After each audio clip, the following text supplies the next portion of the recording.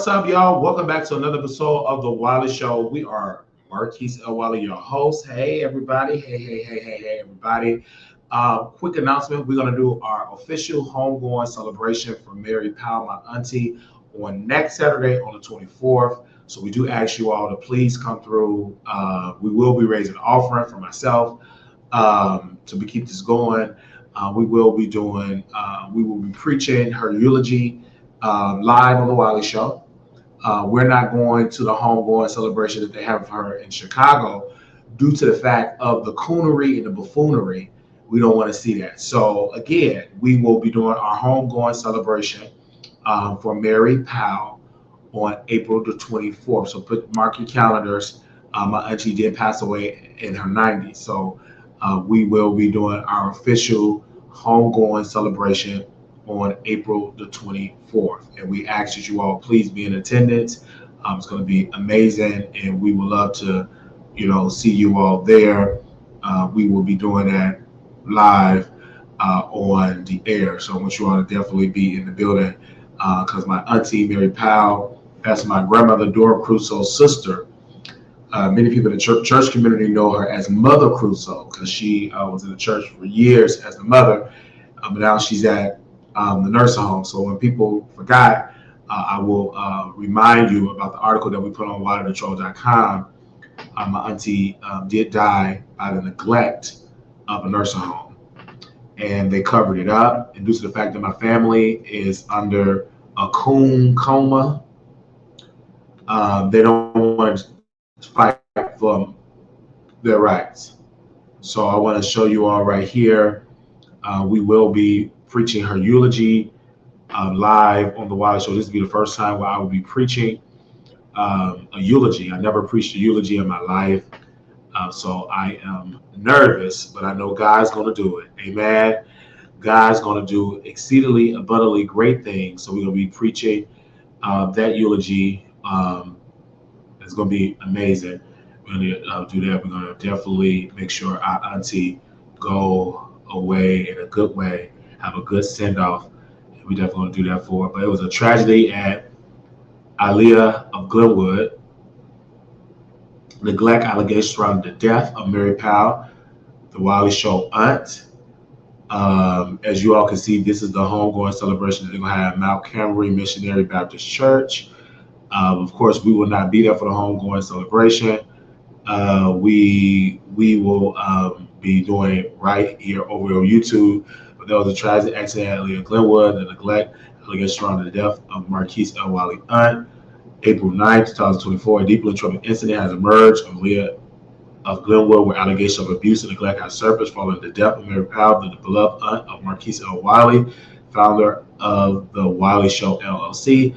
According to sources close to the family, Powell reportedly fell out of her bed multiple times while under the care of facility nursing staff. In a shocking turn of events, the nurses and certified nurse assistants allegedly failed to contact emergency services after each fall. Auntie had a fall, and the nurses didn't do anything about it. Right here, the severity of Powell's injuries coupled with the apparent lack of timely medical intervention has led to the mounting concerns about the standard of care at Aliyah of Glenwood. Tragically, on Friday, April 9th, 2024, Mary Powell succumbed to her injuries and raising serious questions about the facility practice and the potential consequences of neglect in the healthcare settings. So again, I'm asking you all to post in the chat, rest in peace, Mary Powell. This is my auntie, and we're hurt, we're grieving. We're grieving for her, but I can't take a break off because we got to make our money. Amen.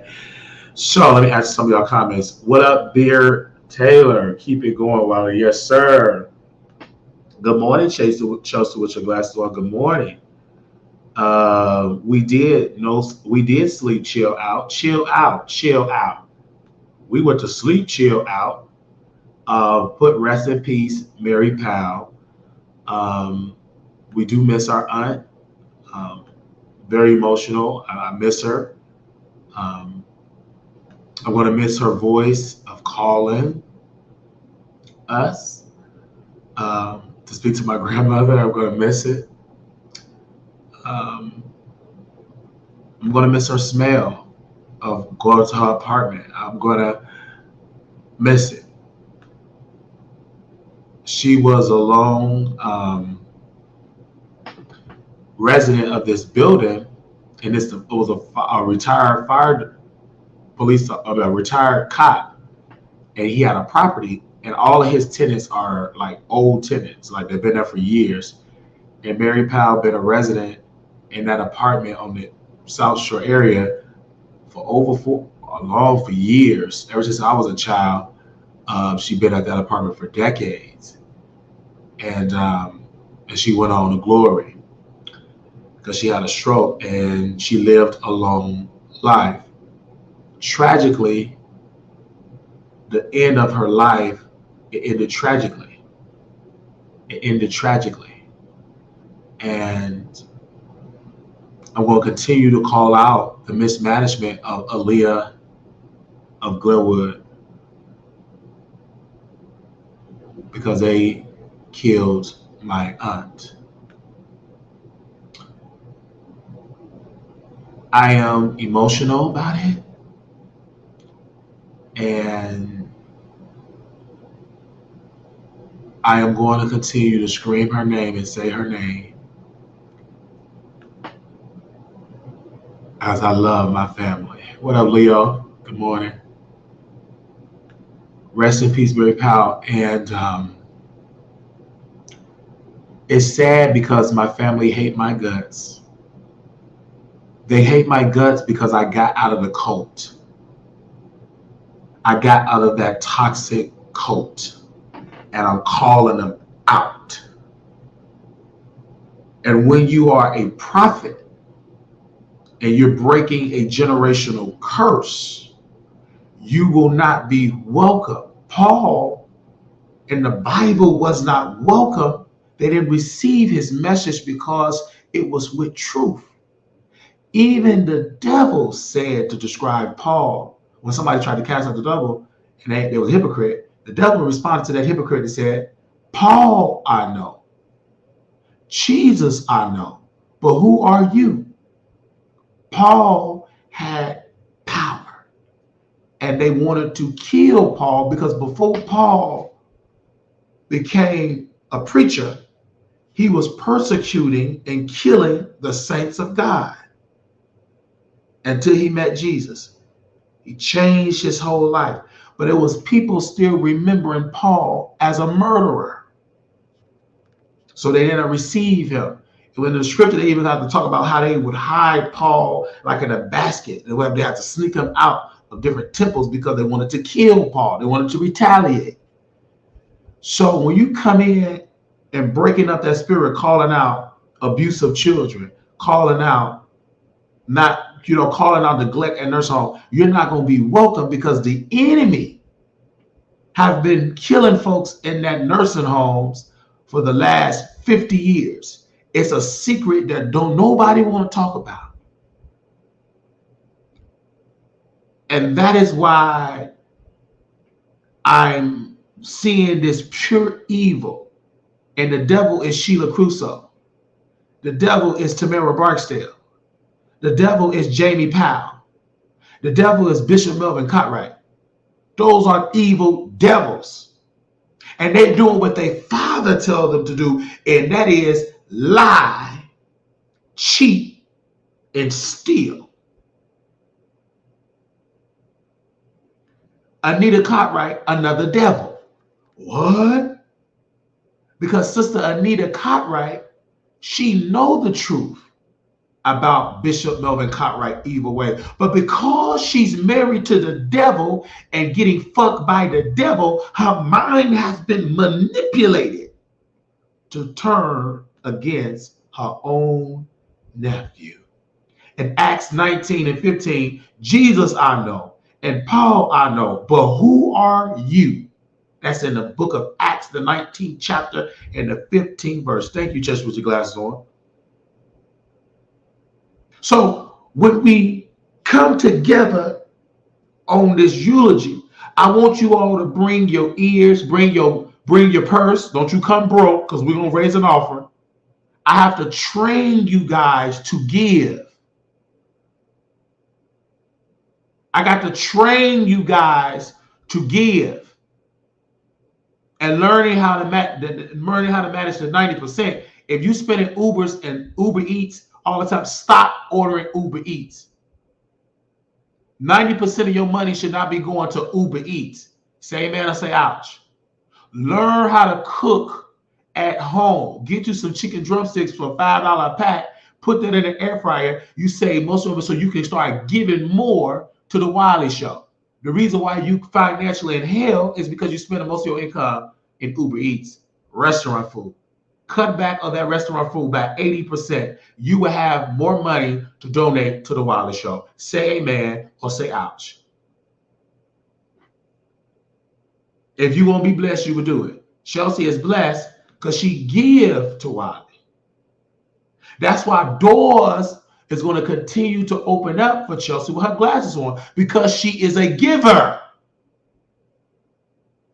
Once she paid me my tithing to me, I go take a piece of that tithing and I go and tithe my pastor, Apostle Kevin Cunningham, for the Transformation Church of Chicago. So I pay it forward. Not all the money that's going to be, some of it, and I give it to the preacher. And the rest I put up for a rainy day, or for a snowy day, or for a tornado day, or for a hurricane day. You get my drift. Jesus, I know. Paul, I know. Who are you?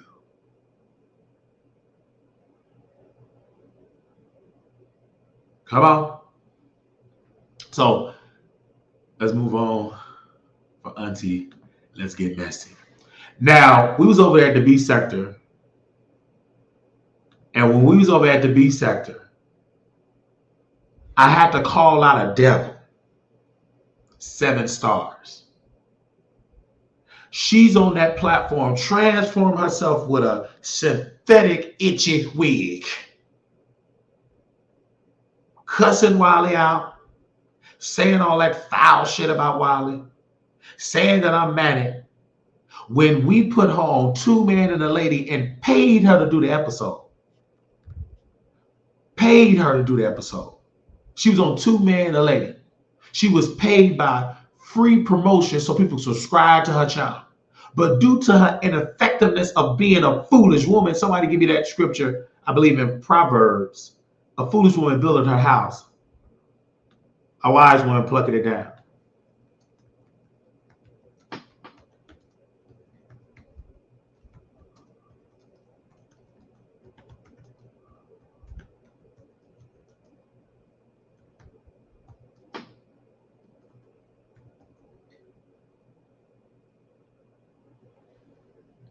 If you go to Proverbs, the 14th chapter and the 1st verse, every wise woman builded her house. But the foolish woman plucked it down with her own hands. With her hands. Come on, somebody.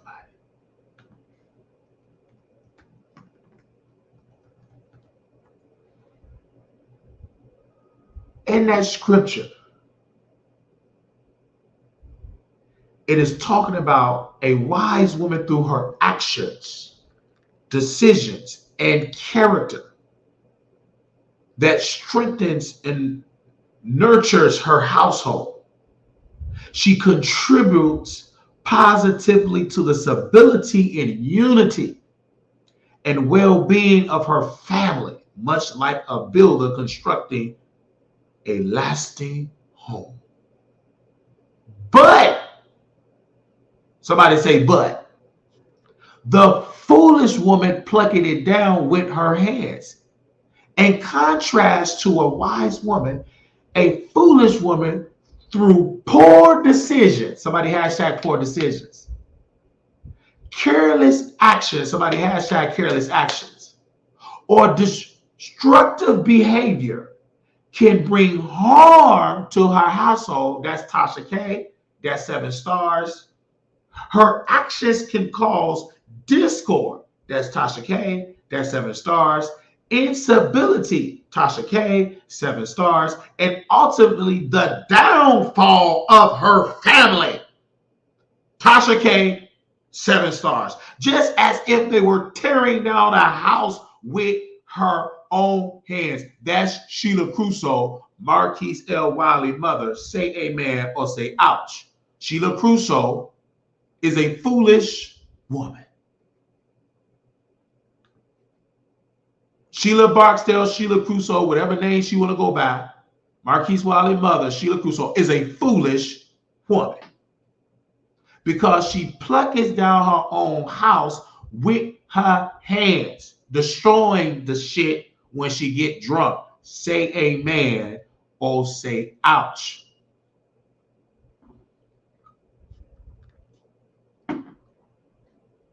Seven stars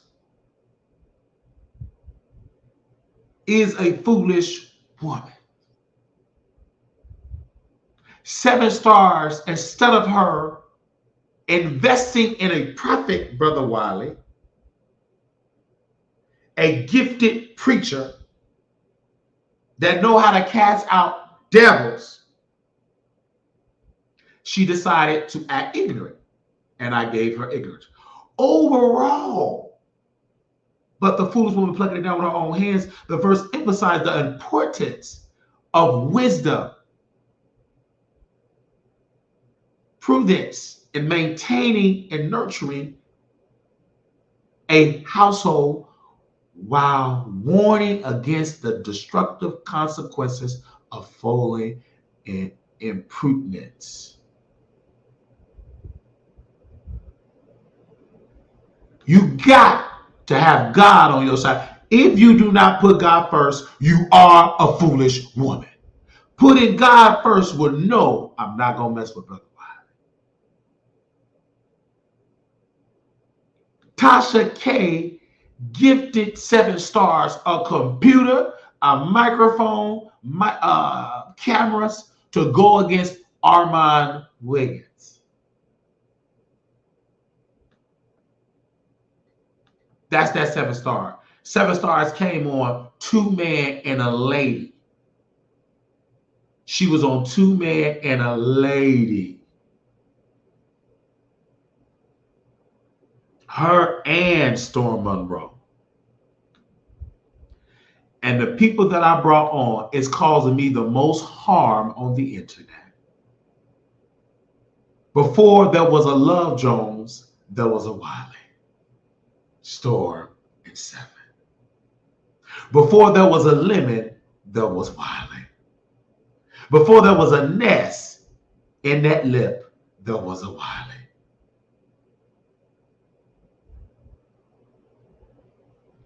A message said, Wiley don't need nobody. He have real fans. I have real fans. There's a difference.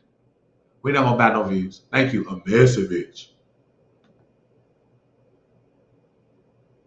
And everybody that's out here listening to me, if you do not give to the Wiley Show, I speak to your shame. Don't call me when you're going through pure hell, you need counseling. I'm telling you, I don't have the time to counsel people that don't want to donate to Wiley. I'm not going to waste my energy with you. That's why you're not even a moderator. I'm letting moderators go that don't give to Wiley. Only moderator don't have to give me a check is Proud of Me because she said story. The rest of you moderators, if you're not tithing to the Wiley Show, you are removed as a moderator. If you do not send a minimum of $30 twice a month, you are removed as a moderator. I don't want you. So you got to a couple of days to send your first payment. You don't send it, you remove as a moderator. I don't want no moderator coming in this chat, posting my Cash App, and you have not been the first partaker. The Spirit is telling me that right now. You'll be removed. I only want moderators that give to the Wiley Show, and I give back to them. That's why Chelsea and her glasses on, we have a bond. But the rest of you moderators, y'all are messy. And don't jump out the window. You will get a rebuke. Some of y'all can't give because y'all got boyfriends and they eat your pockets up. I got to let you go. This is your notice. If you're not giving your $30, you gone. As a moderator, you'll be removed. Only one that is exempt from sending 30 is proud of me. Because she sent me story to help build WileyTheTroll.com. So she already gave.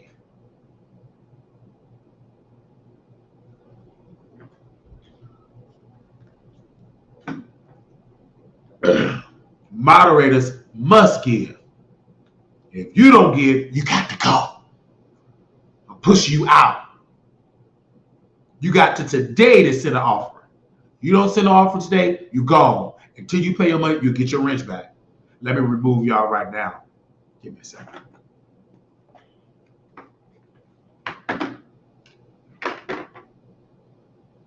I'm removing every moderator that didn't have to send no donation in the last 30 days. I'm going to remove you right now.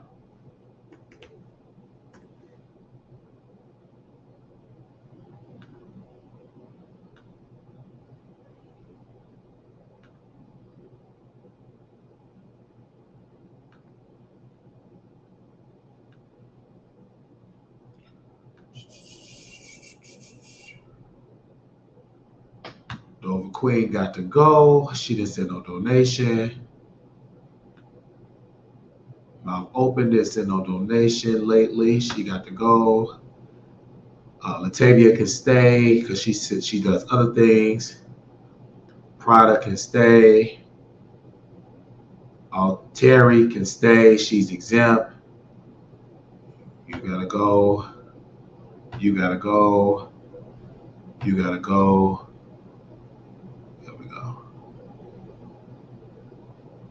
Terry, Latavia, Prada, Drea, Helen, and Chavilla Glassor. We're down to 5 moderators.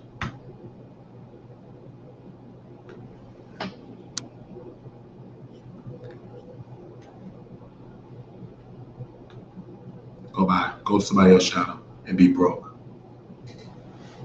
Now,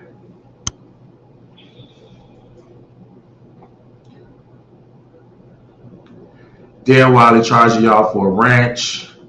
What flavor is that? Celsius. It is sparkling orange. Wiley, don't do that. You have some good mods. No. If you don't donate, you're not a good mod. Shut up, say it ain't so. Stop talking. Oh my gosh. Messy bitch can stay. All great choices. So I'm not playing. You got to give. Because some of you moderators that I have to remove, instead of me sparing you because you can't handle this lethal mouth, I'm going to remove you until you give. Some of y'all got boyfriends. You give your money to your boyfriend. They give it to Wiley. You definitely got to go. And if you jump out the window, I will drag you, make a whole sermon about how you giving your pussy to a no good man. I will have scriptures to back it up of why you foolish. Some of y'all are depressed right now because you're giving your pussy to no good trifling man. I said it. Okay, how'd you get so mad you can run into a semi-truck? You're giving your pussy, your coochie, to a no good man, and that's why you can't get a Wiley. And you're lashing out. And some of y'all are liars. It was one moderator lied. I'm gonna call you back, Wiley. I'm busy. You with your nigga that he's living up on you with you and your daughter. He's living up there with you and your daughter. You just got out of a marriage. You just got out of a marriage. And you bringing a no good man in your home. You just left the husband. Your husband just left you. And you bringing a Pookie and Ray Ray in your home. Nothing but financial death gonna come to your door.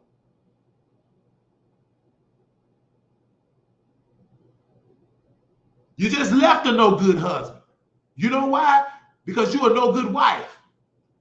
A no good woman. Soon when you get done with your husband, you bring a no good man to come leech off of you. I speak to your shame and got your daughter witnessing that. You training your daughter to be a whore. Because she's learning from mama. Shut your stupid behind up, you foolish woman. And don't you jump off and are you talking about me? You better not say it. I will make you content. You ain't strong enough. You're uneducated. You are ignorant, foolish woman. Because you don't be sitting down with the right folks. You give your pussy to Pookie and Ray Ray because you a desperate, pathetic woman, and then you come to the Wiley Show and act like you broke. Yeah, you broke. You spend it on that man. You be removed. I don't want to see you as but a moderator stick. Stay in the bushes. Don't you come back until you repent and leave that no good man and kick that man out your house. That's when you can come back and deal with Wiley. Go fuck that nigga. He gonna pump a baby in you and give you AIDS.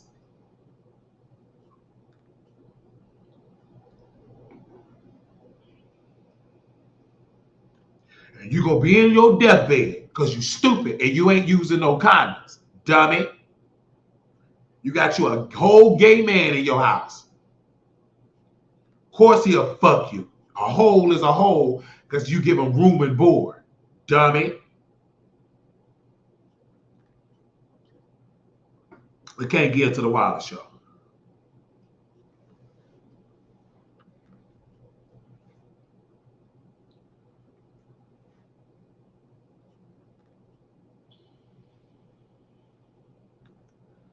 I have PSD from the Wiley Show. Good. You need deliverance. Laughing emoji. Good morning. Hey, Jesse. So we was dragging 7 stars. She up there with Lemon trying to give Lemon some pussy. Lemon don't want no woman. He want a man. Because ain't no two-fisted thoroughbred man gonna sit there and up all night and no woman in sight. He didn't say my girl just hit me up. I just ate some pussy last night. He's a down low homosexual. I said it. You too busy want people to argue, and then I want to know how this man look in person. I want to see him in the flesh. I met Leo in the flesh. She smelled like strawberries. Where's Leo comment so I can pin our comment up here? I met that woman in the flesh. I met Leo the Lioness in the flesh. She met me in person. How? Bashata. On multiple occasions, Leo met Wiley in the flesh. In the flesh. She know my character because she met me in the flesh. In person. We was able to embrace in a hug. She knows me. That's my colleague. That's my colleague. Friend, sister, queen, my backbone. Because black women is the backbone of a black man. This is live. And we thank Leo the Lioness. And we pray that God heal her completely in her body. We just woke up from sleep. You should have came on time. God is amazing. God is amazing. God is amazing. And she said, I love you, Wiley. Leo, I love you back. Mwah! Send you a virtual holy kiss.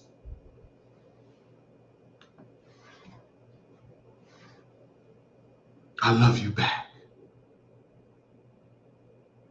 Leo was in my hotel room. It was Leo, QB, Phi Babe, Rebel Sun, Key with the T, and Leo the Lioness. They all in my hotel room. QB was eating my edibles. Phi Babe and QB, they was tearing my edibles up.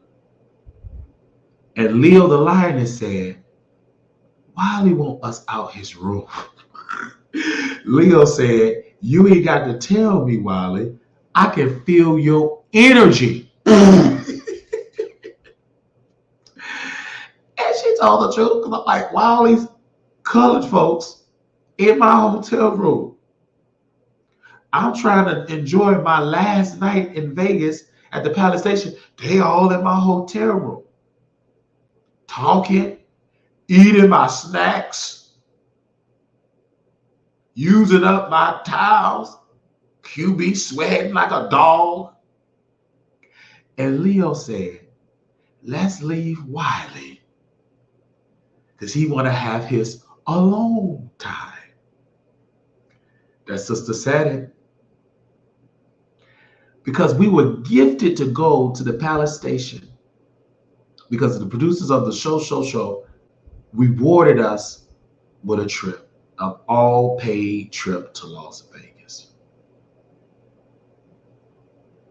And we was all this was on YouTube, so this ain't nothing that I'm sharing a secret. We was all at the table eating. And the devil, Trajan Lane, James Caldwell, that devil was so upset at Club Chat. He started throwing out at me. Talk about Club Chat look down on Wiley. No, they don't. Club Chat helped Wiley and still helping Wiley to this day. Club Chat love Wiley. Those are beautiful, strong, educated, wealthy women. And they black. It was one number in Club Chat. She got acorns, buying stocks, and I believe she had investments up to about $175,000. She bought so many shares of the vaccine stocks. I couldn't believe it. How do you know that, Wiley? Because the lady showed me her phone. We was going, it was impressing me to open up to buy stocks and stuff. I sold my stock. But it made, because God had me there for a moment, for a season. Wiley, you're going to come into a lot of money. And I want you to remember that conversation that you had with Club Chat to make sure you grow your money so you don't have to be in no nursing home, working in no nursing home and all of that. Leo the Lioness said, Wiley, read books, because they were saying that I'm a rapist and I rape grandmothers. And Leo always had Wiley back publicly, not just private, publicly. And said Wiley is not a rapist. Wiley is not violent. Wiley loved to read books. He reads. She said on YouTube, in Wiley room, when we was in Florida, he got books. He reads. She said this publicly. Because Five Baby and them, we were allowed to go live. They allowed us to go live. 5A was live, QB was live, I was live on my channel. We was able to go live. But I wasn't talking about beach sector stuff. I was talking about celebrity gossip stuff, and then Sean Bradley came on the air with us.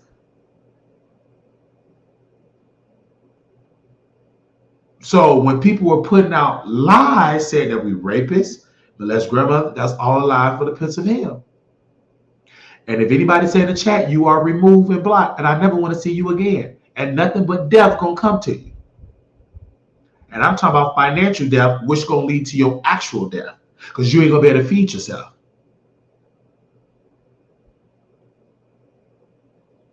And Leo the Lioness had our back.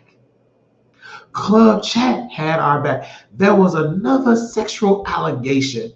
Juan Key Pro, Sean Bradley said, Wiley, come on the show and answer to these allegations. It was another dude that said it. Juan Key Pro went on the air. It was a third party, said that I raped Juan Key Pro. And I debunked that nasty rumor. I said Juan Key Pro was not raped by Wiley, nor sexually assaulted.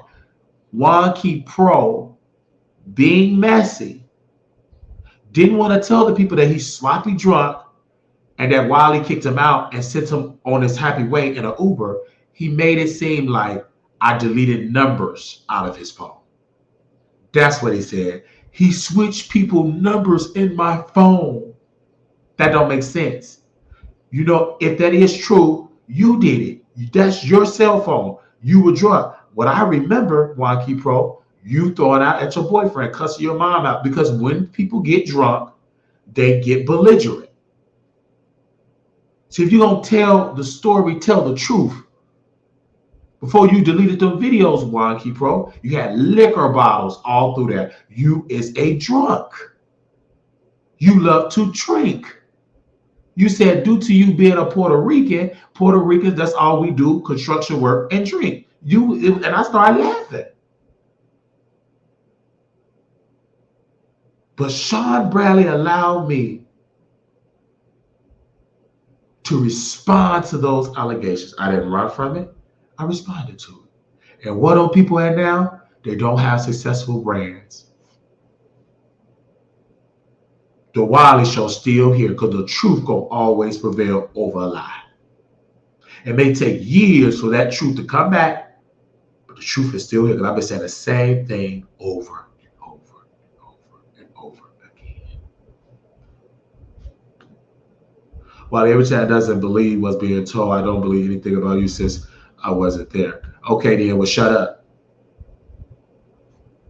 We don't care what you believe. You don't donate. You got a picture of an ugly dog. And if you jump, I will block you.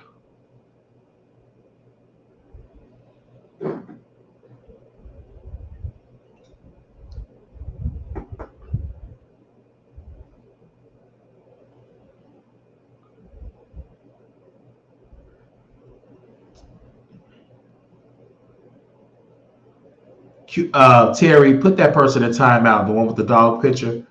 Put them in timeout, please. Thank you. Put them in timeout. And then if they do something else, put them in timeout for 24 hours. Put them in timeout, Terry. That NEP person, put them in timeout. So they can get some sense. Because that ain't number 7 stars.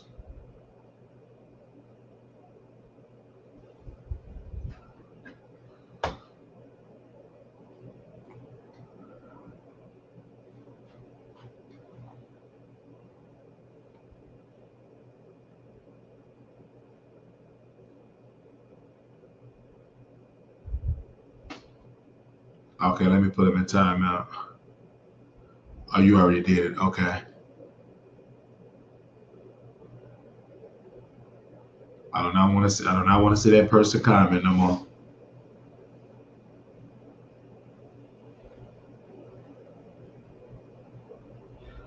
Oh, give me a second. Let me block them. Okay, I just blocked them on my end because they must have the moderators blocked. Don't worry, I blocked her.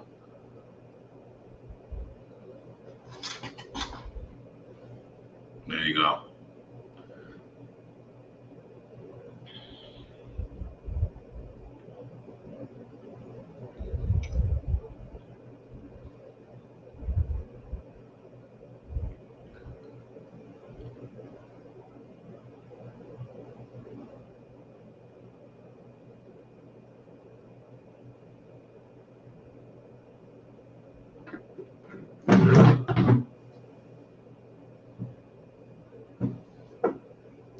Say amen or say ouch.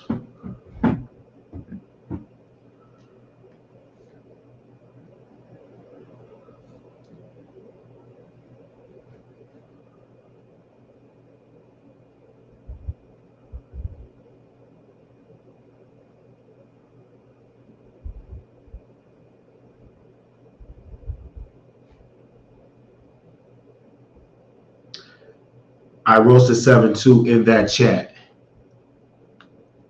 Yeah, 7 definitely needs to be roasted because she liked to lie. And you saw when we roasted her, how quiet she got towards the end.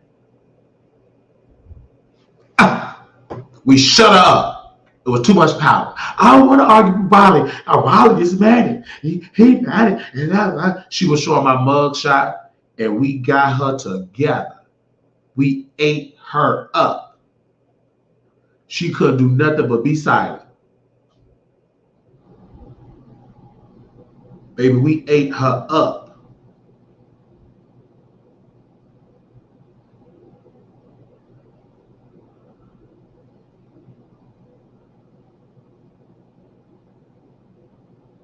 She couldn't do nothing but just shut up. She got quiet. Because that devil in her knew we're not more powerful than Wiley. The preacher is talking. She was distraught.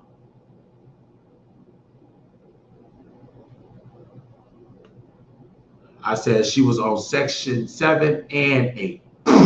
I love that. That was a good one, Terry. I did see that comment in there. And was upset at Wiley. I don't care if you get so mad you fall into a coma. Because we got the power to lay hands on you and you wake up.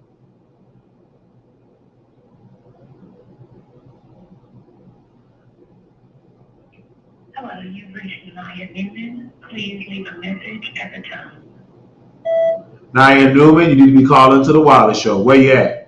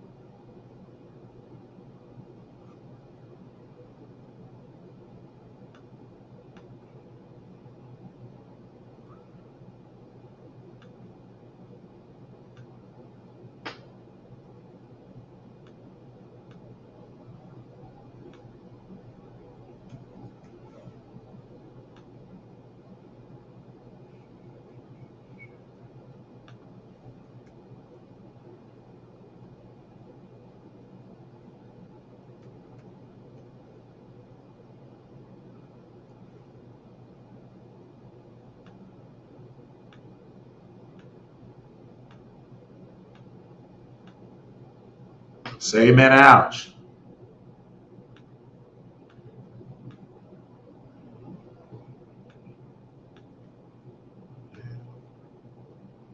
Say amen or ouch.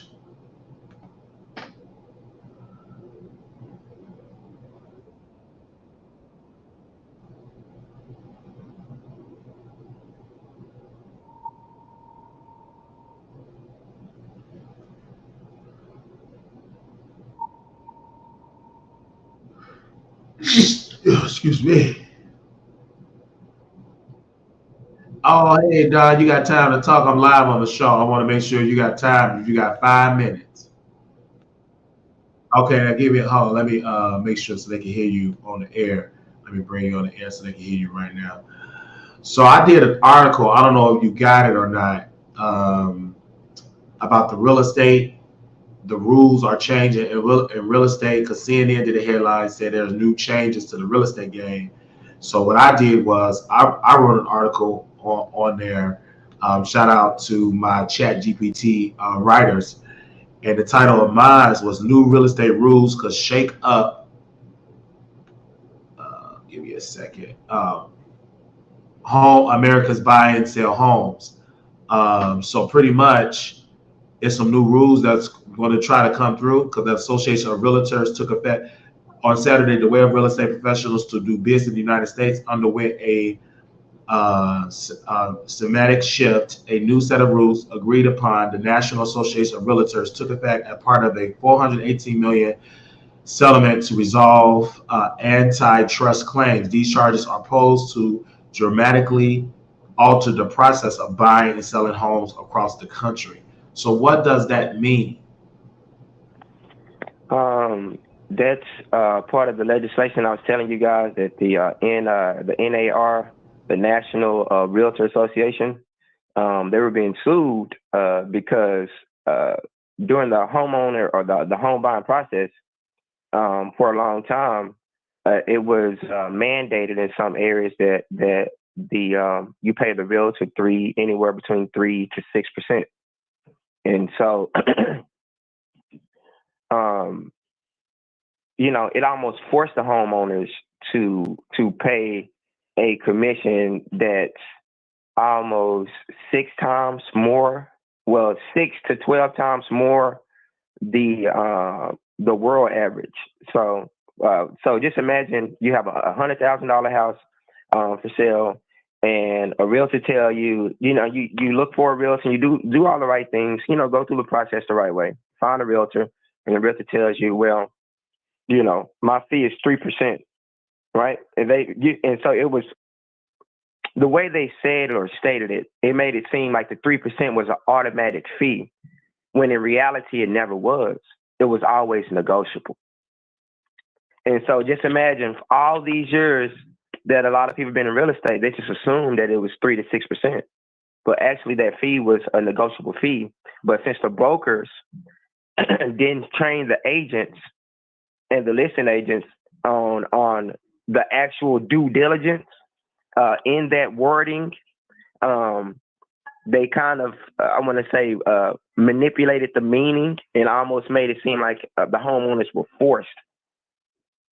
Almost seemed like the homeowners were forced to pay this 3% up to 6% to a realtor, when in reality, the whole time that fee was negotiable. Now they got sued. And so now basically going forward, what's going to happen is now the homeowner, like you, me, and everyone else, will be able to decide how much we want to pay a realtor to buy the house or to sell the house. I mean, so that it's predicated on us. So if you feel like you only have 1% that you could pay, you put it out there for 1%. And if a realtor take it, they take it. They get the 1%. If not, they get nothing. But just looking at it from a world standpoint, the average realtor fee around the world is a 0.5%. The United States of America is the only place in the world where there's 3% and all these other, it's 6%. You go anywhere.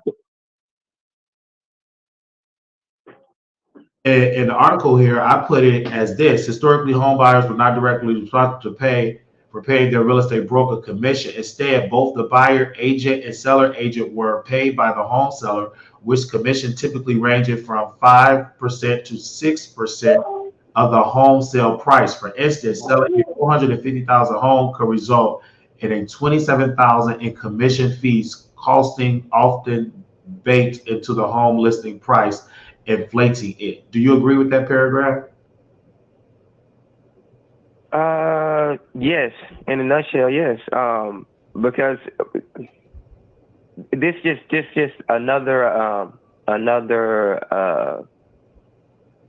block that they've created in this fake system, that's going to hamper or put us at even a greater risk of not even getting a house and not even being able to own a property. Because now this is what you're going to see. So even though this legislation and everything passed and these guys are getting sued, the homeowners, and I'm just being real with you guys, this is a real possibility, and this is the possibility. So I'm not going to sugarcoat anything for you guys. What's going to happen is this. Homeowners are going to be like, yay, now we get to choose the commission and blah, blah, blah, blah, blah. And what's going to happen is the homeowner's going to realize real quick that they are not real estate professionals. And those houses are going to stay on the market even longer because you don't have all the things that a realtor has at their disposal to pitch and market their property to God knows who. As a person, you're probably, working a 9 to 5, or you're working on your own business. You're not going to have time to really market their property as if a realtor would. And so homeowners are going to find out real quick that I'm not a realtor. Now the realtors don't want to agree to that 1%. And it's going to be this tug of war. But while that tug of war is going on, those houses are going to stay on the market even longer and longer, decreasing in value. So there's going to have to be give and take, because this is the making of something equivalent to a Great Depression. If you guys are not following what I'm saying, because the price of everything is steady going up. And even though the economy is not what they say it is, believe it or not, the housing market is still going up when there's no data to prove that it's going up. I'm going to say that again. The housing market is going up when the majority of the data in all these neighborhoods where the housing market is going up, there's no data to prove that. So what's going on? That tug of war, that give and take. People are going to have to come together and really put egos and everything to the side and get things done, because they're depending on us not to. You get what I'm saying? It's almost a game within the game. So I'm telling you guys, that's what I'm forecasting, and I'm rarely wrong with these things. So do you know what think, I mean? what would that, for a position for myself, I want to get a home in 2025. What advice? Should I not own a home? Is it impossible, or with the commission fees? So how would that go? Because I know the advice that this is Don Johnson on the air. Y'all know he came on the show multiple times, and I called him a real estate expert.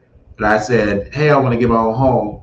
And he said, judging by your income and debt, it's best that you rent, because until you get 10,000 checking and saving, you shouldn't be looking at being a homeowner, because you still got to have expenses, you still got to fix stuff if something breaks down, etc. You don't want to be in a home and then get foreclosed within the first 2 years, because the process, people get into these homes, but a lot of them don't stay because they don't know how to balance the checkbook, or they're not bringing enough income in to pay that mortgage plus the fees of the maintenance of things in the home. So in this paragraph that I put on wildershow.com, I said, starting this week, those practices are changing. Seller agents can no longer advertise commission fees to buyer agents on multiple listings serving the MLS, the database realtors use to list homes. This change aims to end the practice or steering where agents might skip showing certain homes because the seller offered a below market commission. So what that means is it's a lot of shady agents, scammers that want to fatten their pockets. And I remember you told my mother and said, be careful what broker you deal with, because they may just tell you a bunch of bullshit. You paying all this money and they give you a bunch of bullshit. Yep. And that's the thing. When I talk about real estate with you guys and your artists and everything, it's not to belittle no one. It's not to say that I know more than anyone, anything like that. What I try to do is provide you guys with clarity, because a lot of times throughout the smoke and mirrors, man, we're still left confused on the message that was presented when it comes to real estate and business as a whole, especially when dealing with our community. So my job, a lot of times you guys might hear me say things and it might sound repetitive and things like that, because what I want to train you guys to do subconsciously is just muscle memory. If you hear it enough, you get what I mean? Like I always tell Wiley, trust me, I'll keep saying it, and one day it'll click with you. You get what I mean? Mm-hmm. And a lot of things that I've said to Wiley in these, past 7-8 years, they've clicked, and the light bulb is coming on. You know what I mean? So I just try to provide a spark. You know what I mean? Then, someone else he talks to might ignite that flame. But it's just, this thing has to be, with real estate, the cheating that's going on with these agents. Most of these agents are wholesalers. They're not trained real estate professionals.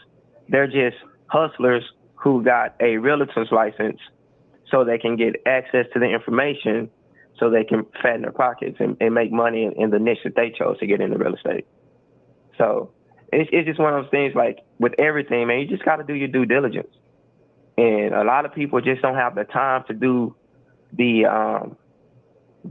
research, and you know what I'm saying, and all that they need to, and they just kind of depend on other people. And I just tell you, this is real estate. Don't take anyone's word for it. Like everything I tell you, take it with a grain of salt. All you have to do is go look it up. And if you can't find it, all you gotta do is email me. I'll send you links. But it's just, as a collective, man, we just got to provide each other clarity with so we can make the best decision for the collective. And that's where the misinformation comes in. Like Wiley say, A lot of these jokers are fakers and shakers, man. Just want to get in there. Want you to think as real estate as a get rich quick scheme, and you know what I mean. Invest a little money here, a little, and make this, egregious amount of money. No, it doesn't work like that. With everything, it's hard work. So, and doing research is hard work. Trust me, it's taxing on the brain, because once you know, you can't unknow. You know what I mean? And I think that's why a lot of us disassociate ourselves from a lot of things, because we don't want to know. Because when we do know, we can't unknow it. And those scars, some people can't come back from those scars or that trauma, so to speak. So, Wiley, we just got to keep trying, bro. So. Absolutely, we got to keep trying. And I'm letting you all know this. In this on WileyTheTroll.com, you guys, moderators, make sure y'all post a link of that recent article I put up. Additionally, prospective home buyers must now sign a legally binding representation agreement with their agent before touring homes. These agreements inform buyers how their agent get paid and clarify that the commission is negotiable. If the seller refuses to pay the agent's commission, buyers might have to cover the costs themselves. What does that paragraph mean, Don? Okay, so for example, say if you buy we're going to just use whole numbers. Say if you buy a house for $100,000 and you have this buyer's purchase agreement, and in that agreement, you're stating that you're going to pay the agent 1.5%, right? 1.5%. And say if the brokerage has a minimum 2%, somebody has to cover that 0.5%. So the 0.5% has to be covered by the seller, or I'm sorry, by the buyer. The person who's buying buying the property, they'll have to cover that 0.5% for the agent. If you get what I'm saying? Yes. So it puts the onus on the owner, on the buyer a little bit too. So, but that's a good thing, because what happens is it kind of prevents your property from being wholesale, a wholesaler getting your property under contract.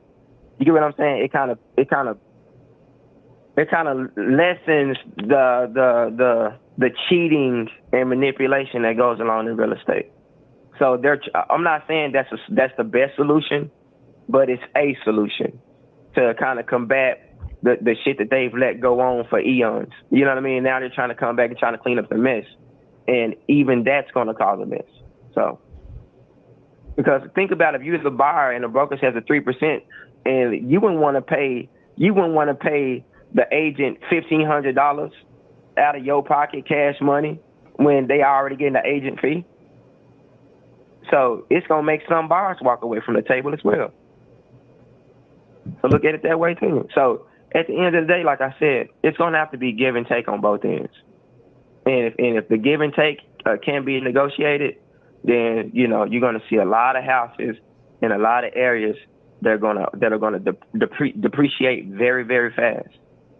And then once they depreciate, it's almost like you feed into the greed, because that's what the big institutions, that's what they want. They want that, so they can come in and they can spend billions of dollars in a trust and buy up everything and make them rental properties. Now you have those properties that are off the market for anybody to buy and become homeowners, because those are going to be rental properties. So it's one of these things, like, if you know someone who's selling a house, try to negotiate with someone who's looking for a house, or try to make it an arms-to-arms deal like that. Because you guys are going to see very quickly, within the next 5 years, just these financial institutions are going to be buying up everything, and they're going to be giving people, 2 times as much as these houses are worth. Because you have to create that scarcity to align with some of the things they have lined up with legislation and things like that. Yeah, because, we have seen articles that chase buying millions of homes, thousands of homes. They call them corporate landlords. In this paragraph, in the article that I put on WileyShow.com, buyer beware, read the fine print. These changes introduce a new level of complexity to the home buying process. Some brokers have responded by offering shorter-term contracts, allowing buyers to get comfortable with an agent before committing. However, experts warn that buyers should be cautious about signing any legally binding agreement without fully understanding its terms. So, with that, I believe everybody should have a real estate attorney reading over the fine print. Would that be accurate? Should they get or have AI look at it before they sign? Yes. Have someone who's, because really, like I told you guys, real estate is just contract law. That's all it is. It's just contract law, really. The numbers are the number, but basically, all the nitty gritty happens within the contract. So get someone who's keen on contract law to break down some of the terms and some of the terminology that's within that contract. You know what I mean? So, and I don't care if they have to. I'm to break it down into where a third grader has to interpret it. Make sure it's clear and concise for you. Fuck your feelings, excuse my French. But this ain't about feelings. This is about getting the shit right the first time. Because what you can do once you get it right and you get it broken down that first time, no matter who give you a contract, you keep that broken down contract on you, whether you have it in a PDF in your phone or whatever. And then you just read that contract and all those words are broken down. You know what I mean? The words, the court of law, and those words are in the Black's Law Dictionary. And so it's a different meaning for a lot of those words that we associate in the real world. So all I'm saying is just do your due diligence that way, and you'll never, ever, ever be screwed in the contract again. Because you'll see some of those terminologies are just repetitive, no matter what genre of business you're in. And so just get someone keen on contract law, or like Wiley said, get AI, just get someone or something to proofread to where you can understand it. And the reason why I love AI so much is because it can break it down to you, because I never want to be in a room and I don't know nothing that they talk as foreign. I want to be knowing the basics so I can ask the right questions so I can get the correct information. That's why it's important to do research, read, and AI is so amazing. ChatGPT is so amazing. You can just type it in the system, pay that $20 fee. That's the premium one. It'll break it down to you like a third grader. It will make it crystal clear. You can talk to it like you're talking to a human. Ask them questions and it will respond to you in real time. I love AI. This is why the website is thriving, because of AI.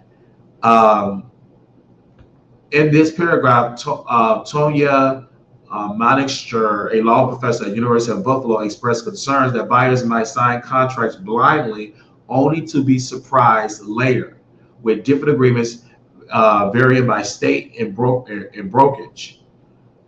There could be 1,000 versions in circulation, each with its own terms. So this professor said the same thing Don is saying, that when you sign a contract blindly, that means you can't see. That means you don't even care what you sign, only to be surprised later because you didn't read the contract. Mm-hmm. If you didn't read the contract clearly with your eyes open, you won't be surprised later because you won't sign it, because you know it's a bullshit. The terms ain't doing nothing. The terms is to keep you in debt. The terms is just pretty much, and you can't even say fraud because they didn't put a gun to your head to sign that contract. And see, this is so broader than real estate. People in the music industry don't read their contracts. And then they get screwed years later. They didn't want us, the public, to stand with them, but you didn't read your contract. How? Why you don't have a lawyer? They have Legal Shield is a legal service that I have used to send cease and desist.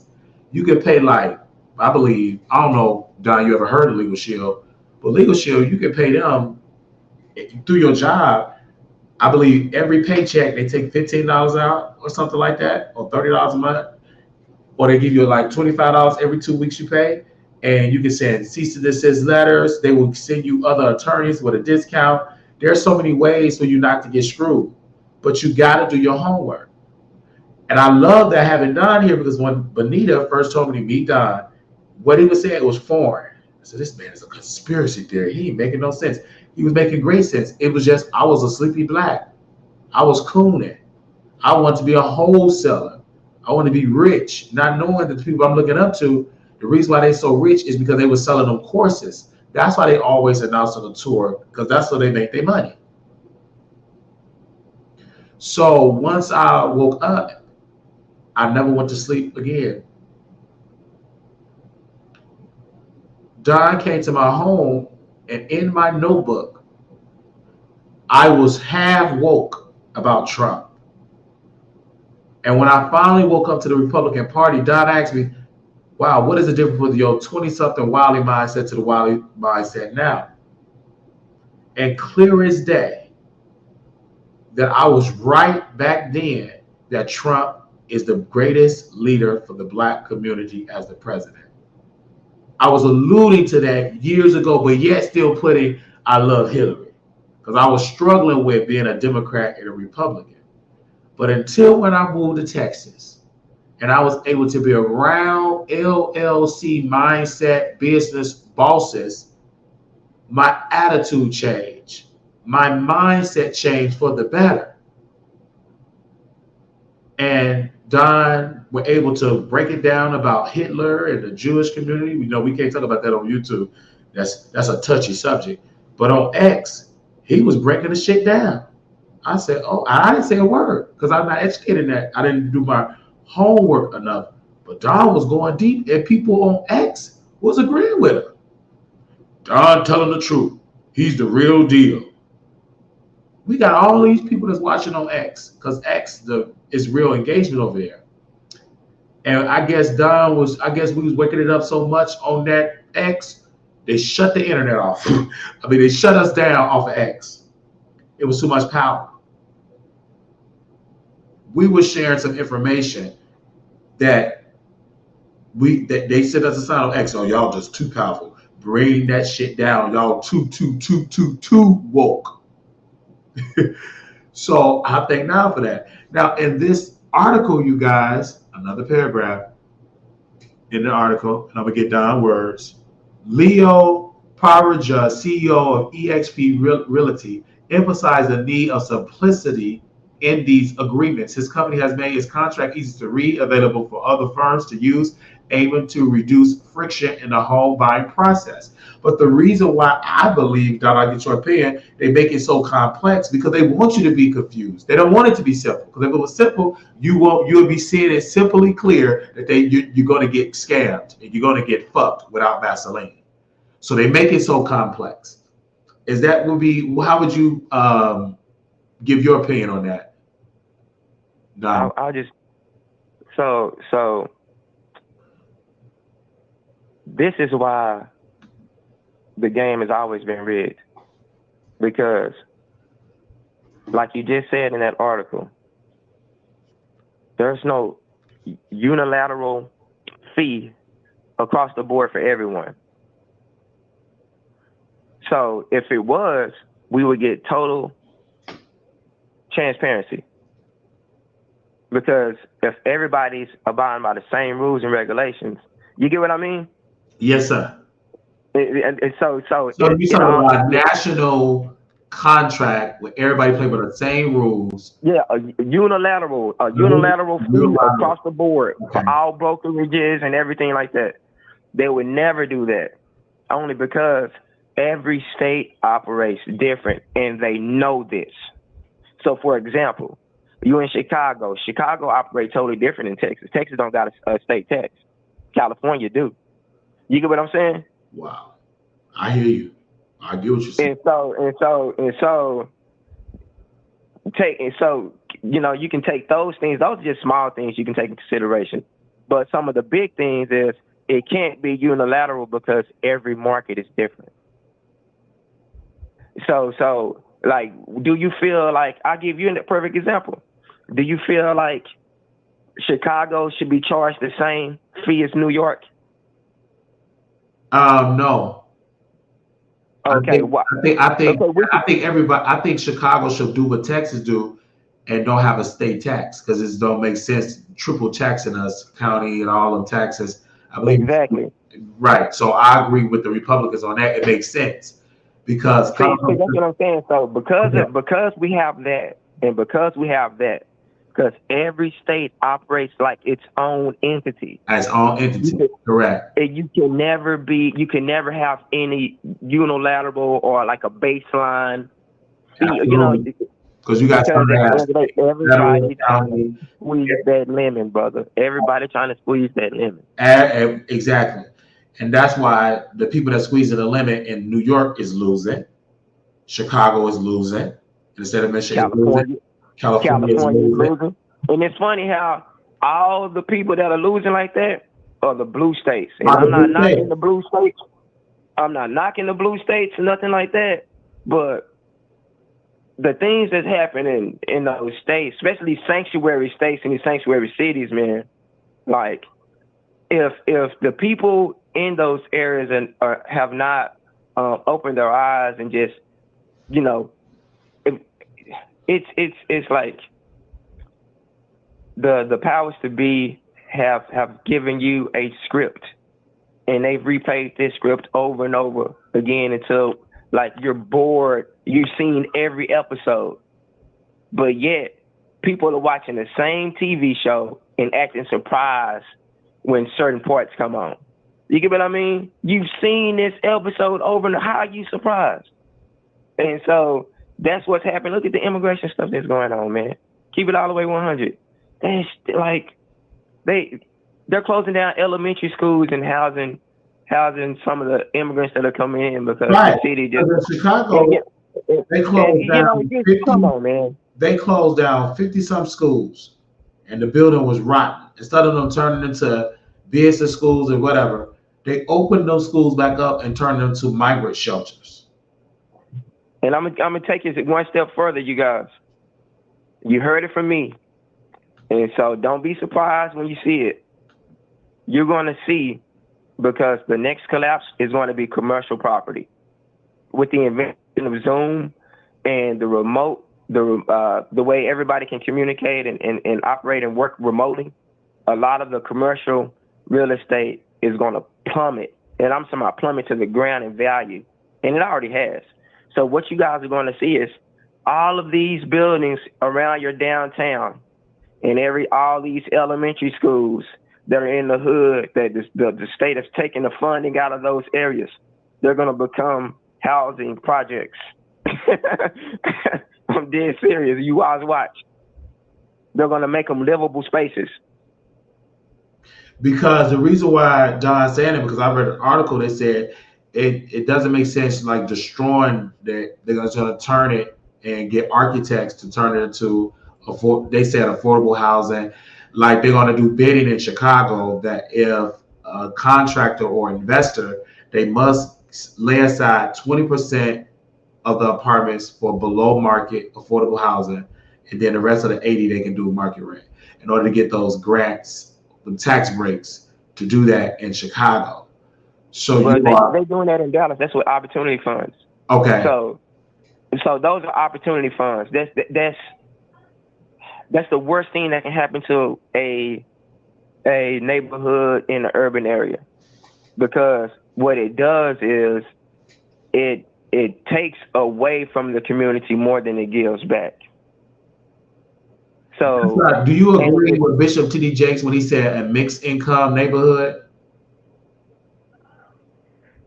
No, because okay. No. Just like, who cares if it's mixed income? Who's gonna know? Who's gonna know the value of every tenant in this neighborhood? And who cares? Look at it that way. Why would you want to know what you get what I'm saying? Oh, I get your point.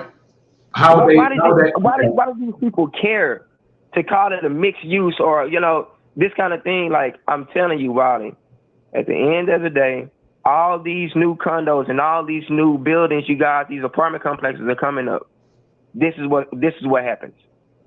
They'll build them up, and then what they'll do is the people who have Section 8 vouchers, and I'm talking about the people on the good list, that 20% is going to be for those people, the Section 8 people. The 80% are going to be people who want to live that life and everything like that. Within a 3-year period, that 80% and that 20% is going to flip. Those 80% that moved there from the beginning to get all the subsidies and everything to start it, so they can get the grants based on the occupancies and occupancy level and all that kind of stuff. They're going to get that money. They're going to get that money. In the first 2 years, it's going to be regular people paying, but they're going to be living on your leases. And then they're going to move out. And then once the people who paid the real money, because they ain't going to want to live with no Section 8 people. Straight up, they're going to feel like they too good for them. I'm telling you, this is what happens everywhere, and this is what happens. Keeps happening everywhere.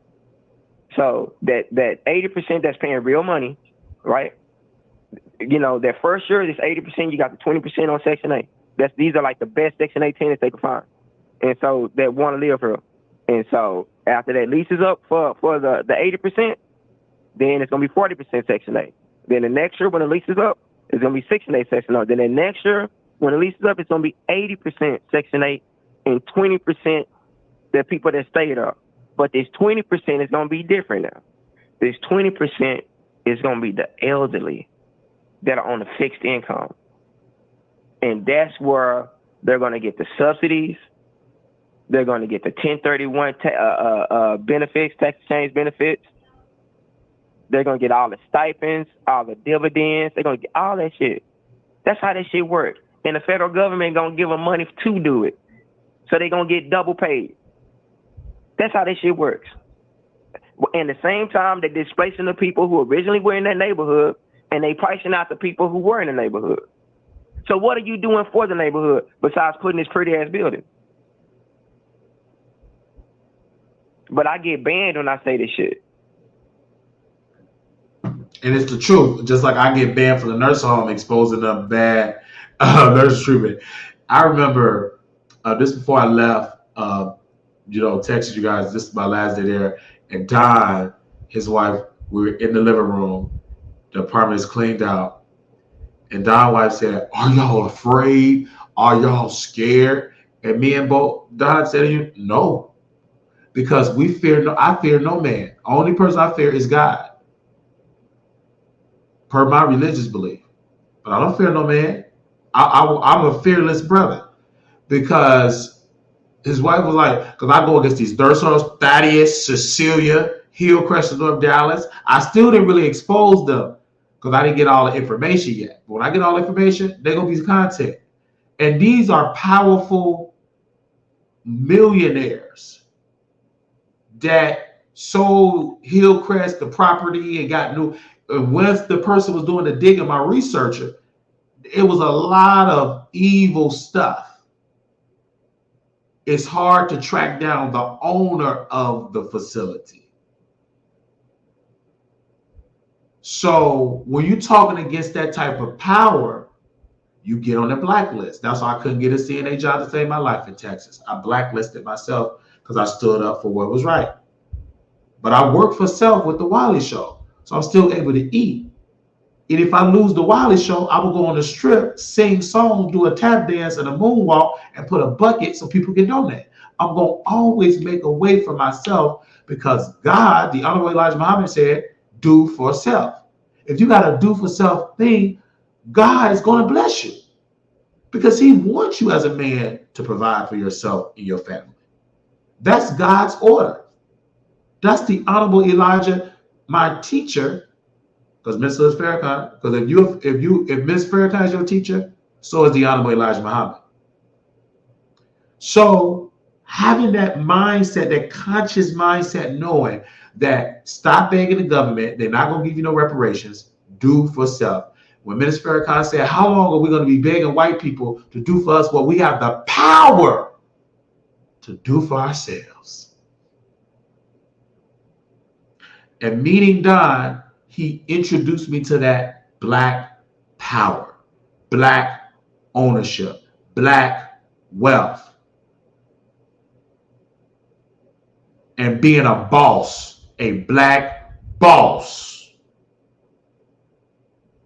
That's why I thank Don Johnson. He did not teach me to be a black worker, getting a black job. He the one that told me to get an LLC. You remember you told me that, Don? After we did the episode, his wife, Don, we in the living room doing the show, and Don told me, Wiley, get an LLC. He told me that, and I followed my teacher, my mentor, Don. I followed his instructions. When you follow your mentor instructions, your mentor will continue to give you more advice. The reason why some of y'all mentors don't fuck with you no more because you don't listen to your mentor. If you listen, he will give more information. Because Don gave information freely, but he got burnt out because he was giving people free game and they were throwing the shit in the trash can. It was only a handful of few that listened to Don and things happened. I remember Don told a woman how to refinance her home. Don, do you remember that producer that called you, the Wiley Show viewer? Yep. And she called you, and you gave her step by step of what to do. Yep. And you also had another person from your show. I think he was trying to sell a property that he had, and he was just going to sell it because he just saw the neighborhood going up, and he just figured he just make a quick buck or so. And he was asking me, what did I think about it? And I told him, I said, I think you should do your research on that property and everything around it and see what's coming. I said, but it's increasing for a reason, and I think development is coming based on the area because I even looked it up for him. And I said, it'll serve you better if you just do your research. I said, just if you don't mind, just give me 3 days. I said, just give me 3 days, and I'll give you my answer in 3 days, but I don't want you to sell it. I want you to do your research in those 3 days. He called me back in 3 days. He said it's worth 3 or 4 times more than what he thought it was, and he'll be a fool to sell it. And so now he keeping it, and he gonna keep it in the family. You get what I'm saying? So just be little stuff like that, man. Yes, and so you guys, before Don get off the air, because I don't know if he'd be booked and busy today. Don, what's your email address? You guys can email me at OPPGIVE999@gmail.com. And make sure you text that to me so I can copy and paste it in the chat. Okay. Yeah, that means opportunity giver. So OG, I'm the opportunity giver. So once he texts it to me, for those people in the chat, I'll put it in the comments and I'll post it on the screen. Because one thing about Don, he'll text it to me. So yeah, so anyway. Wiley, I'm almost ready with with my YouTube channel. Yes, sir. I'm creating my intro right now. So you guys be watching out for the YouTube channel, man. It's gonna be very, very informative.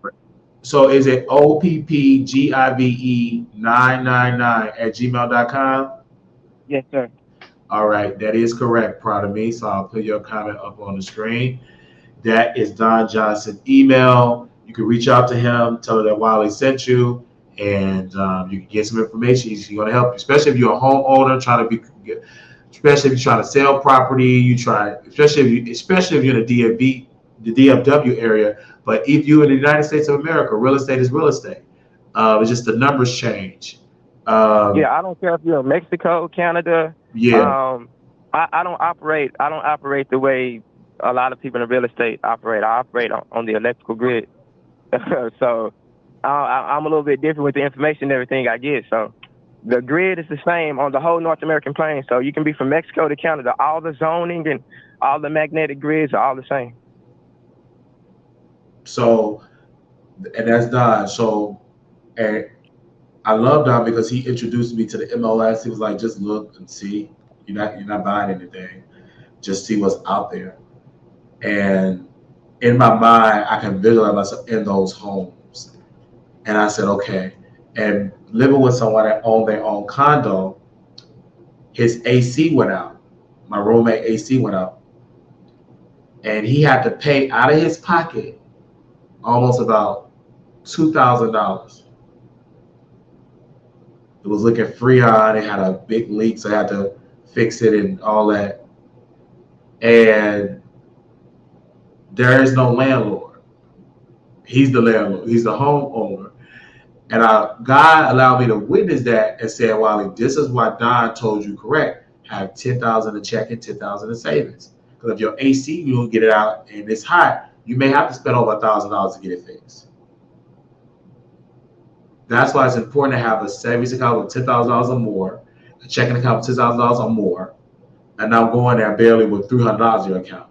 You go, it's sad because if some break down, a pipe burst, etc., you got to be able to replace it that day. So that's why I'm glad that he gave sound advice. And you got to listen. And I took heed to that, and I said, you know what? In 2025, I will become a homeowner because of the growth of the Wiley Show. Because I'm thinking towards the future. Prophet Bernard Jordan said, you got to think towards the future. Small is the new big. So looking towards the future, focus on the LLC. Don't worry about having to do jobs because that ain't going to work. Because I have an LLC, but once I got the LLC owner, I can never go back being an employee and stay happy. I will be unhappy because you got to be under subjection to that boss. And you're going to have great ideas to make their business better, but they're not going to listen to you because you're not the boss, you're the employee. So you're going to have a headache, you're going to get bipolar, you're going to go crazy because you can't change a boss how to be a boss when you're their employee.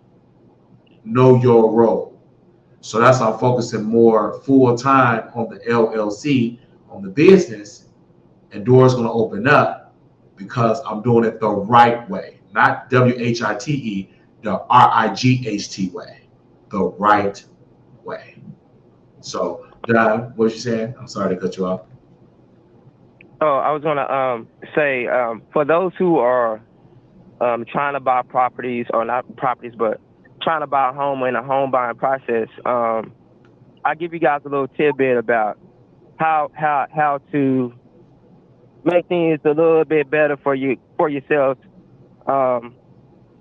in this market. So if I were to buy a house right now, what I would do is try to put down as minimum as I can to execute the loan. I'm going to say that again. I will try to come out of pocket with as minimum as possible.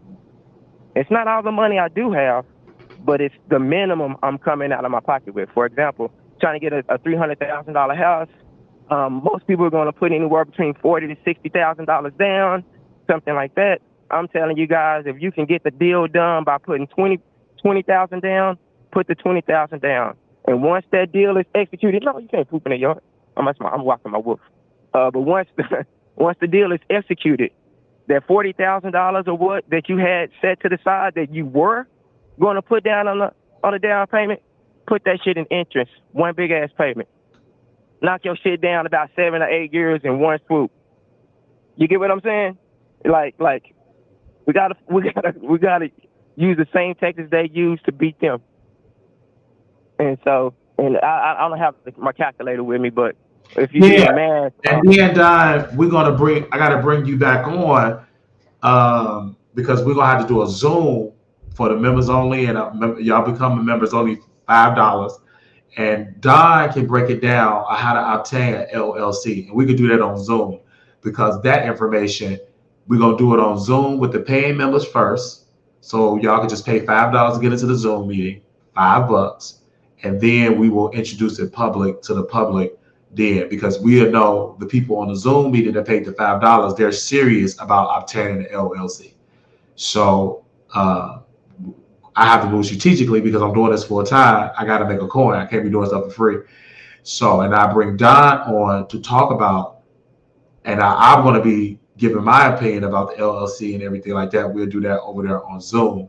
I'll check with Don and see his schedule because he have done multiple Zooms with us. What's going on in Gaza? We talked about that last year on Zoom. You remember that, Don? Yep. We've been talked about it. Everything we talked about came to pass.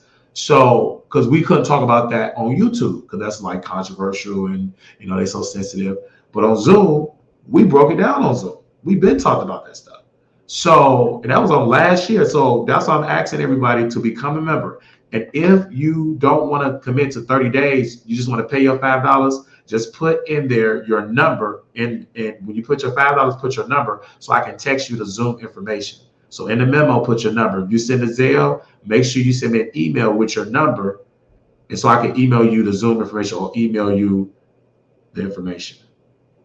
So we will let y'all know when we do the Zoom about LLC. I got to see when Don is free to do it. We could actually do it tomorrow if he's available.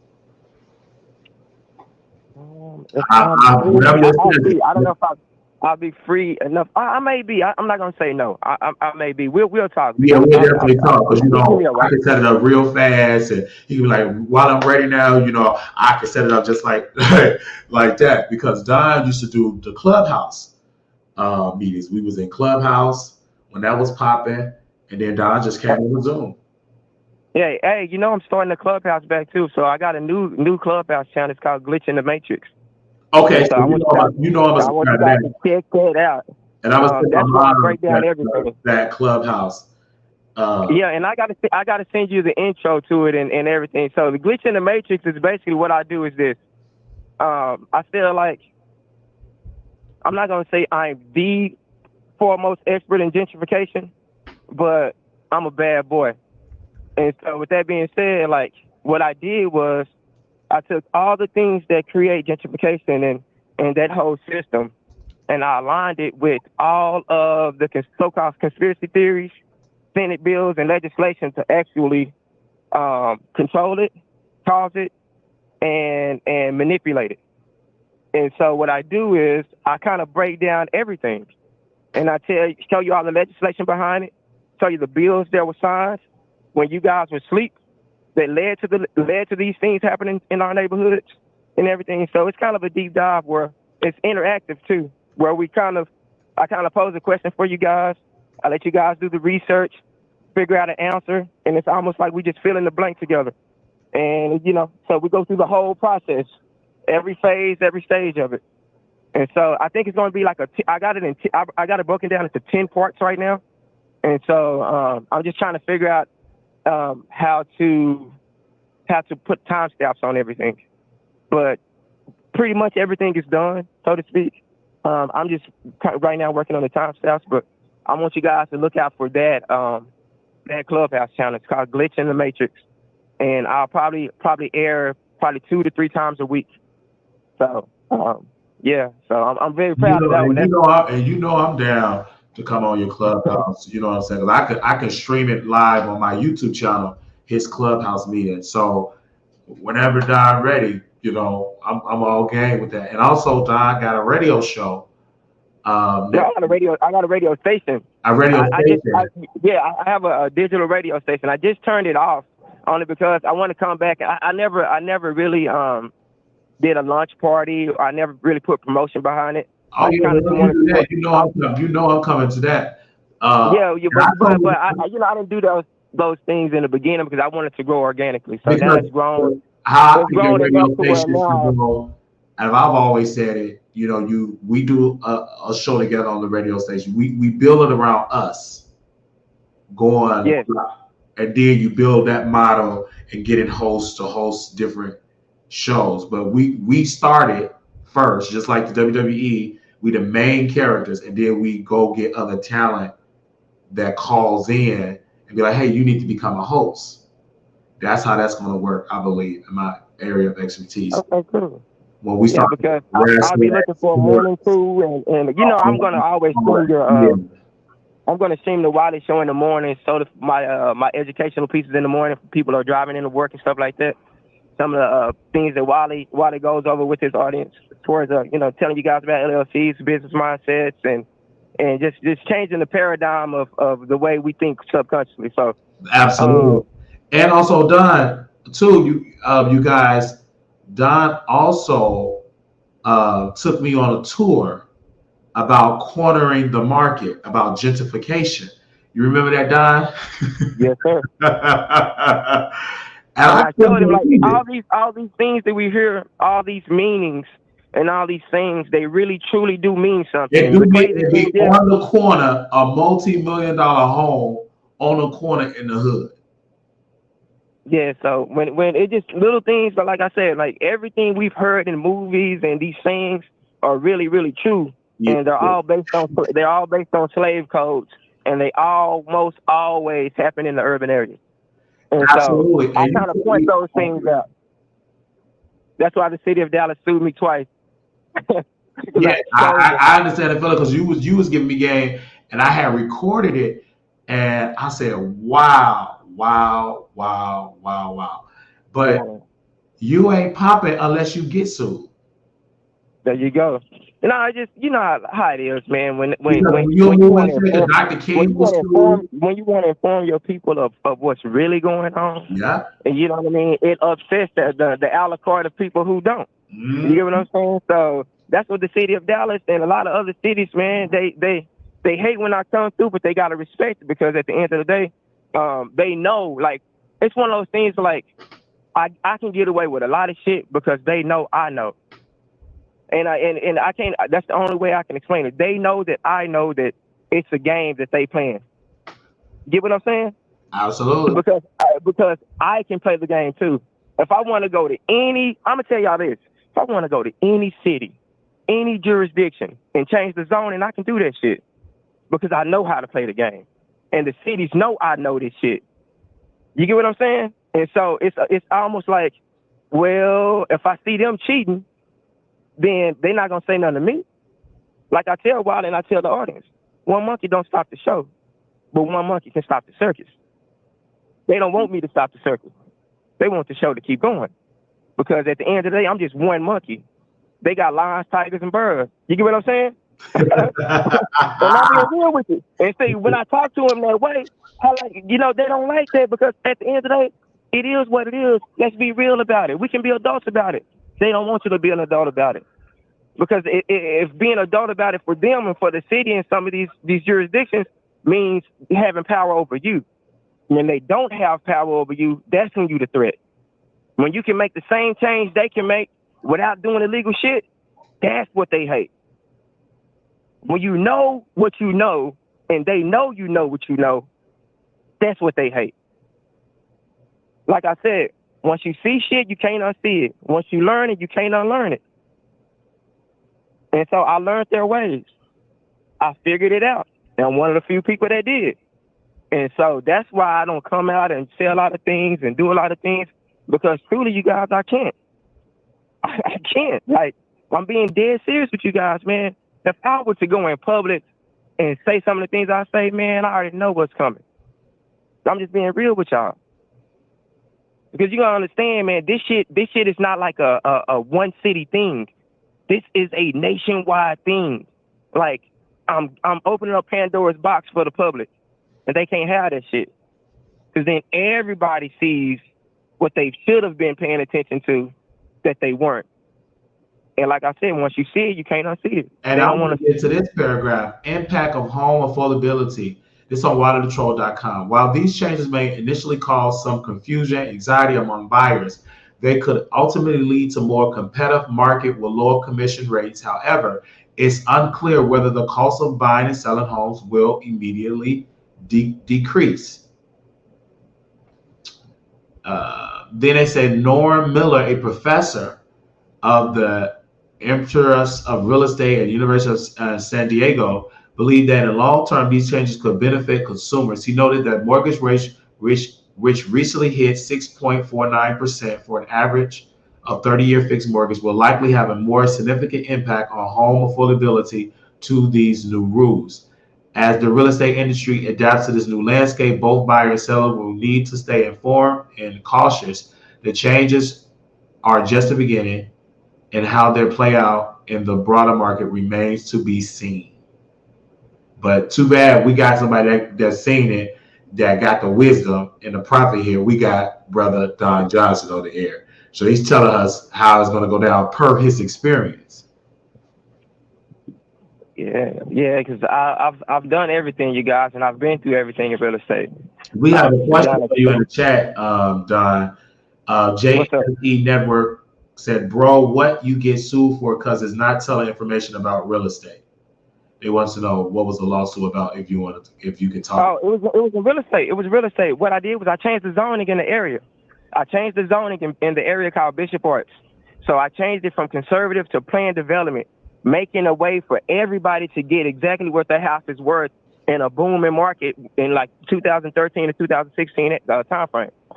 And so what they were doing, they had a lot of things in place to where if you did anything to fix the outside appearance of your property, you could be enforced code and compliance fines and shit like that. Like to make they were purposely making the hood look bad on purpose, and if the people in the hood did anything to change how the house looked, they could be possibly fined or evicted because that whole area was nothing but illegal immigrants.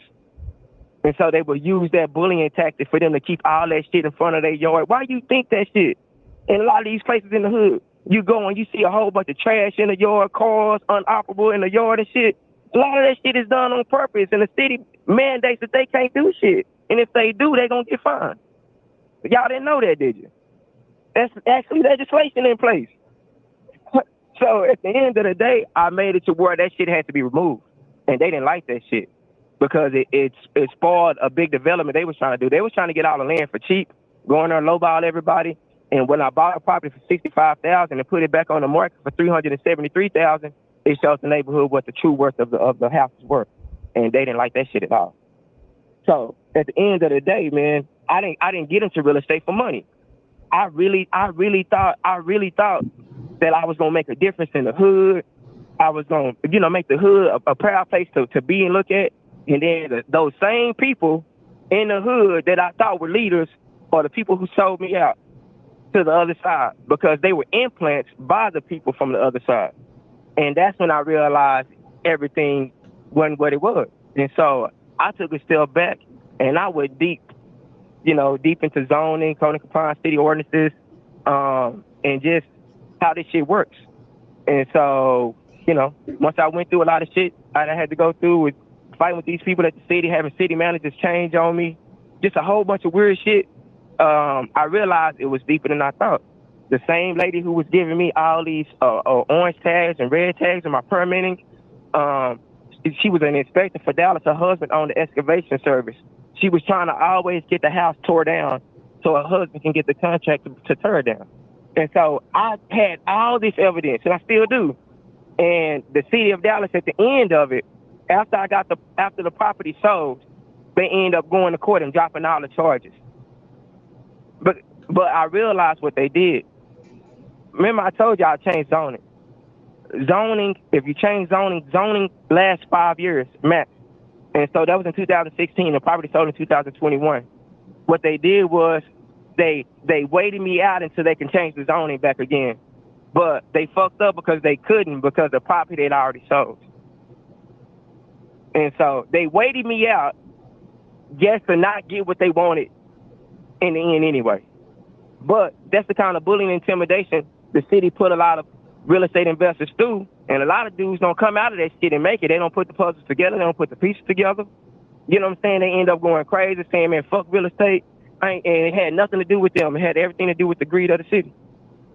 So I didn't get in my feelings with it because at the end of the day, everybody who talked to me when I got into real estate and I told them the reason why I was getting into it, they said, that's what I have to look out for. You're going to go through it. Trust me. We all do. It's how you come out of it. And so there's another follow-up question from JFE Network that asks, did you go in front of the zoning committee or you just did whatever? So you violated the city ordinance is what you were sued for? Question. Say that again. He asked. It was a question. Did you go in front of the zoning committee? Oh yeah. I went through the zoning committee, the landmark commission. I went through the city manager for all the conservative neighborhoods in DFW. So the city manager was Bill Hirsch, and he was over all the conservation of the conservative neighborhoods in that particular area. And he's the one who approved the blueprints and approved for me to build a 2-story. And so remember, it's a conservative neighborhood. So in a conservative neighborhood, the only thing you can have is a single family and or a duplex.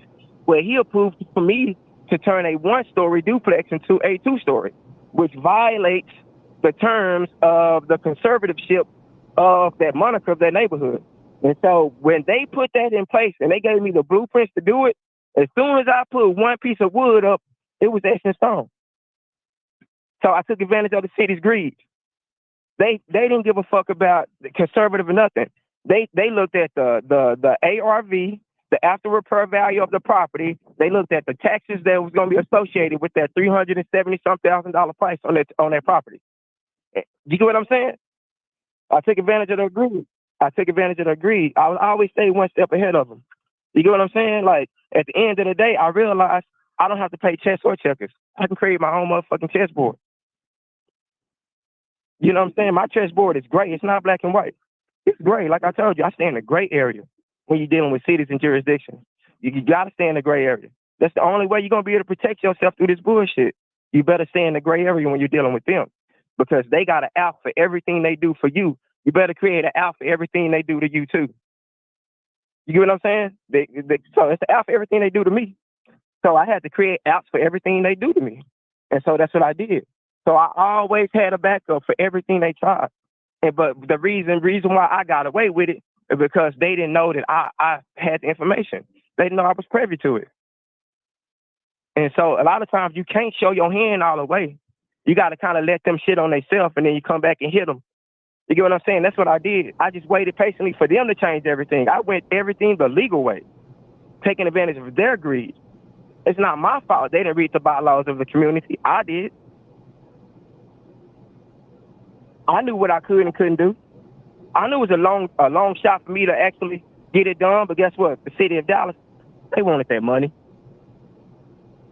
They wanted a house that's worth $373,000 around a whole bunch of houses that's worth $120, so they can pimp them for the property taxes. But that shit didn't work like they wanted to.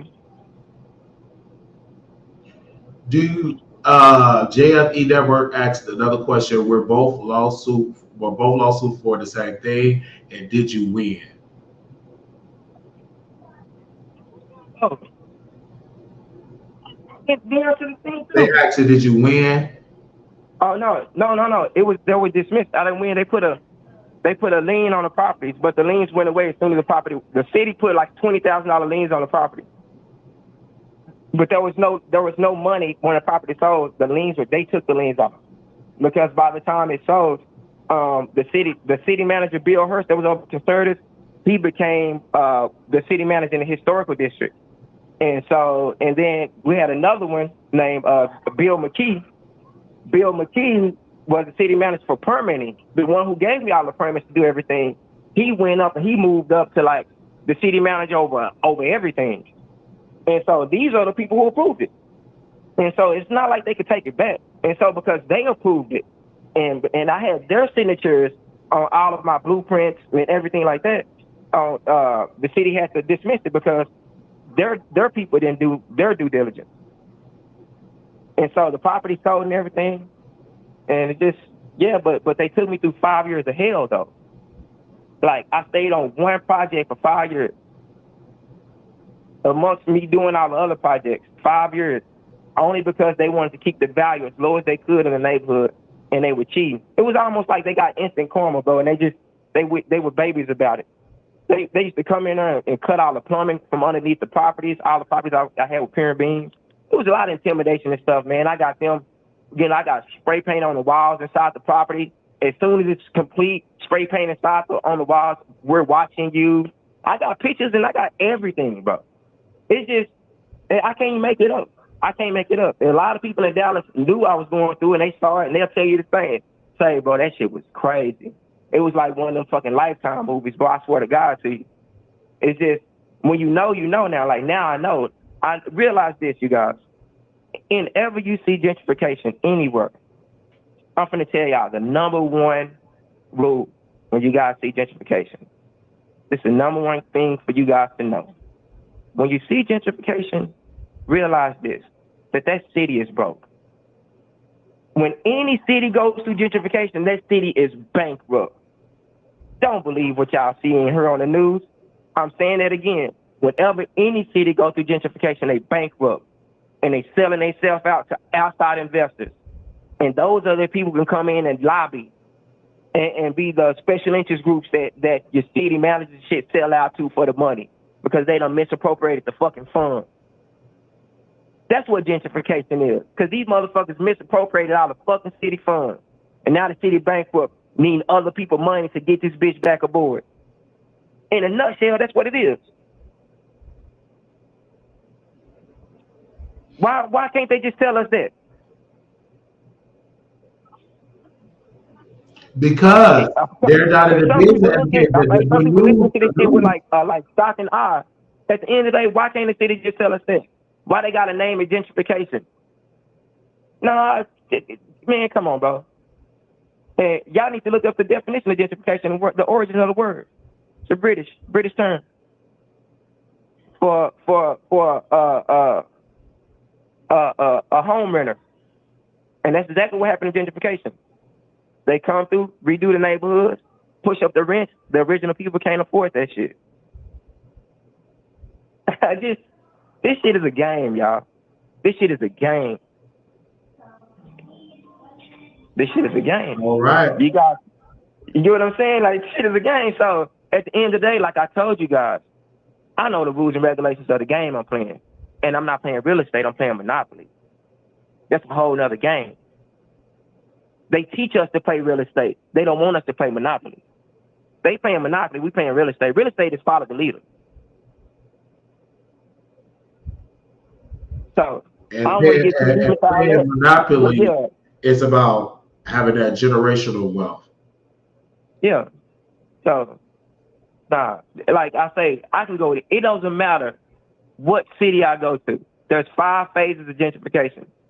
Every city going through a phase. And all I do is recognize the phase, and then I adjust my plan to that phase. You can't stop that shit. You can never stop it. The only thing you can do is prepare for it and jump in front of it. Gentrification is a chance for us to make millions of generational wealth. But they relegated it to some bullshit. Remember, when we going through gentrification and everybody in the hood is getting displaced, everybody in the suburbs getting displaced too. Don't think it's just happening in your neighborhood. No, it happened in the $1 million neighborhoods first. Estate sales. That's gentrification in a way. So at the end of the day, man, it's all a game, y'all. And so we just gotta be aware of the rules. Once we get clarity of the rules, which I will provide you, then the game is easy to play. Then there's no feelings involved in the game. With me, I can tell you this shit with no feelings, no nothing. You get what I'm saying? Because I'm not gonna put myself in a position to get my feelings hurt.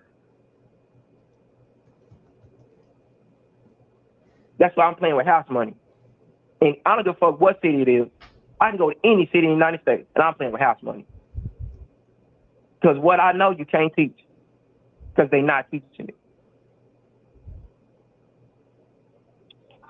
That's as simple as I can say it. And I can get on social media, and I could probably be an overnight internet sensation.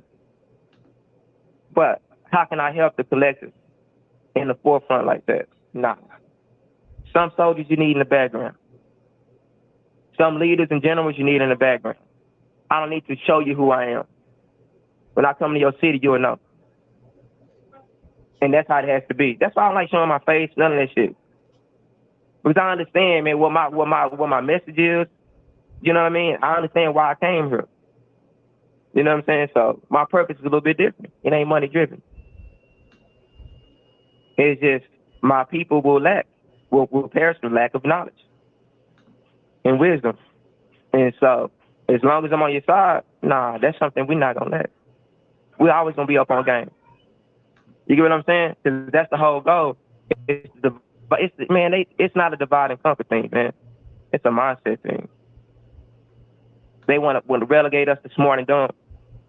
That play on those inferiorities that we have, within. Like, I really can't talk to him because you sound too smart or this, and he's probably not going to. Nah, fuck that. Let's break it down to the 3rd grade level so we all can understand it. We all can get clarity. No matter how much education you got, no matter if you went to school or you didn't. You deserve to know.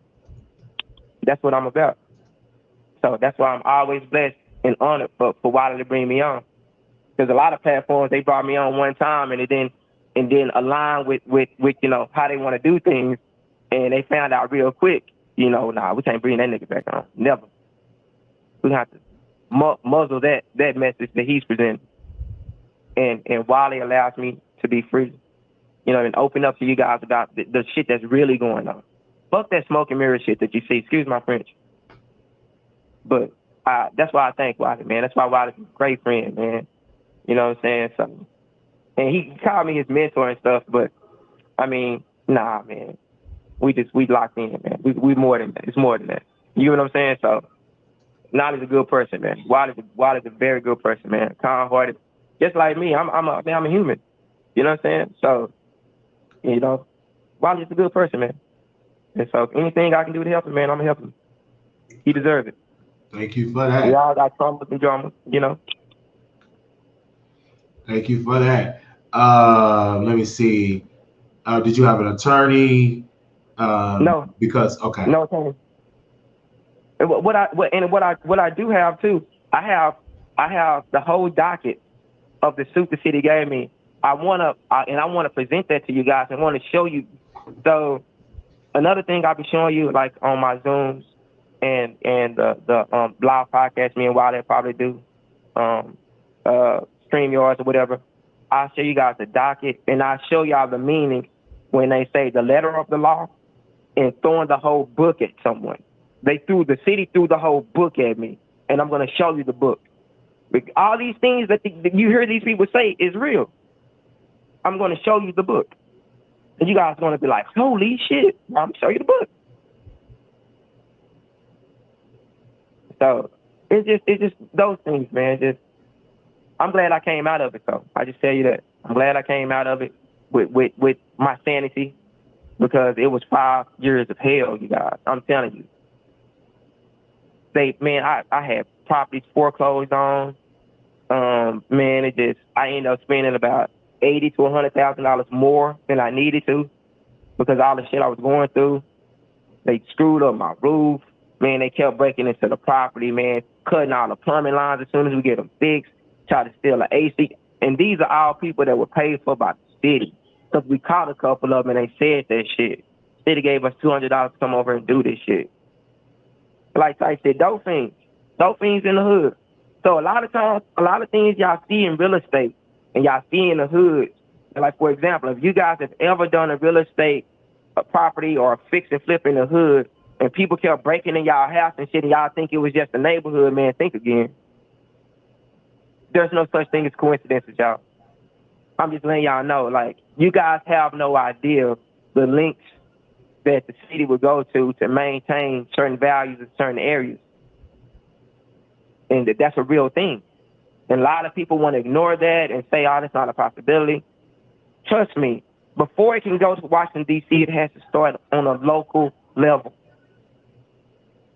The corruption just gets bigger, but it starts at the local level. That's why I'm all about the surface. Some of these guys are so high in the sky, they don't pay attention to what's on the surface. I'm on the surface, and I can also fly in the sky. But I'm on the surface. My foundation is on the surface. So a lot of things that I say about zoning, code, and compliance, and some of the shit you can and can't do, it's going to be foreign to somebody who's head in the sky. I'm on the surface. They in the Mile High Club. What the fuck they care about what's going on the surface? You should. Because at the end of the day, you up, you still got to come down and land on a solid foundation when you land that plane, brother. That shit is over there too. You know what I'm saying? So at the end of the day, bro, you got to do what's right for the people. This shit is for humanity, bro. We at the age of innovation and information and knowledge. I'm here because the knowledge, you guys had to hear this shit. Like, this is not a coincidence. Everybody who's listening right now, we're on the same frequency. We might not be on the same path, but we might be on the same path. But we all got different yellow brick roads we got to follow. But at the end of the day, we all going to the same homeroom or trying to go to the same place. That's why I don't care about the differences we have. At the end of the day, the goal is the same. We might not get there. It might not use the same ways to get there, and our pattern might be different. It might be the same. I ain't gonna judge you on the way you get there because that's your life experience. But as long as we get there. So I rest with that, Wiley. I want to thank you guys because I gotta go. All I want to right. thank you guys, and I want to thank Wiley for bringing me on, man. I really do appreciate it, bro. Sharing some of this information with the public, man. And yeah. Thank you, sir, for coming on. No problem, Wiley. All right. Anytime, brother. One and only Don Johnson. Okay. Wow, wow, wow. Don, thank you. All right. Man, that brother came and he woke it up. Now, tomorrow, you guys, I want to get to Chicago. So who gonna pay for my Greyhound ticket? Let me see if the Greyhound.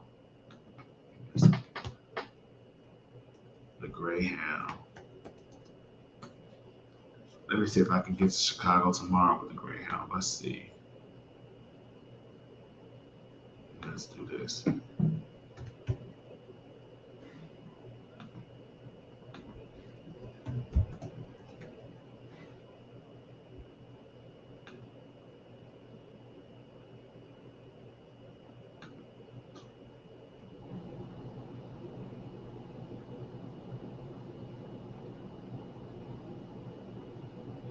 Damn! That Greyhound ticket $500 something. What the fuck? I might as well take a plane.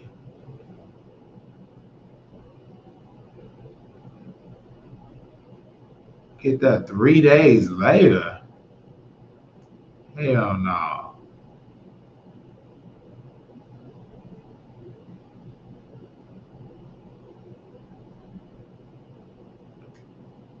What the fuck? Let's see the plane tickets.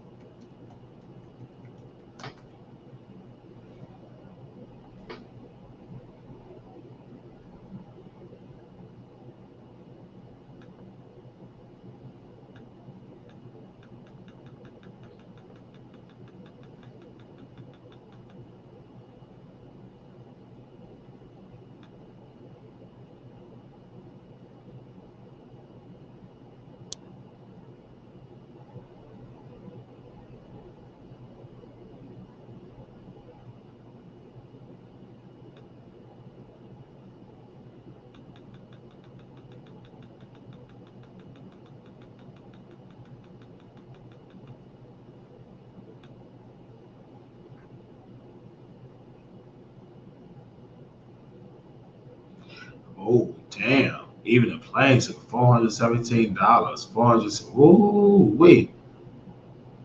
If y'all can donate, I would love to get to Chicago tomorrow. Anyway, definitely donate. Your blessings coming through. He'll pull you out a blessing. You won't have room to receive. Your blessings coming through. It's coming through. It's coming through. Your healing coming through, coming through. He'll pull you out a blessing you won't have room to receive. Your blessings coming through, through. All right. It's coming through. I believe it. So if you want to contribute to the show, you can definitely contribute to the show. $ Marquise Wiley 28 Wiley@gmail.com. You can definitely contribute to the show and definitely have a good time and to be there. I'm going to show y'all a blast from the past where we had 7 stars. Storm Monroe on Two Man and Lady. We're going to play that episode for this last hour. We're going to close out with Two Man and a Lady. And you all going to see Storm Monroe and 7 stars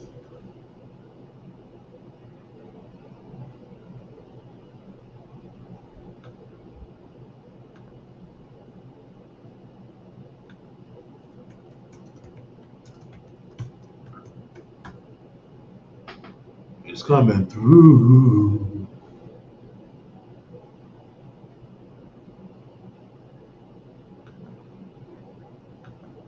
It's coming through. It's coming through.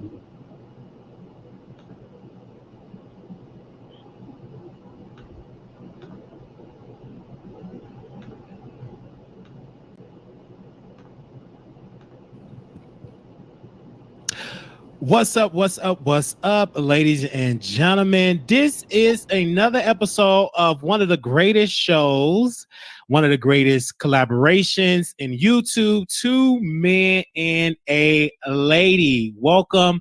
Let me bring the lady on, the one and only 7 stars. How you doing, 7? Hi. Looking good. Oh man. Yeah. Oh, you look kind of hot. Let me put my voice down for a second. You play too much. Let me put my voice You down. know that? I know I'm playing too much. So what you come from? You had a date? No, I'm here for your show. So I want to first say I am married, I am joyful, I am blessed. Yeah, right. Okay. At the end of the day. I also want to say shout out to each and every one of the people that are watching this video. We had a lot of folks that had a lot of stuff to say about us. Just while we wait on Storm. Clear as day. She was much beautiful back in the day when we had her. Ever since we gave her the boot, she looked bad. This one's telling me something looking beautiful. Baby, you look at her now with that old 1967 crunchy wig now. I want to ask a question, 7, since you're a woman. Mm-hmm. How do you deal with people when they talk about your looks? How do you deal with that? Shit, look better than me if you're gonna talk about me. Otherwise, it is null and void. Okay. And I ain't met one chick on here who's talked about me that looked better than me. So I'll wait. And I'm cross-eyed. And you want to sit up there with your little faceless avatars? Go, girl. Do you? Okay. I am happy. And I am paid and I am blessed. Okay. And I am loved. Yes. And you know what? I'm gonna tell you something. I don't care what you say about me. Yes, I'm cross-eyed. Yes, I'm this. But when I take off these clothes, you better get ready. But you know what, Wiley? I feel like ever since you started owning that about yourself, it's like you took the power away from people. You know what I mean? Now you still have petty people like Passa over there, calling you Cyclops and stuff. But, again, I feel like you've taken that power because you own the fact that you do have, you're not perfect. You have imperfections, right? Absolutely. And I would rather be a cross-eyed, openly proud person, bisexual, transgender one day than a closeted 50-year-old man that got forced out of the closet. I would rather be a cross-eyed cross-dresser baby than a cross-eyed man. Let's bring another man on the panel that have been dragged in these YouTube streets. Dragged in these YouTube streets. What's going on, 7? What's going on, Wiley? Doing good, man. I'm married, joyful, and blessed. So I want to get into this, one of the hot topics in the YouTube. Let's talk about doxing. Now look at this. Storm, 7, they are thorn in my flesh. But they diss the preacher. I want you to understand. Some of y'all open the door for your enemies to drag you. You in that season, you're crying, but just hold on a little while longer. Your soul gonna change. Your enemy gonna be your footstool. Just hold on. Keep doing right. Keep sitting with the right folks. He gonna switch it. The Wileys that's in last place gonna be in first place. Speak that in your life. Encourage yourself. And say, I will be first. I will no longer be last. I am first. Believe it. Walk in it. Faith without works is dead. Have that faith like a mustard seed and watch God change it. This is when Storm was making good money.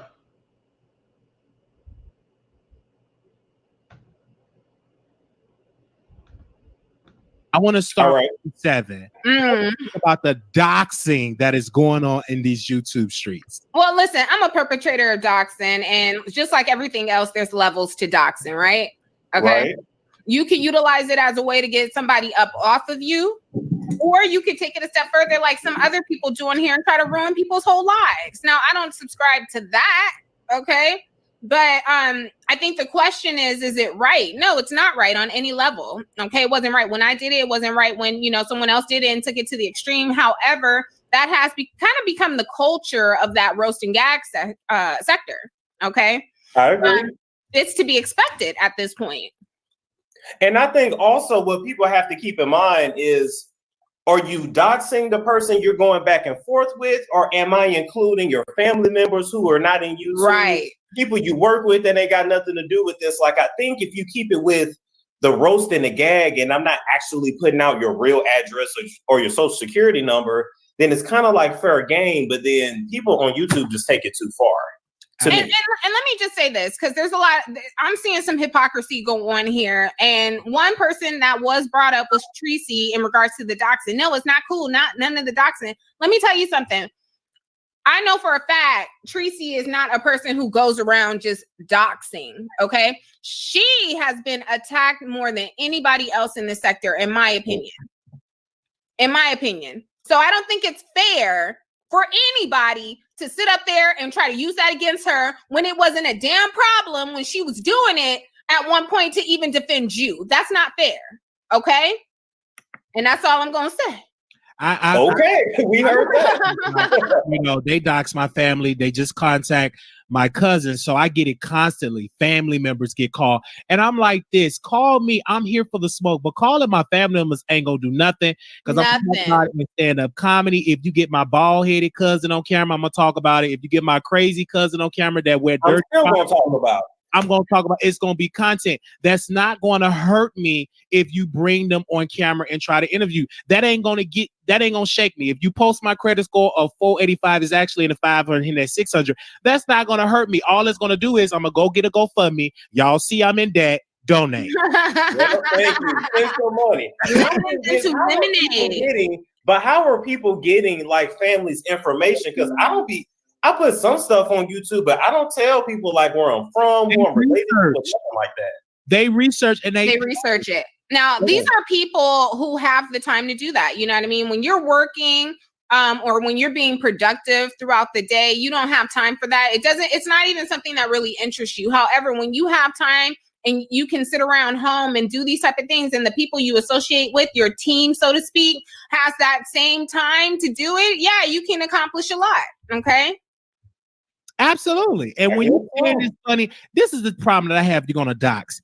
If you on SSI on a disability check, you get $500 a month. You spending your coin to find out about me. That is insanity. And I say this, if you are on low income, you in a Section 8 apartment and you're spending your money to dox, I'm going to call Trump and I'll say, I know Trump, you about to get impeached, but can you please come with a law? If you dox, you can lose your Social Security and your food stamp. You can lose all your government system. Because if you got money to pay $49.95 to find out about my family, you don't need to have. You got too much goddamn time on your hands. Too much. And you know what? What they need to do is start making you work for your paycheck and start cleaning up your own community. You need to be in the parks picking up trash 3 hours out of the day. You need to be doing something productive since you got all this time and you on government assistance and you essentially getting a paycheck to terrorize people. And to sit at home and do it. And not only that, I'm gonna call your case manager. I'm just gonna call your case manager. Because I know I'm going to call. Because the first thing I'm going to say, this person got a problem because she ain't in her kitchen cooking, frying no bacon for her kids. All she worried about doxing me. Can y'all please do a well-being check on the dogs? Can y'all somebody call ASAP, PCA, whatever they call it? Call the animal control because this woman have a problem. I don't like waking up in the morning and I'm saying a black woman with kids and with pets and dogs. Doxing somebody, showing people, family members, you need to get off government assistance right now because you got too much time on your hands. I have to say, and I'm keeping it real tonight. If you don't like it, you just don't like it. Okay. Now, it was something else controversial going on in the world. Flame Monroe, he, she, we. Okay? He, she, we. She went on the Breakfast Club and she said gay people need to stop forcing their lifestyles on people. She used the term, the tranny term. She did not say trans women. What's your thoughts about that? Because the gay community is all up Flame Monroe, but when are they not up somebody's ass? Let me tell you something. Okay, I'm sorry. Go ahead, Storm. No, go ahead. I'm gonna go ahead because a lot of y'all mistakes her, he, she, we for me. That is not me. I don't know why. My name is not Flame. My name is Storm. First of all, but second of all, I like Flame in the fact that he, she, we just basically owned what she was. She owned it and just said, look, this is how I feel. I don't represent the whole community, but I'm letting you know I don't give a damn what you say about me as long as them checks clear. And I think more people need to have that attitude. Go ahead, Seven. I absolutely agree with everything Flame said. And the reason is because she didn't come from a place where it seemed like she was pandering for one group. You know what I mean? Right. I personally believe there is an agenda being pushed, and it's almost like they're force feeding the kids this information, and now they're teaching it in school, hoping that they'll gain more knowledge about it. But it's just confusing the hell out of everybody. It really is, because there's so many new terminologies that are being used.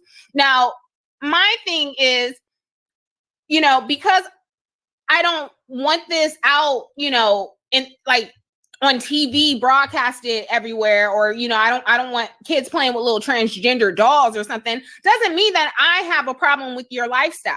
Okay. I just think everything is moving really fast. And I love the fact that she even brought out the point that, the gay LGBTQ community only utilizes the transsexuals when they want to push their agenda. They don't really care about the transsexuals. That's something else she said that kind of had me thinking like, okay. So as far as what he said, I fully agree with him. Absolutely. That's not something that needs to be fed to children. Okay. Let them have the opportunity to grow up and make their own decision on how they want to live their life. Absolutely. And I want to give a special shout out to our sponsor, Regina Show. She's the owner of Regina Hair Salon. So make sure y'all go and subscribe to her. She is in the chat. Click on her page, the Regina Show, the owner and founder of Regina Hair Salon. And I want to say this, I'm a man during the day, but I will put on this wig and put on this makeup and to get a coin, and I'll be a trans. Okay. At the end of the day, people going to live their life the way they want to live it. First of all, Flame Monroe is old as dirt. She come from a different generation, and they call trans women trannies. That's the generation that she come from. RuPaul is the same person. They come from the 60s, the 70s. They come from that. You know what I'm saying? Colors drink the color fountain, whites drink the white fountain. They come from that type of era. So for us to come down on her back, she is a comedian. She been doing this from day one. It's nothing have changed. I will put on this wig and put on this makeup and get it in. I have done it. I put on this wig and hopped on many people back for a coin. When this wig come on, I'm part of the trans community, and you can't tell me I'm not part of the trans community. For a coin, I'll be a part of the circus community. You got the right coin. Give Wiley the money. He go to the bank, and he gonna spend it. But Wiley, I gotta correct you. Because your people gonna jump on your back about this. Well, they can when jump you on put the wig on. But when you put the wig on, you're technically a cross-dresser, not trans. I just want to make sure. I was thinking the same thing. Like, why is he repping trans? You can't tell me how I feel. I identify. Oh my God. Oh my God. Okay, Rachel Dolezal. You see how that gets? Oh my God. I identify as a trans woman, a trans woman. That's why I identify. I put on that wake up. I change my voice. I identify and I get it in. Most of my dudes that I deal with that's married, they don't like to say cross-dresser. They say you are a woman or a lady. Mm-hmm. You have to bring that Marquita out. Woo. I cannot. Y'all tell us down below, is Wiley a cross-dresser or a trans? Good idea. This nigga is confused. He's play too much, why? You need to bring out Ray Washington. I already told you. I already know. That's who I want to see. If I bring out Ray Washington, we tell him what I said. Tell him what I said at DM. What you say it again, Wiley. I said so, baby. You gonna let Ray Ross hit that? You gonna let Ray Ross smash that? You didn't say no. Oh, she said no. She like Ray Ross. I damn said, nigga, please.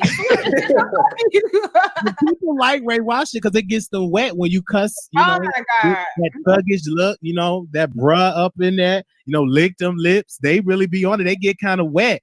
One lady was real wet. She sent me her drawers. I didn't know if she dumped that in the jacuzzi water. I was like, wow, I didn't know you could run like that. I said, woo. Well, I'm going to keep that voice going. Okay, so also I really want to say this, and I'm gonna get off this subject with Flame Monroe. She also is. A lot of people say she's fake. She's a fake transgender woman. At the end of the day, we have to respect her how she want to be respected. But just because she okay if you call her dude or Mr. Flame or Miss, we can't say that about T.S. Madison. It's different strokes for different folks. Okay, and most and I mean, understand that. Right, but I wouldn't look at T.S. Madison and want to call her him. Like and I don't want T.S. with me. Well, I'm not gonna go there. Let me stop. But do you feel like Flame Monroe comments will make people feel comfortable in a heterosexual world to call trans women dudes? Do you no. I think we. I think they broke it down very simply. Like they just made it simple. I think so. All right. I have a newfound respect for Flame Monroe, and I honestly didn't know a lot about that person, but I was definitely feeling what that person was saying. Me too. I feel you. Do you? And this is our next one. Do you think trans women is too sensitive? Do you think they're too sensitive? I would say yes. Yeah, I think everybody's too sensitive. Who cares what these people call you? You better make sure they respect you. You better make sure they're not mistreating you. You better make sure your check is clearing. Who cares what somebody says to you? Fight for equality. I don't give a damn what you call me, but that's just me. Facts. That's just me. I just don't understand how anybody who can take dick in the ass can be sensitive. Absolutely. And if don't get mad if your voice sound like Barry White. Beast out here. If your voice is like Barry White, don't get upset. Don't be sensitive. And I agree with Flame World. It's about policies. I don't give a damn what you call me. What is the policies in place? The higher standard. Stop worried about the labels. If you're good, I'm good. But we're so focused on labels at the end of the day. Labels. Yeah. If I'm not sleeping with you, if you're not bothering me, I don't give a damn what you call me. Somebody called me a dookie stick. Did I cry? on my shirt, okay? Because at the end of the day, them are words. You ain't put your hands on me. You ain't into it. Ain't mess up my account. I don't give a damn what you call me. You call me doodle stick, doodle draws, dookie stains, whatever you want to call me. That's not going to make me stop and be mad and upset. So we got to get over and overcome words in this community, in every community, particularly in the LGBT community, because we a little bit sensitive over here in this community. We too sensitive. I agree with that. Y'all coming down Flame Monroe back and y'all kumbaya, but then when it's time to get into politics in the black community, y'all know where to be found. But yet everybody is jumping on Flame Monroe back. Where were you at with a platform before Flame Monroe trans sisters made that statement? Where are your voice? Where are you at? You're nowhere to be found. The only time I get tired of trans women, the only time you speak when somebody passed away, okay, let's rally. You got to do it before so you can control your narrative. And Justin J, while he broke down in tears, I don't know if he was begging for another apartment or some. He was just crying. I said, that's too much. Fucking Aniva, have a seat. I don't know if he didn't got evicted by somebody else. The way he was crying, it took me back when he had got evicted from Michelle. I'm like, why are you crying like that? Why are you breaking down like that? Y'all be calling women bees, and now y'all want to come down Flame Monroe back? Come on now, y'all. Come on now. Not gonna happen. Not gonna happen. So you guys, we do have the phone lines open. Moderators, y'all can definitely post the number because we would love to hear y'all voice of give your opinion. 646-716-8447. And like I said, give a special shout out to Regina Hair Salon for sponsoring this episode tonight. Make sure y'all go click on her channel and subscribe to her, The Regina Show. Go click on that and give us a subscribe and tell her that we sent you. We got to keep it going. And I want to say thank you to each person is in the chat commenting. I do want to talk about Jesse Smollett. Oh. Yes, fool. Oh my God. He is suing the city of Chicago for malicious intent. Pretty much what he's suing them for, that they were wrong. What is your thoughts about Jussie Smollett? Go ahead, Storm. I'm gonna say, Jussie, I'm gonna need you to sit your tail down somewhere, Jussie. Where is your mammy at, Jussie, to come and beat your tail? Because you 40 years old, still telling stories. You made it up. You got these two big buff Nigerians to play white men. I don't know why you couldn't find anybody else to play some white men, of course, a bleach on you. But nigga, you don't have no lawsuit. You lied. You made up a story. It sounded like a bad Empire script. You got caught. Take the L and move along. But you steady trying to sue the city. I think they need to put him in jail. Put him next to R. Kelly. Not R. Kelly. God. Put him next to R. Kelly. I like that too. I mean, let's be real. He really should be in jail for that. You feel me? Like he should. What he did was he tried to orchestrate a hate crime against himself for publicity, so he could keep a job. Yeah. The more I keep talking, the worse it sounds. Yeah. Like, Lewis lost he's crazy. And I'm starting to think Jussie, I for the life of me, is he really that arrogant to where he's going to sit up here and just talk to us like we all stupid and tell us these fourth grade level lies and expect us to believe them? Now you know what it's like dating, half of you dudes out here. It's like, wait, did you just lie to me? Go ahead. No, I just want everybody to know what he was giving up. When he was on Empire, he was reportedly making $65,000 an episode. Now, Taraji and Terrence, according to my notes, were making around $225,000 to $250,000 per episode, and he was upset because he was not up there. But I'm trying to find out, nigga, who told you was a Taraji or a Terrence?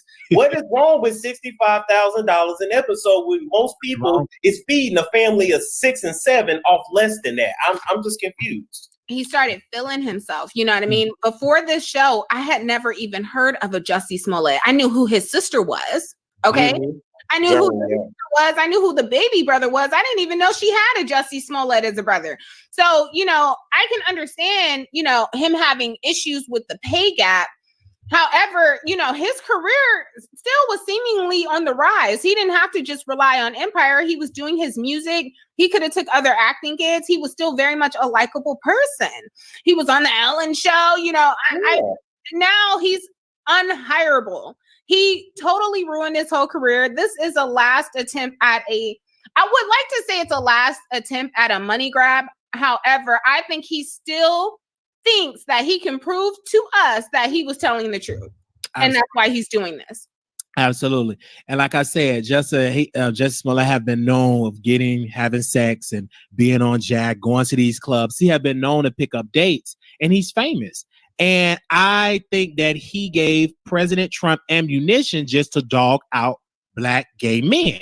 He's even said, believe me, Jussie, he beat up himself. Like, you gave the conservative media tools to just dog you out. He messed up a good show because of Jussie Smollett lies and saying the MAGA hat, make America great again. People beat him up. They lost the show. They lost, Lee Daniels lost Empire and Star. They canceled both of them. Mm-hmm. Up their bags because of that one lie, because everybody was talking about it, because everybody in the community, it's a gay guy. Been was on Fox. They don't play that. They don't play that at all. They wait for reasons to cancel a show, even if it's doing good. So for the life of me, he ruined that entire. Oof. So now I'd be pissed. I'd be pissed if I was his co-star. Absolutely. Because that's easy money gone. And that's going to mess up the opportunities for everybody. Before we open up the lines, I want to give a special shout out again to our sponsor, Regina Hair Salon. Make sure y'all go click on her channel, The Regina Show. Hi, Regina. Hey. And so we're going to have them voice off on the subjects that we talked about so far. So last four, 0910. You're live on Two Men and a Lady panel. Go ahead. Hi, everyone. This is Terry from Cali. How are you? Doing good, Terry. Good. I just wanted to say I'm loving the panel. I'm loving the format. I'm loving the topics. This is a nice change. A lot of us We like the mess from time to time, but you know, it gets old with the dragging, the beefs and all of that. So I just want to say I'm proud of you, Wiley. I already told you. You saw my comment that I made earlier. Yes. You need your own podcast. You have the voice for podcast. Yes. You have the talent. You know, Storm, I've been following you for the last few months. I'm so proud of you. You're doing awesome. Thank you. Thank you, sir. You're welcome. I've listened to a couple of your not really live. I think you were on Tracy, so I'm not too familiar with you. Okay. But you're beautiful. You're beautiful, and you're Californian, and I think you're a Valley girl too. I think because you sound like me. We're both Valley girls. But this is refreshing. So it's great that you guys are bringing in the politics. You're bringing in the pop culture. You're bringing in the beat sector. And I think it's beautiful, and I'm hoping that you get more sponsorship. Thank you. So you can keep it going. Yes, thank you so much. We're moving right along. Thank you, sweetheart. Make sure you guys super chat Wiley. Yeah. So we're going to 5866. Carly on air. I am not a Valley girl. 5866. Go ahead. Hello. All right, you live on Two Man and Lady panel. Go ahead. There you go. 5866. Go ahead. All right. Make sure you be by your phone. Get that connection together. Last 47341. You live on Two Man and a Lady panel. 7341. Hello. Yes. Hello. Yes. Turn me down the background. Go ahead, sister. Turn me down the back. Hi, everybody. Yes, turn me down. I hear some back. Like a Valley girl. Yes, hello. I'm Keisha Kardashian, okay, bitch. Not Keisha Kardashian. Keisha Kardashian. 7341. Go ahead and speak. Turn us down the background. What you got to say about the subjects? Hi. Yes. I want to speak about Flame Monroe. Yes.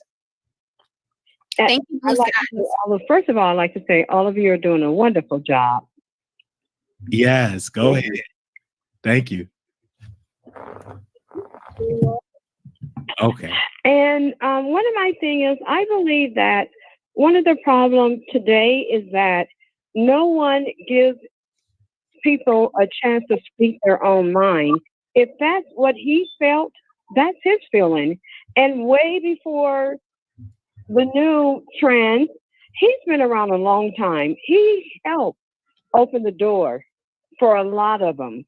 So I don't think that everyone should come down on him because of how he feels. And how I feel personally, as he mentioned, it doesn't matter. When you're born, there's two things that decide your gender, your penis and your vagina. Mm-hmm. Do you agree or disagree? I agree. I like both.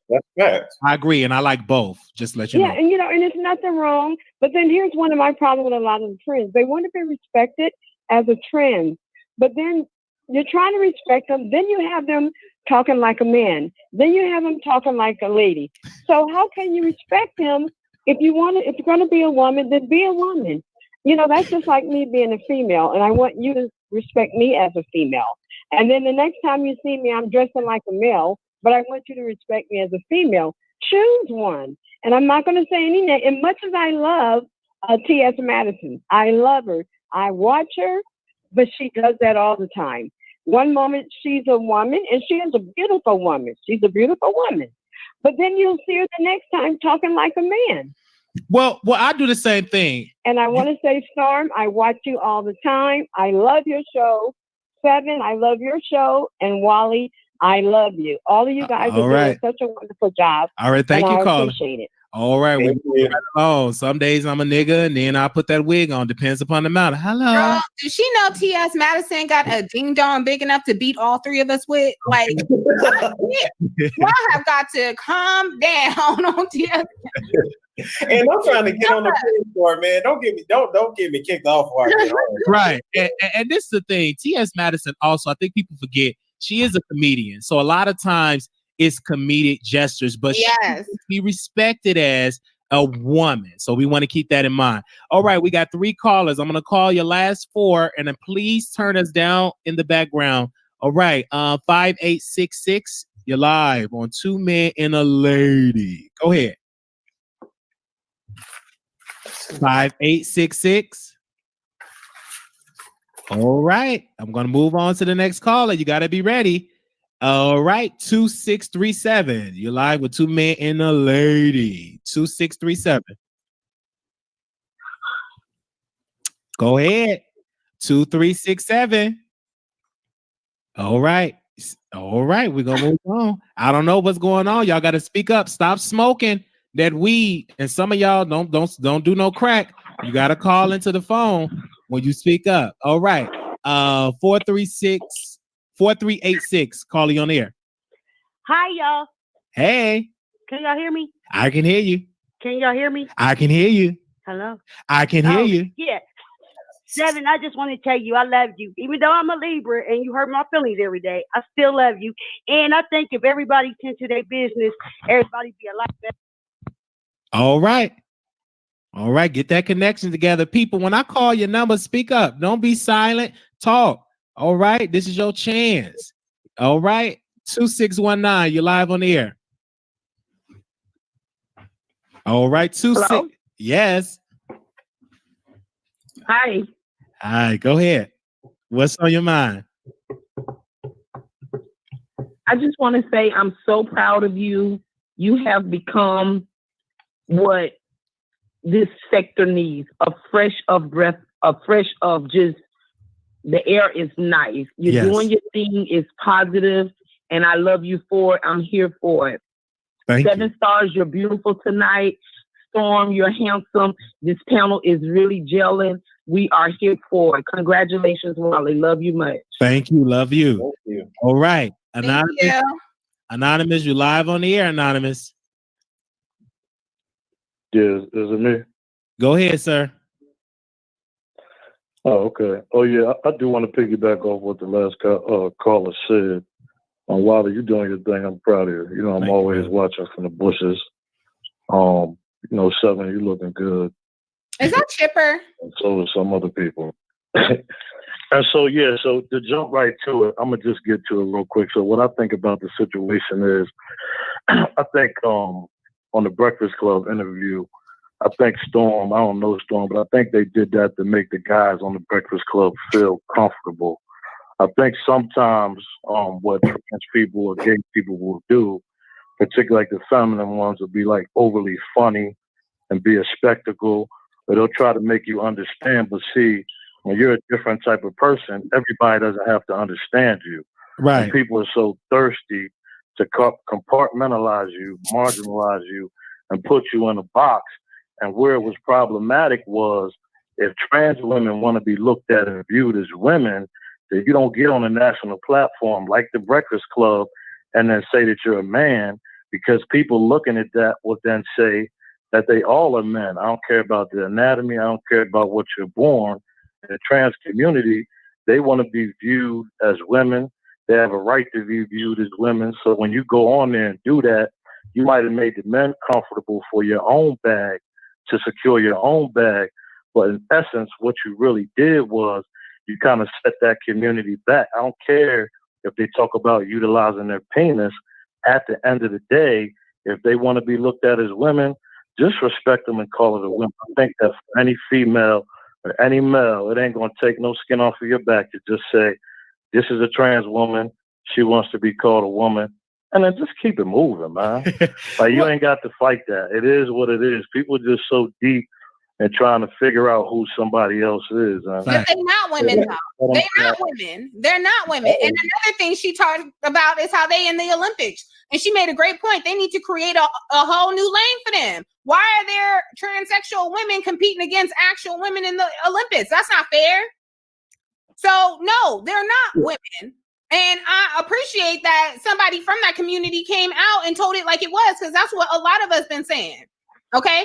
These people are all up in the bathrooms and stuff. Ain't nobody creating a big fuss. Everybody is real hush-hush about it. And some people need to really start voicing how they feel. I'm not obligated to subscribe to the belief of none of this. But I can be respectful. You feel me?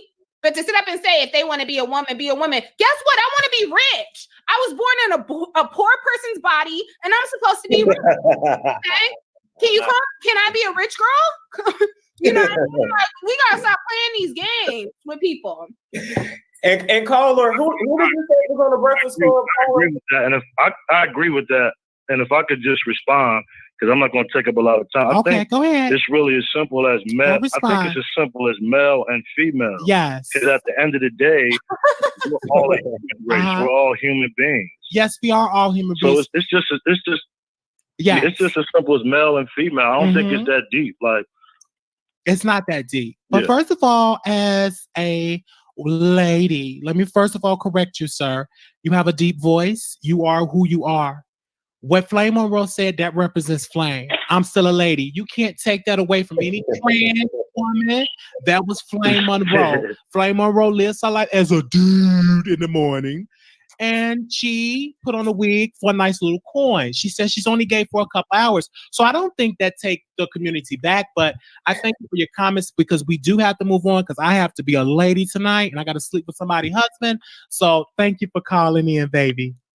Wiley, you a lady every night. Oh thank you. Y'all doing a good job. Okay. Take it easy, y'all. You keep on with that deep voice. I want to be a lady for you too. Okay, moving right along. Five. Get my damn name right. Don't another person call up talking about Storm was on the Breakfast Club. Now, if y'all feel that strongly, get in the Breakfast Club and get my punk ass on the Breakfast Club. But I have never been. They said Storm was on the Breakfast Club. 5866. Go ahead. You're on the line with two ladies and a man. Hello. Yes. Hey. Hi. How y'all doing? Fine. Y'all doing an amazing job. Y'all so amazing. Yes. All y'all like the diversity. They're doing an amazing job.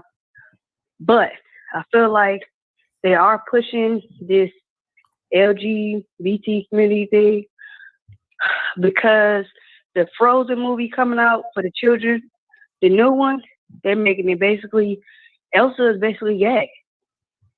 They changed the whole narrative. I don't know if they're sisters still or what's going on, but my daughter said she don't want to see it if they're not sisters. So okay. Well, I don't know. Well, I don't. But they do. Okay. Well, No, I don't think they're forcing anything, ma'am. First of all, you as a parent, you got to control what your daughter watch. First of all, you can't force anything in a child's home. You have the power to turn it on or turn it off or spend the coins. But I don't really hear that argument when straight people have talk about sex or they talk about pimps and hoes. I don't see the heterosexual community say, oh, they're forcing kids to be hoes. It's just that argument, ma'am, with all due respect, because you are a mother. I agree. You know, shout out to you. Anybody have children? I understand what you're saying, but yeah, like they are basically people were having an issue with it. You know, they're trying to petition it and like, you know, this is a problem. And because it was just crazy. They like, some people petition it, some people like, hey, I'm gonna let my kids go see it.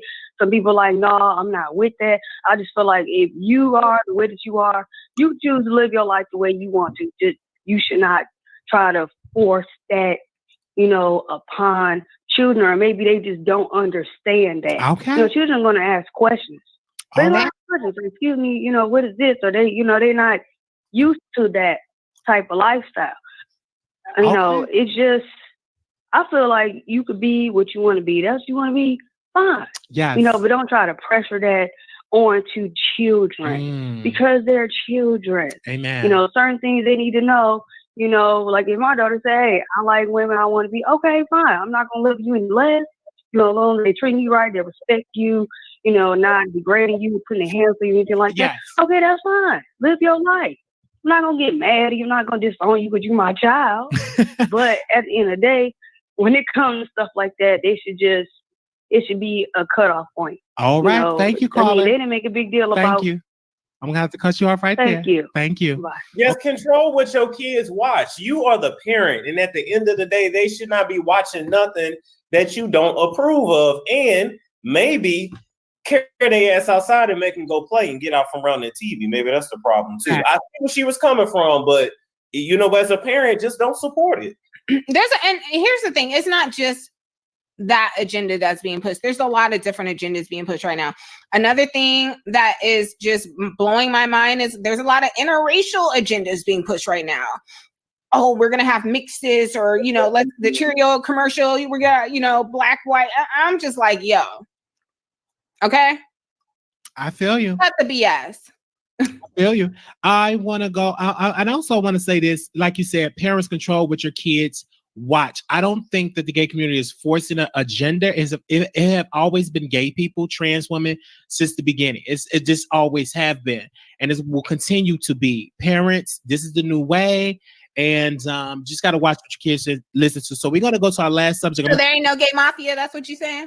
It's no what? So there ain't a gay mafia? I don't really sense that it's a gay mafia. What I do know is this world is getting very freaky, They used to say the same thing with interracial couples. They would say, oh, why are y'all forcing interracial couples keep the race apart? And now it's normalized because Hollywood have continued to do it. And so this is new. It's a lot of times you don't really see a lot. It's not about keeping people segregated. It's about forcing it down your throat. It's about when we get our lead actors like Denzel, like Will Smith, like all these popping dudes, and they put them on the silver screen with Latina and white women, that is a problem.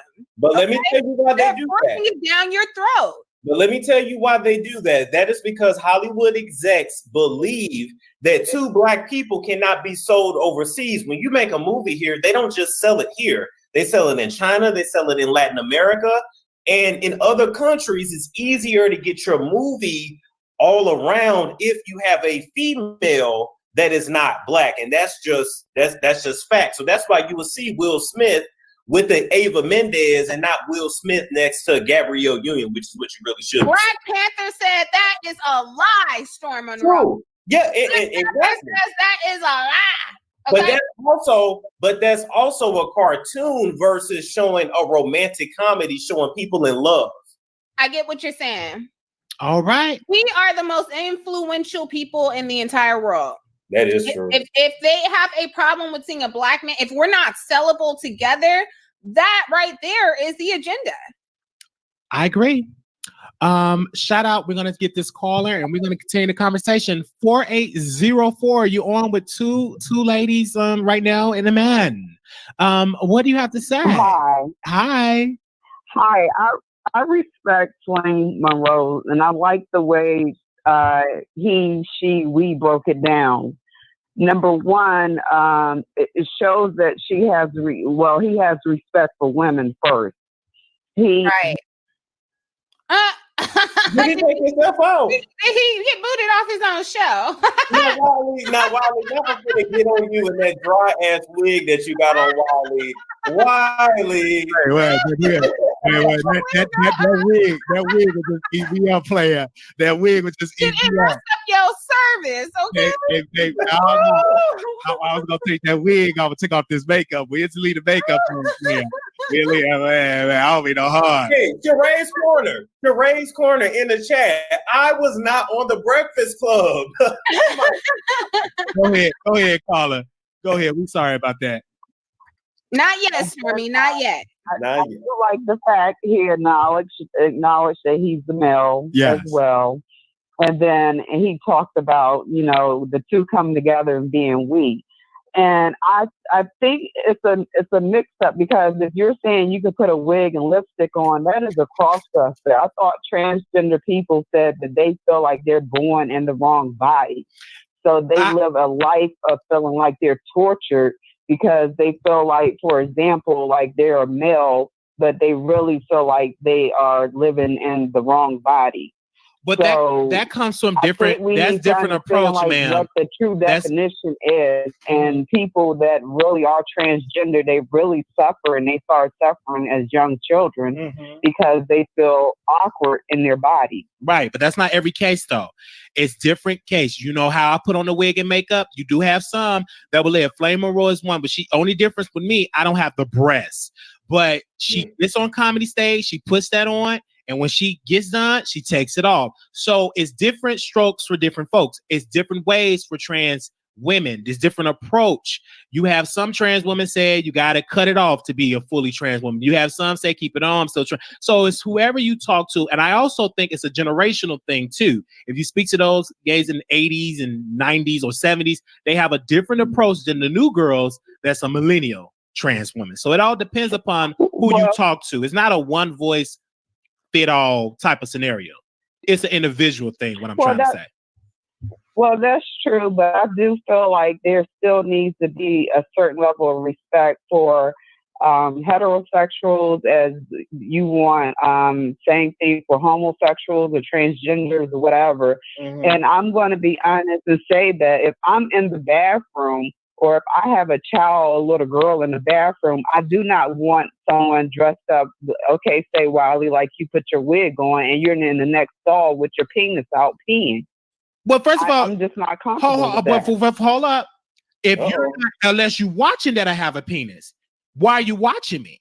Why are you looking? Because in New York, they have co-ed where men and women use the same one. This world is changing. Let me say this, sister. You have a right to go to a public restroom.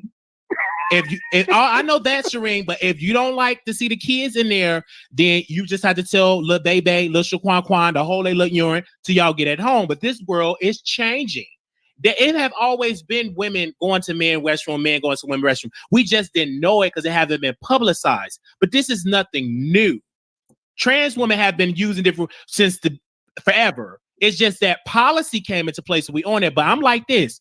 I'm a dude, and I went to the women's restroom. Shout out to Dart, but they called the police on me, and I told them, I said, "Listen, you can't use that." I said, "You know what? To you, sister, I'm calling the NAACP." She said, "Well, I'm not a racist because I deal with a black man." I said, "Skip you and that weak black man that you with." I had to go, and I'm handicapped. I am a disabled veteran. My eye limp. I have a limp leg, a twisted foot, and I had to go. So they called the police, and gladly the police escort me out of there. And I don't want to get shot, but I did say we shall overcome. And I said I will be calling Jesse Jackson. Now, mind you, I was just talking to myself. I said I'm talking to Jesse Jackson right now, and they escorted me out there. But I had to go to the restroom, and I feel like if you got to go, you got to go. All right. Now, can I address something after this caller, Wiley? I need to address that real quick. Go ahead, address it. Okay, so I just want to address the lady that was in the chat that I guess was trying to roast us and say we so pro-black, but how many countries can we name in Africa? So while I got your attention, ma'am, Algeria, Libya, Morocco, Egypt, Cote d'Ivoire, Ghana, Nigeria, Uganda, Somalia, Sudan, Zimbabwe, Republic of Congo, Mali, just to name a few. So don't do us. Okay. And what does being pro-black got to do with Africa? We're the bastard children of America. So you already messed up. But thank you. Absolutely. And we are the ancestors. We are the beginning. So we are the beginning. It starts with us. So I also want to say this. Someone said that the NAACP was founded with Caucasian and African Americans due to the race riots in Illinois. So again, it wasn't just Caucasians. Please understand. Please do your research when it comes to that. I also want to say this. Regardless of what y'all say, we have to be able to have these uncomfortable conversations. I am so tired of the cancel culture. If we keep on with that rhetoric, we're not going to be able to say nothing. If we keep on with this, we ain't going to be able to be Americans to have free speech. I like it when I'm able to say what I have to say. Now, mind you, it is a limit. But when it comes to the gay community, I feel like we get muzzled and we get that cancel. Someone told me that I'm homophobic because I said, trans women is too sensitive. I said, how can I be homophobic? One day I'm trans, one day I'm bisexual, one day I'm trisexual, one day I'm a cross-dresser. I do a whole type of things, So for you to just label that just because I say something that you don't like, we got to get over that, in my humble opinion. Also, this is the last subject that I do want to talk about. How do you all keep going when you get criticism on social media, especially on YouTube? How do you keep going, Storm? You get all this stuff. 7, how do you keep going when you get a lot of criticism? What keep you going? 7, you want to go first? Not really. Okay, I got you. I'm able to keep going because I don't give a damn what got to say about me. I don't care. If you seen the people that I come from, if you see the people that I come from, I am the light one. I am the normal one out of all of us. So I come from crazy niggas. So I don't give it. Ain't none y'all can say to me that I'm really gonna be like, oh my God, I just gotta change. I don't care. The checks are clearing. People are watching, and no matter what I say, you gonna come see me. So as long as you coming to see me, I don't give a damn. Leave constructive criticism. But when you get in your feelings, get out your feelings. Take the panties out your ass. A lot of y'all is butt hurting. You don't need to be. Get some preparation H, some icy hot, some. I don't care. Absolutely. Come on, 7. Woo. Let me grab this microphone. Now, I understand your best read for me is that I'm a hoe. Oh. Now, the reason you think I'm a hoe is because, again, you believe that the majority of the men that cross my path want me. That's why you call me a hoe. So that is not a read. Anything else is null and void. I already told half of you. You don't look like me. You don't look better than me. And the day a chick who get on here who look better than me call me ugly, I might listen. Okay. Other than that, I'm going to sit up here and I'm going to continue on with my girl cave. And shout out to my girl cave. They have a lot to do with why I'm not bothered by anything anybody has to say about me on here. So shout out to y'all. I see y'all in the chat. And the rest of it just comes from me not giving a damn, just like Storm. I don't give a damn what you say. Half of y'all broke, half of y'all getting cheated on, half of y'all got a bacterial vaginosis right now. Half of y'all got a million other things you should be worried about other than me or my dusty blinds or my pussy or my Tinder dates. Don't do it. Okay? All right. And I'm going to tell you, I don't give a damn what you say. I get it all day. The more you talk, the more the bigger the checks is. Okay. The bigger the opportunity is. So you can talk about me all day. You can talk about my mama. You can talk about my daddy. I talk about my mama being a drunk and sleeping with her husband, best friend. I talk about all of my family members. So that don't get to me. What gets to me is, how can I get out of debt? Because I'm tired of poverty.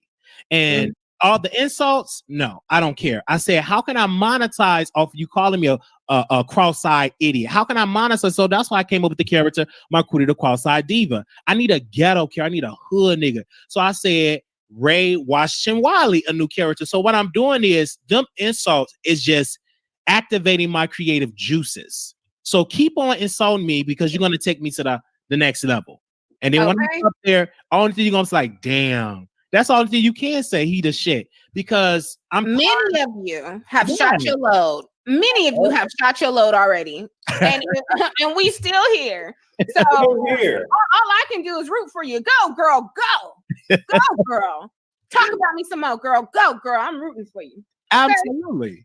So the last subject, Harriet Tubman, was allegedly by a studio executive. They wanted a white woman. What was the actress name? Was it Julia Roberts? Julia damn Roberts. You know who it was. What up, horse teeth ass? Really? Why we got to drag Julia? She gonna get it too, because she should have been told us. So she gonna get it by omission. Dragation by omission. What the hell? Paul Mooney said something about it like 7 years ago, but everybody wrote it off as a joke because they thought he was kidding. Oh wow. Okay. See, I didn't even know that. Mm-hmm. Oh my gosh. And a studio executive, he mentioned, said, why don't you, he said, it's been so long ago, they won't remember. I don't know why. This is the main reason why I'm so glad that Tyler Perry owned his own studio. This is why it's so important for African-American people to have a seat, to create their own table, so they don't have to keep dealing with this crazy white supremacist rhetoric. With all this blackface, this is why it's so important for ownership. And I really didn't even like the Harriet. I did at one point, but then I watched it again. They had a fictional character with a black man that was abusive, that didn't exist. They had so many just characters that didn't even exist in the true story of Harriet Tubman. But that's because you allow white writers that are giving their perspective of slavery. You understand what I'm saying? And it is time that black writers, black producers, black directors tell our story concerning the slave trade and also the rebellion, those slaves that rebel against their owners. So we need to see those. And not only that, we also need to take it a step further. Let's talk about the kings and queens in Africa, because we was not always slaves. So let's get to the beginning of when it was really good to be in Africa, because we are the creators of this world. It starts with the black man and the black woman. I agree with you, but can we also talk about the Arab slave trade that happened before the white slave trade, which is why all those Africans got Arab names? Can we talk about that too? Absolutely. Okay. Can we talk about how Christian Bale played a whole Egyptian in that movie with the Can we talk about all the other people who they did replace with white people? You know what I mean? Cleopatra, the whole is nothing new. It's too much. Absolutely. Also, I want to get this last caller. Anonymous, you live on the air. You on with two men and a lady. Go ahead. Okay. Good evening. I just wanted to give you guys a compliment. You guys look very good on the camera. And the vibe as well. I don't care what anyone says in this sector. You guys have the best panel. Your conversation is broad. And Wiley, I think they underestimated you because people have a tendency to judge books by their cover, which is one of the number one mistakes of a human. I think that you have a very good perspective on what is going on in the world.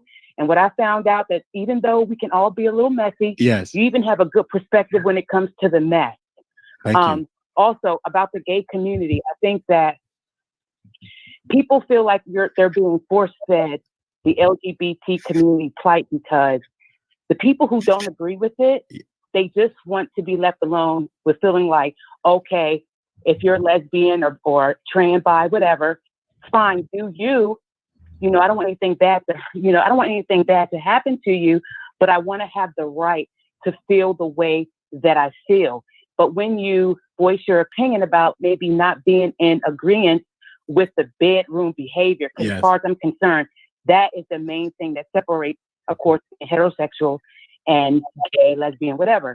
You are being called, they call you a name of being, you are homophobic. Mm-hmm. And I think that that's where people start to feel like it's forced, because it's like you're not allowed to be okay with not agreeing, because I'm a heterosexual and there's some heterosexual people, some of the stuff they do in their bedroom, and I'm heterosexual. I don't agree with other heterosexual people, what they do in their bedroom. So what does that make me?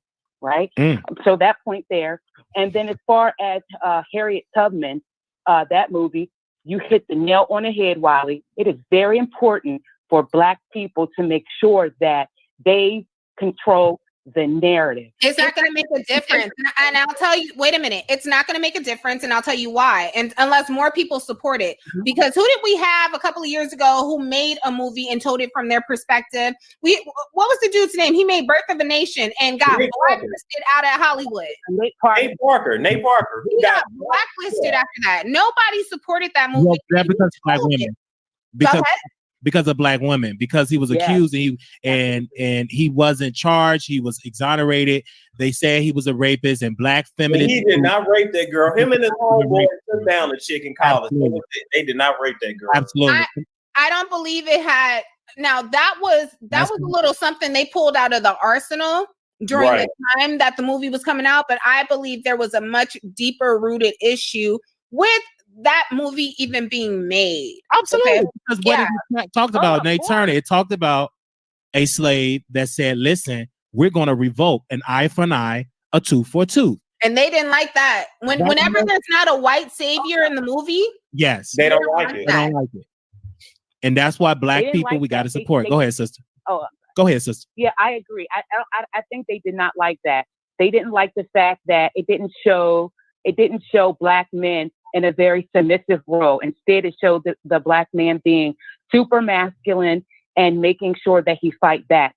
To them, it makes them feel like they feel as though that movie would empower Black people to perhaps maybe stand up to what is going on in America and has always gone on in America.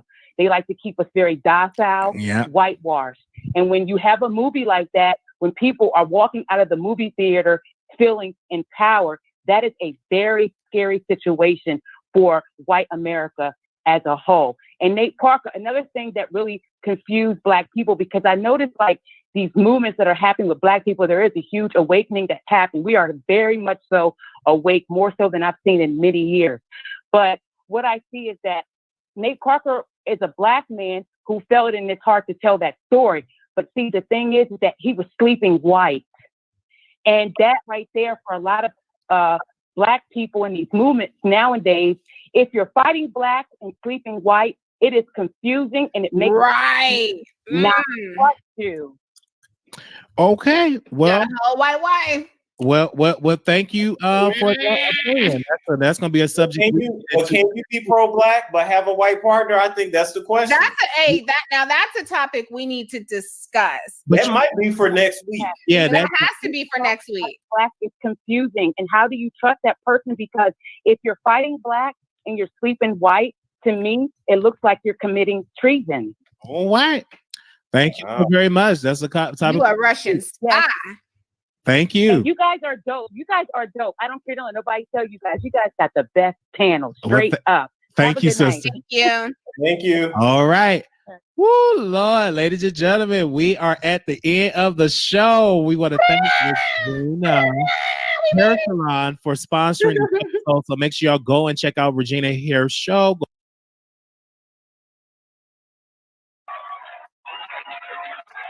All right, what's up, everybody? This is a new show. I know y'all is excited. I am excited. I am here live and in Dallas, Texas. I am one of your panelists. This is the season premiere of Two Men and a Lady. And I want to first introduce this brother to you all. None other than our special guest. Streaming it up on YouTube, doing amazing things out here in media. None other than Storm Monroe. What's going on, Wiley? I'm doing good. I'm blessed. You see, I got my hat blessed. Yeah, I see you got your blessed hat on. What's up to everybody who is watching? I'm excited for tonight, man. Yeah, it looked like you just came around the bank. It looked like you ready to rob a bank. It looked like you ready to rob a bank. Look, don't tell nobody. These bills got to get paid somehow. So I want to say this. I want to first, and we do have a special guest that's going to be joining us, and we're waiting on our lady to join us. But let's just get into the first subject. I want to get into Kanye West. He's going to perform it at Joel Osteen Church. This is your Bible. I say it as you are. I do as I can do. We'll never be the same. Okay, he's going to perform it at that church. That same Joel Osteen that said no to the flood victims because we got flooded and it was dry in the church. That same Joel Osteen, Kanye West will be performing at his church. He got a lot of criticism for that. My opinion about it, that brother is an artist. The church is a business. And so Kanye West is a businessman. So they Tyler Perry at Joel Osteen, and he does Medea. So he could be able to perform. Wait a minute. Wait a minute. You said Tyler Perry does Medea at this church? Oh, no. He don't do Medea at the church, but Tyler Perry actually went to the church. Because Tyler Perry is a preacher. He didn't get up there with Medea. Well, give him praise, give him hallelujah. He didn't get up there with the first. No, that'd have been too much. Baby, they would have been calling him all time of days if he would have did something like that. Because I'm like, wait a minute, hold the front door now. I mean, bad enough they got Kanye West up in there. Do you really believe Kanye West is really turning over his life? Is he really serving the Lord? Baby, Kanye West was washed up as a regular rapper in the secular world. He see a corn with Jesus Christ. He know black folks. One thing that we know how to eat some fried chicken, and we know about Jesus.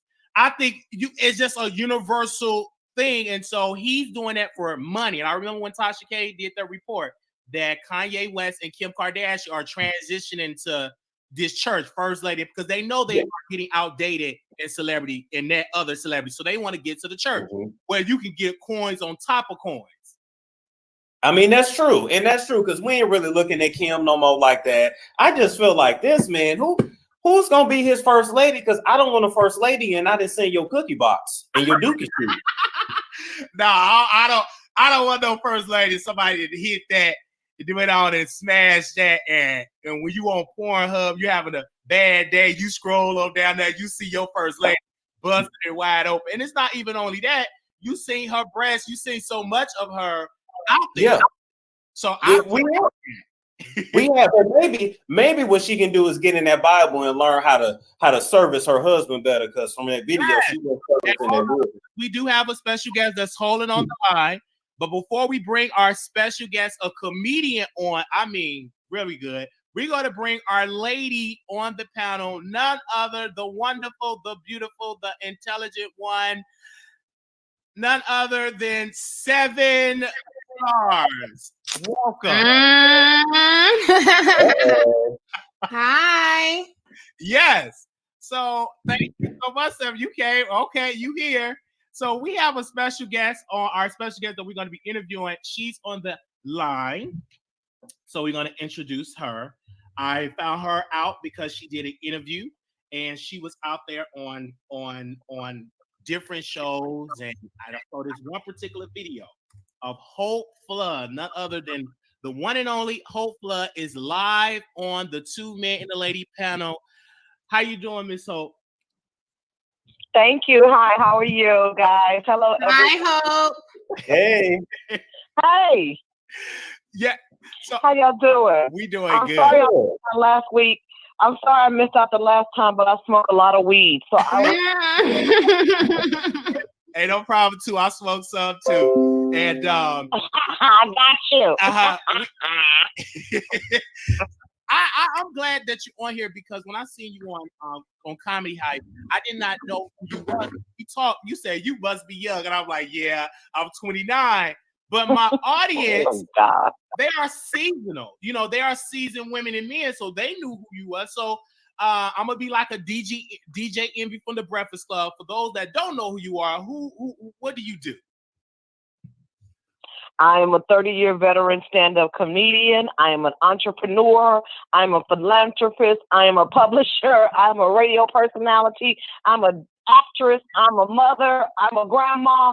I'm every woman. It's all in me. How about that? Okay. All right. I heard that. So my first question will be Monique. Monique is in the news. She's going. You know about what's she talking about now? She's suing Netflix for discrimination for not paying her right. I remember in that interview that you wanted to stand up towards BET because y'all wasn't getting paid right, and Monique did not want to stand with you in that fight. What's your thoughts on Monique lawsuit with Netflix? Do you stand with her in that fight? I want to know your thoughts on that. Well, I don't know if I stand with her on the fight because I don't know exactly what they offered her. I think she said something like $500,000. I don't know what they exactly offered her. But what I think that I would have done is I would have taken the money to prove to them that I am worthy of a bigger check. Sometimes you gotta, when you are out a little bit of the game and stuff, and I'm not saying she's out, she's relevant, but sometimes when they feel that way, you have to prove them wrong. So take the money. Do the special, and then they're going to offer you another special. That's what Dave Chappelle did. That's what but they gave Dave $60 million, but he did six specials. 3 he had already taped on his own. So when they went to him, he says, well, I already have 3 in the can. So they all like, great. And then they did the other 3. So I think that her strategy should be a little bit more like, take it, because I know with Tiffany Haddish, when she did the series, She Ready or They Ready, those girls got paid a lot of money, you know, and they had never been on anything. So the money is there for them to do it. I think that she should take the money and prove them wrong, right, or indifferent, or whatever their reason for not paying her. All right. You want to ask us on the panel? Y'all got any questions? Well, let me say this. I know someone who was directly working with Monique back on the Fat Girls movie. Okay. She does have a reputation for being very hard to work with. Okay. And this is something that has rang true through a lot of different people she's worked with on different sets, different movies. So they're not all lying about her. Because like I said, I know someone who directly worked on that movie. Okay. And she would talk about how she would come in and she would just fire her whole staff one day. Okay. Or, you know, she would be in a scene still mic'd up talking crap about everybody on the crew. So this is real tea about Monique. I don't know that she's worth that kind of money if we're going to talk about it, because again, they broke it down to a science of like the ticket sales, like what can you generate for us? So I absolutely agree with Hope. I would have taken the money, but she's on this whole plight of, well, I'm trying to do it for everybody else, which is just garnering sympathy for herself so everyone can come and join her fight. And I'm not buying it. I understand. I've heard those things too, but I know the Monique before the fame.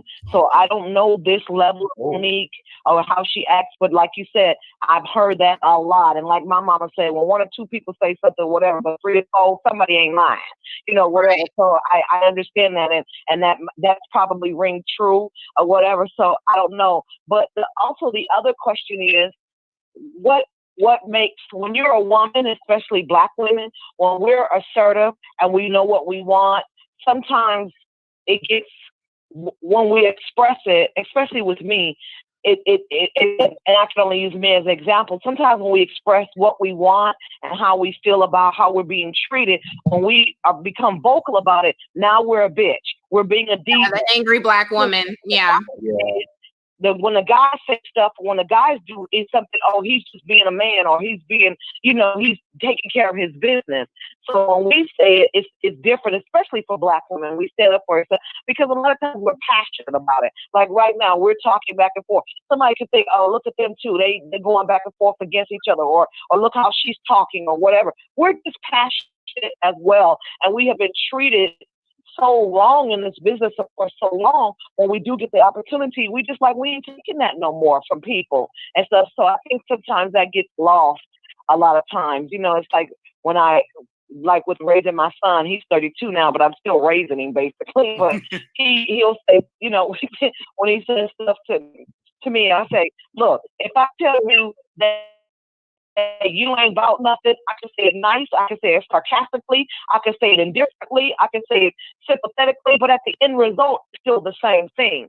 So I think maybe the delivery is what's bad, because what's implied and what she feels like she's not getting might be what she's not getting and stuff. So, but again, I would just take the money and prove them wrong. Well, it's been alleged that her husband's got her in the sunken place. What do you think that's true? That what now? It's been alleged that her husband has her in the sunken place. In a sunken place? Right. Yeah, what do you mean by that? Like some sort of mind control, you know what I mean? Like she's gonna do whatever he wants. Well, she does call him daddy now. We know that. Oh, she unloads a clip of daddies on him every interview, and you're like, I don't know. I never met Whitney.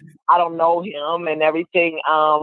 You know, there are some women that are like that. They get with a man and he, you know, controls them or whatever. She's been with him and knows him since has known him since she was a kid, you know, or whatever. So from what I understand, she's always loved him and wanted to be with him. And he was a writer on the Parkers and things. And, you know, she, you know, she wants to keep her marriage.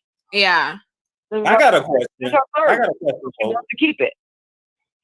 All right. Hey, Hope, I got a question. Do you think that this whole fight against Netflix and trying to get more money and trying to just this whole fight that's been going on, I think for what, 2 or 3 years now, is this really Monique fighting for this, or is this Sydney saying, nah, baby, you need to be getting more? Nah, baby, they should be paying you more. Like, who's really the driving force behind this? Right. I don't know. I'm not in their household. I don't talk to them like that. When Monique started the rebuttal or backlash or whatever you want to call it with Lee Daniels and Oprah Winfrey and Tyler Perry, me and Linnell and I reached out to her and we were like, we thought we ride with you. You have a right to your feelings. You have a right to say how you feel about them and what they've done to you. You have a right to that. People back down from people just because they're in power. And I get that. I think the strategy could be different. Let me just say that. The strategy could be different. Absolutely. But Hope, you're in the business. I did see your interview with Comedy Hype, and you explained that a lot of comedians did not help you get to the next level. Those comedians that you helped push, when they made it, they did not bring you on along the way. What do you think? What was the reason? Do you have a valid reason or a reason from the heart of why those celebrities, of those comedians that now turn into household names, got put on that? Do you know why they did not bring you to the next level? I don't know why. I think that a lot of times I don't present myself like I need any help. But it's like, it's obvious because you eating and you're on these things and you're doing stuff and you don't see me there and you don't see me having it. So it's obvious that I need something. You see that I'm still out here pushing, that I'm not stopping, that I'm still working, I'm still relevant, I'm still funny. But also, too, a part of that interview, a lot of that stuff, of course, it was an hour and a half interview and they cut it down into 5 minutes over 4 days. So, of course, that's 20, 25, 30 minutes and stuff. So it's not the whole interview. The whole thing is that a lot of times, the Bible says you have not because you ask not, or whatever. The closed mouth don't get fed, or whatever. But so it's some of it is me not asking and not reaching out and wanting to do it on my own because I want to be able to, when I get there, say I just want to thank God. I don't owe nobody nothing, which I don't, owe any of them anything in particular. But also, too, I took myself out the business. Like I said before, I had to finish raising my son.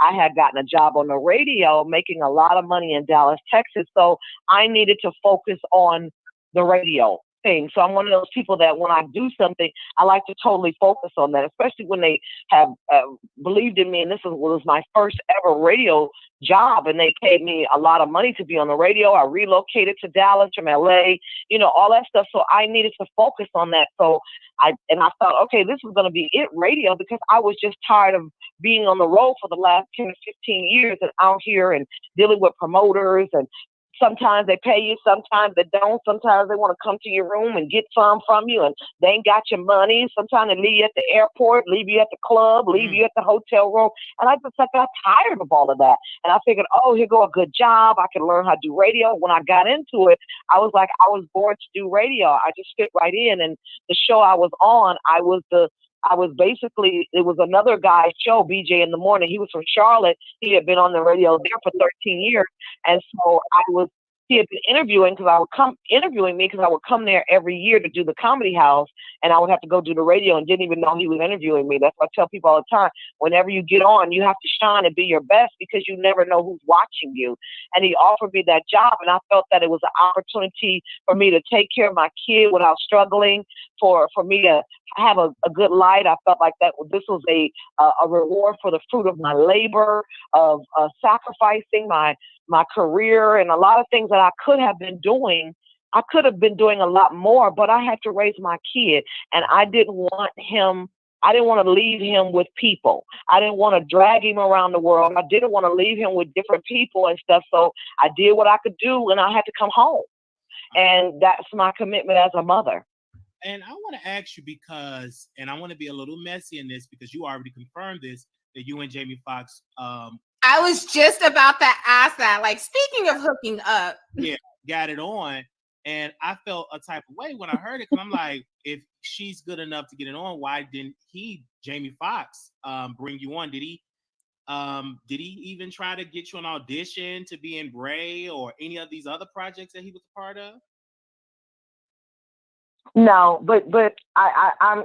If you look at any of his projects, and I know his circle of friends, he didn't really bring any of them along per se, whatever. But we are back reconnected. I had gotten disconnected from him for so long, and you mind you, when Jamie and I dealt with each other, this was before he was famous. This was when Jamie didn't have any money. Jamie was broke. He was living in a one-room hotel. Oh, wow. He didn't even have a car. Or, he was pillar to post, sleeping on people's couches and things. So when me and Jamie were connected, he wasn't famous then. If anything, I was helping him, by putting him on the shows that I was doing to help put money in his pocket. And I don't think all the time well, let me just go back and say this, because I did get some backlash about a lot of things and stuff. And I want to make some corrections on it by saying that, does anybody really owe you anything? And that's the question we could put out there for the panel. If I help someone, am I doing it because I want you to put me on, or am I doing it from the heart? And sometimes when the blessings come, it doesn't necessarily come from the person that you blessed. The blessing may come from somebody totally different, right? Whatever. So you have to keep that in mind in anything that you do, that just because you bless somebody doesn't mean that they're going to actually come back and bless you, but you're going to get blessed somewhere along the line and stuff. And so I consider blessings in the form of my son being healthy, and never been in jail. And those were the commitments I had to make, because his daddy was a 4-time convicted felon. He had been in jail 20 years in the penitentiary, gangbanger, Crip, original Crip, or whatever, in the streets of LA. And so I just wanted to make sure that my son didn't follow down that path, because that DNA runs thick, y'all, whatever. So I just would make sure that I led him down the right way. So my reward, and I think my blessing, is my son's never been in jail. He's not on drugs, still to this day. He just had his kids in the last 4 or 5 years. I have my grandkids and stuff. So he's never been a gangbanger or things like that. So I think that that's where my blessings are. He still loves and respects me and hugs and kisses on me and thinks I'm the greatest thing ever, whatever. So those are to me, those are my rewards and stuff. Am I still getting it? I'm still getting it. Jamie and I have recently reconnected, and we got some things in the works and stuff going on, but he's just so talented that he's got so many projects on the table and stuff. But I told him when I saw him on Easter, went for Easter dinner, I was like, I need a win. He said, I got you. And I believe that. Now, when is that going to happen? I don't know, but I believe what he's saying. I really feel you on that. Go ahead, Sam. Well, I was going to ask, do you have any upcoming projects that you can tell us about? Yeah, I'm working on, since the interview that I was talking about, on Comedy Hype, a lot of things have happened, because again, a lot of people didn't think I needed anything, because I've always been my own person. I've always made my own way some way or the other. Even like, I'll tell you a really brief story. When Comic View, DL is my mentor. He started me in comedy, and they overlooked Cheryl Underwood and I for like the first 2 years that Comic View was on. That show was created for DL. It was his show originally. And so the talent bookers and the producers wouldn't let us on the show. They thought we were too blue, too vulgar. Too blue means too dirty, too vulgar, too much cursing, things like that. So they wouldn't let us do the show. So we were like, well, let's go down there, see. And then DL left the show, and then they turned it into a competition, and then they let Cedric host, Cedric the Entertainer. And we didn't know who Cedric was. We were like, who is this dude from St. Louis coming in with all these comedians in LA that's deserving, and they're allowing him to host? We're going to go down here, and we're going to heckle Cedric and all this stuff. We didn't know who Cedric was. And so that's what we did. And that's another point of, sometimes you just got to show up, because out of sight is out of mind sometimes. Whatever. And so we went down there, we sat in the audience, we clowning, we heckling, said, just having a good time. And at that point, the changing of hands had happened. Those talent bookers and producers had gotten fired, and there were new people in the new gatekeepers in the position. And one of them happened to be my boy, who we grew up together in church. TJ McGee, may God rest his soul, he just died earlier this year. Anyway, and so he came to us and said, hey, they want you guys to do the show. And we were like, well, they didn't want us to do it before. It's like, oh, those people are gone. They want you guys to do the show. We're like, we would love to do the show. They're like, but, and then they told us the stipulations, and we like, just tell us what we need to do. These jokes that we write are not written with profanity as the punchline. We just like to cuss or whatever, but we're intelligent enough, and these jokes can stand. We could do them in the church if we want to. We could do them in front of kids or whatever. And so we did the show, and then we ended up doing Comic View for 10 years straight after that. And we even had 1-hour specials on Comic View. So, so with saying that, with this comedy hype interview, a lot of things have happened Yes. for me. Because, like I said, 1 year out of the business is like 7 years. So imagine I took myself out for 7 years or whatever. I was doing gigs here and there, but I was married. I was trying to be normal. I was trying to be married. I had a jealous husband. So I was just trying to save my marriage. So I understand where Monique is coming from in a sense, if that's what's happening with her, but I don't know that story or whatever. I've heard that, but I don't know that story. But anyway, and stuff. And so I'm working on a lot of things right now. So I got a lot of people that's trying to help me just really get myself together, get my representation. I need an agent. You know, I need a talent agent. I need a agent. I need a lot of things that I hadn't had in this business for all of these years because I've been doing my own thing. So I'm working on, I have a cannabis business that I have. It's called High Hopes, not Biz. And our slogan is that we are healers, not dealers, because I am trying to educate and our people on the benefits of cannabis and CBD as a healer and getting people off of opiates and prescription drugs that will never heal you. It is putting a Band-Aid on a bullet wound. So I'm trying to educate our people on that and stuff. So I go around the country after my show. I talk about the difference with cannabis and what they do and what CBD does and things like that, and send people to the website and they order products and things like that, CBD and all these things that heal. And so I'm working on that. I'm working on a tour called Don't Call It a Comeback with all the veteran famous comedians that are in my same position, you know, whatever. Now we all should go on tour and do some dates and so people can see we out here, we relevant, we still funny. We have an audience like this audience knows us, you know, whatever. So I'm working on those things and, you know, I'm working on some other projects that I just can't really mention because I'm waiting for them to come to fruition. So yeah, I'm back out. I'm doing my thing. I'm 53 now. I'm a little older now, but you look good. I'm gonna tell you this right now, Whole Flood. You look good. I mean beautiful. You look good for your age, sister. Storm. Thank you so much. That black. Can I Storm? Go ahead, Storm, because I wanted to ask one question, but you're not really talking. Go ahead. Okay, yeah, I just wanted to say, Hope, like, don't even put that age stuff on you. Like, that age has nothing to do with it. And with social media, like, you don't even have to worry about gatekeepers. Like, I know you said you were out the game for like 7 years, but now you are literally in control of your own career. So don't even put that obstacle on yourself. You can go ahead, 7. Well, yeah, I wanted to ask her about that in terms of comedy, because I remember when Cat Williams, before that whole fiasco happened over at that Atlanta station with the lady, he was saying that, you know, there's a lot of comedians who have been in the game a long time, like Lunel, and I'm thinking like a Hope Flood, you know what I mean, who have been pounding the pavement for a long time. And, you know, he specifically said in an industry or this part of entertainment where looks shouldn't matter, they do. Have you ever felt the pressure of having to look a certain type of way? Or, you know, there's also another stereotype that, you know, women in comedy can't be funny if they're not talking about sex of some sort. Have you ever felt any of those pressures, or does that, you know, kind of plague you now that you're getting back into the game? Well, yeah. And shout out to Cat Williams, because he's one of the comedians who has in his fame, and he used his celebrity to reach back and put people on when he did his tours and stuff. That's how Lunel got on. That's how Leslie got on. That's how a lot of those comics he took on tour, Melanie Camacho and stuff, that's how they got on and got recognized as the Cat Williams. So he's one of the different ones that have actually reached out. Cat gives away money. When Cat has money, he gives away a lot of money to a lot of people. So shout out to Cat, because he has helped a lot of people do a lot of things and stuff, because he gets it. Cat was homeless with his kids and, you know, and all kinds of stuff. So he gets it and he understands. So he puts people on, Red Brand and all those cats. So I want to give a major shout out to Cat Williams and everything. And that he's amazing. I knew Cat before he blew up as well.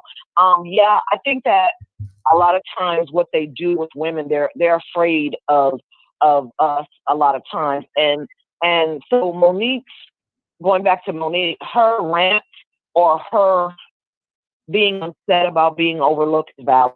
I And I like, again, I've heard things about her. I've never been on set with her or done anything, so I don't know that. But I have heard things about her. But she's even told me when we reached out to her that she was smelling herself and they were blowing smoke up her butt and telling her she was this and that and all those things, whatever. And it cost her, you know, a lot. It cost her relationship with her oldest son, you know, because she was arrogant and you know, and just, you know, really on her way. And money and fame does that to you sometimes. And then God has a way. He's the funniest comedian because he has a way of humbling us all. Oh, yes. Exactly. Yeah, very true. Way of humbling us all, baby.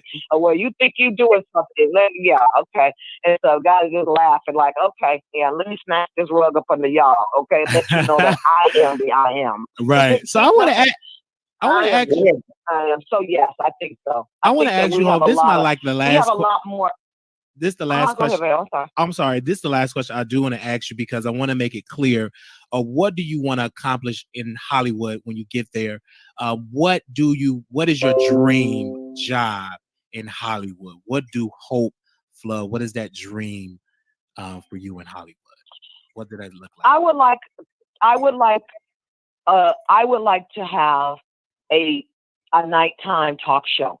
Okay. That's what I really would like to do. I don't know if, you know, being on a sitcom and all that stuff as I've gotten older or whatever, I don't know if that me going in and running lines and doing a sitcom every day is something I really would want to do. As some, you know, I missed a lot of my son's life too as well. Being on the road, I did miss some of his life because I did have to go get the money and work on the road, but I couldn't go as much as I wanted to, but I did go a lot. And he was going to the prom and I sat on the couch and I started crying. And he said, "Mommy, why are you crying?" I said, "Cause hell, I thought you were in the ninth grade. I done lost 3 years of your life, okay? Or whatever you're trying to do this." And so that's what I would like to really do. I would love to have a nighttime talk show, a cross between a Saturday Night Live meets Chelsea Lately meets Arsenio meets Monique, yes, or something like that. And that's my dream job in the business. I would love to see it. All right, thank you so much, Hope, for coming on. I want you all to go follow her on Twitter, Instagram. Show her love. For those of us that's millennials, Google her, go to her shows. When are you going to come to Dallas? So are you going to come back to Dallas? Because I would like to see you because everybody say I should start doing stand-up. So I would love to come. You need to come to my comedy convention. Okay. I do a comedy convention every single year for comedians. I didn't do it this year. I sat out because I was trying to work on my thing, but the comics was like begging me and threatening me to come back. Okay. So next year I'm doing the 8th annual Comics Rock Convention for aspiring comedians, new comedians, veteran comedians, intermediate comedians. I took what I've learned in 30 years of being in this game and I put it into workshops and seminars taught by other veteran comedians to help comedians win at this game, to not spin their wheels for the next 20 or 30 years just focusing on stand-up comedy. They have other gifts inside of them and other talents that they need to stir up. You know, that they need. I didn't know I could do radio until I was doing radio. So I have somebody come to teach radio. I have somebody coming. Yeah, I have somebody coming to teach voiceovers. I have somebody to come to teach acting. All of these people are comedians. Shane and Rodney Parry teaching improv. Sean Michael Howard, who is a voiceover specialist. He plays the guy on PJs and on the Boondocks. He's an amazing voiceover guy. A guy about commercials, casting, pitching your ideas, sitcom writing by one of the best guys who's written on all the shows, including the Parkers, Lamont Farrell, Shane Forbes teaching social media, somebody teaching on how to monetize and make 6 figures on Facebook. You know, so I've taken all that and what I've learned and did learn and put it into workshops and seminars for comedians to win. And it's in LA and they get to showcase at LA's mainstream comedy clubs. They can't walk on a stage in LA. You either have to be recommended by someone, referred, something, but you just can't come to LA and go walk into the Improv or the Comedy Store and get on stage. We don't do it that way here, you know, whatever. So you get to get a showcase as well. So comics can go and register right now. It's $299 for over 25 workshops. I do a tribute every year. I'm doing a tribute to the Wayans family, J. Anthony Brown, Enns Mitchell, who are the oldest comedy clubs here, Robert Townsend. I do a tribute every year that kicks off. I'm starting off with the Monday with it's 420 with my cannabis business and launching that, the 420 Cannabis and CBD Lounge. And then we do Professional Development Day, where we help comedians get their headshots, their business cards, their website, their social media, their EPK, their bios, their resumes. So everything that you need to be a successful comedian is at the Comics Rock Convention. And that's also the website, www.comicsrockconvention.com. I did it 2 years for females in comedy. So this thing that Tiffany is doing, the thing that Monique is doing is taking women around the country. I've been doing this 20, 30 years ago. So this is not new or anything. That I've always been an advocate for female comedians, because we haven't had a black female comedian to have a sitcom in their name on a major network since 1997, and that was Thea Vidal. So there's something wrong with that, whatever. So I created a group on Facebook to help comedians. It's called FICA, Females in Comedy Association. It's over 2,000 women in the group. They're all comedians, and they're all in there, and we're trying to figure out what's the problem. So I did it for 2 years. I did it for 2 years for women, and then I opened it up and rebranded the name and called it the Comics Rock Convention, and I opened it up to male comedians as well. It's an amazing convention. It's April 20th to the 24th, and 2020 is the year of vision. 2020 is the year of vision and the year of you getting yourself together as a comedian in business. I have acting classes. I have writing classes. Everything you need to be a successful comedian, I've thought of every single thing. So comedians don't miss this opportunity to learn it. People I can't come to LA. And they definitely gonna come because I'm gonna show up and support. But I thank you so much You're welcome. for coming Thank you. on. And I would definitely keep in contact with you. And if you need anything from me, please. I'm always here. And I would definitely give your information other massive platforms that your voice needs to be heard. Because I'm going to do everything in my power to help you make it and make it in Hollywood. God bless you, sister. Thank you. Thank y'all. Everybody have a great evening. Thank y'all. Thank you. Yes. Okay, So the one and only Hope Love, we want to give her. Now, how did you swing that, nigga? Well, this is how I swing it. I know how to talk to the ladies. Okay. Wiley is that dude. Wiley is that dude. He will get anybody to come on his baby. 15 minutes to put my eyeshadow and lashes on. He was like, "We are going now." I'm like, yo. So as y'all can see, he said Wiley is that dude. Did y'all hear that? Wiley is that dude. I executive produced the show, came up with the name. We would have been syndicated by now. We'd have been on the road. But soon when he got with an F, ends with a T, and he's been cooning, he changed. 7 stars is in the beef sector, so I can always make up a 7-star. That's classic beef sector. She didn't do nothing malicious. But Storm, that dude literally posted that I molested my grandmother. That was foul. That was unethical. That was evil. And you're going to pay for it.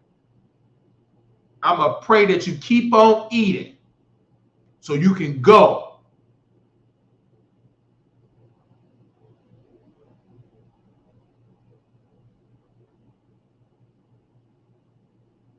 You doing all this stuff. For what reason? You didn't give a reason. I never said you touched a child. I never said you humped your mother. I never said you humped your grandmother. Why would I say something like that? Do you know how sick you have to be to create that type of lie, Storm? And you was on my show, on my channel, and you were paid for your services. But yet, you would remind you, this is why people, you got to be careful talking to devils. When you're talking to devils, you're going to be a devil. You are who you talk to, who you are around. Your associates and friends are a reflection of your spirit. If you messy, you're going to attract messy people. If you evil, you're going to attract evil people. If you weak, you're going to attract weak people. If you're a strong-minded, educated black man that is woke and a Trump supporter, you're going to attract good old right folks. RIGHT. You're going to go get slimmer. Your child is going to grow slowly. You're going to have people giving $70 here, $80 here. And we thank those people because we take that money and I'll be like, okay, I got enough to buy groceries. Because I know it's hard. I was trying to get a job at Panda Express because I was trying to get just a food service job. Because healthcare, I can't do that no more. Because all that abuse, unless you just want to just be a witness of abuse and cover it up, then you go right ahead. But if you're a person like me that's woke, you ain't gonna want to do that. So I took my chance. I'm taking my chances. I work at the front desk at Panda Express. Send an application in. Hey, how you doing? Stir fried rice, orange chicken, blah. I work in the service community because working in healthcare, I can't do that anymore. Because healthcare is a type of job where your heart got to be in it, and then you got to see a lot of stuff where you can't help people. You're gonna feel powerless. That's why a lot of CNAs are leaving the industry. Give me a second here. Let's play. We got about 20 more minutes of this video. I'm looking up Instagram. I know how to connect with people. I'm a producer. I think I love to be a producer. If I had a choice, I'd rather work behind the scenes than in front of the camera. I love putting people together, like Storm together. I just love talented people, and you two fell in my heart. I just I need the coins, and Seven, I got to get your coins. You know, piece. They're not gonna come for free. Right. I like that. Well, That was very positive. That wasn't salacious or anything, you know. And I actually learned a lot more. Oh yeah, and 7 stars was paid too. 7 stars was paid, and Storm was paid. It was paid $50 an hour. So we had a sponsor that gave $400, and we did this show once a week. Once a week. I think it was on Thursdays. 7 got her $50, so did Storm. Just to talk because that's all we could afford. And Regina Hair Salon was our sponsor. She sponsored the show. More from her because the only thing that I got from her thus far was that she slept with Jamie Foxx and that it was news to everybody. And now we know she has her own cannabis business. She has more projects coming. She raised her son for 32 years. We learned so much about her in this interview. Like we know about her now. But the only thing is, my fear for her, though, is every interview she does, they're just going to want to focus on Jamie Foxx or Monique. So absolutely, she has to learn how to kind of like finesse that because she's going to have to get on social media, get a YouTube channel, and I can manage her, and she'll be Jamie who? You know, it's okay. That you funny, Wiley. Do on social media because it is a new market. Don't get me wrong. You can stand up on comedy all day, but you have to reach the other market, meaning that YouTube audience, Instagram, you got to be known over there because it's a lot of comedians. Comedy is tough right now. Media can get more love than a veteran like a whole flood. Why? You don't have to go the just hilarious route, but that's what I was asking her. I said they want a hoe look for it. Now she is older. She's not a bad looking woman, in my opinion. However, that climate we're in, you know, it's such a superficial one. So yeah, don't even let that hold you back. Like, just keep pushing your shit. I'm sorry, Wild. Keep pushing your stuff. And as long as the talent is there, you can come through. Like, don't even acknowledge that. And she got to receive the help. I'm interested in the cannabis business. Absolutely. And she's going to have to tell people, hey, I do need your help. She needs to get on the phone. Because if I was her, if I gave Jamie Foxx my cookies, guess the first person I'm going to call? Jamie Foxx. Hey, big head. Okay. Hey, big head. Yep. You know, they eat me out, whatever, and ride me all night. You know, I'm just the type of person I'm gonna make it do what it do, baby. This is though. So before we forget, Wiley, go ahead and start your GoFundMe for your workshop money. So and what you're gonna need to Somebody already said they got him. He missed a comment, but somebody said, I got you on the money, Wiley. Yeah. They on me. And don't make sure he worry. doesn't it, and he needs airfare because I'm not paying for him to get to LA. He gonna have my purse told us they gonna make sure I'm in LA and we can take 7. Oh, we should have a live LA show. That would be bomb. That would be dope. Oh, I love LA. Let me know when. And Stormer, where I we love all go. And we will not sit in the back row. Okay, we'll sit in the front row. Okay. All right. So, You might see a foot.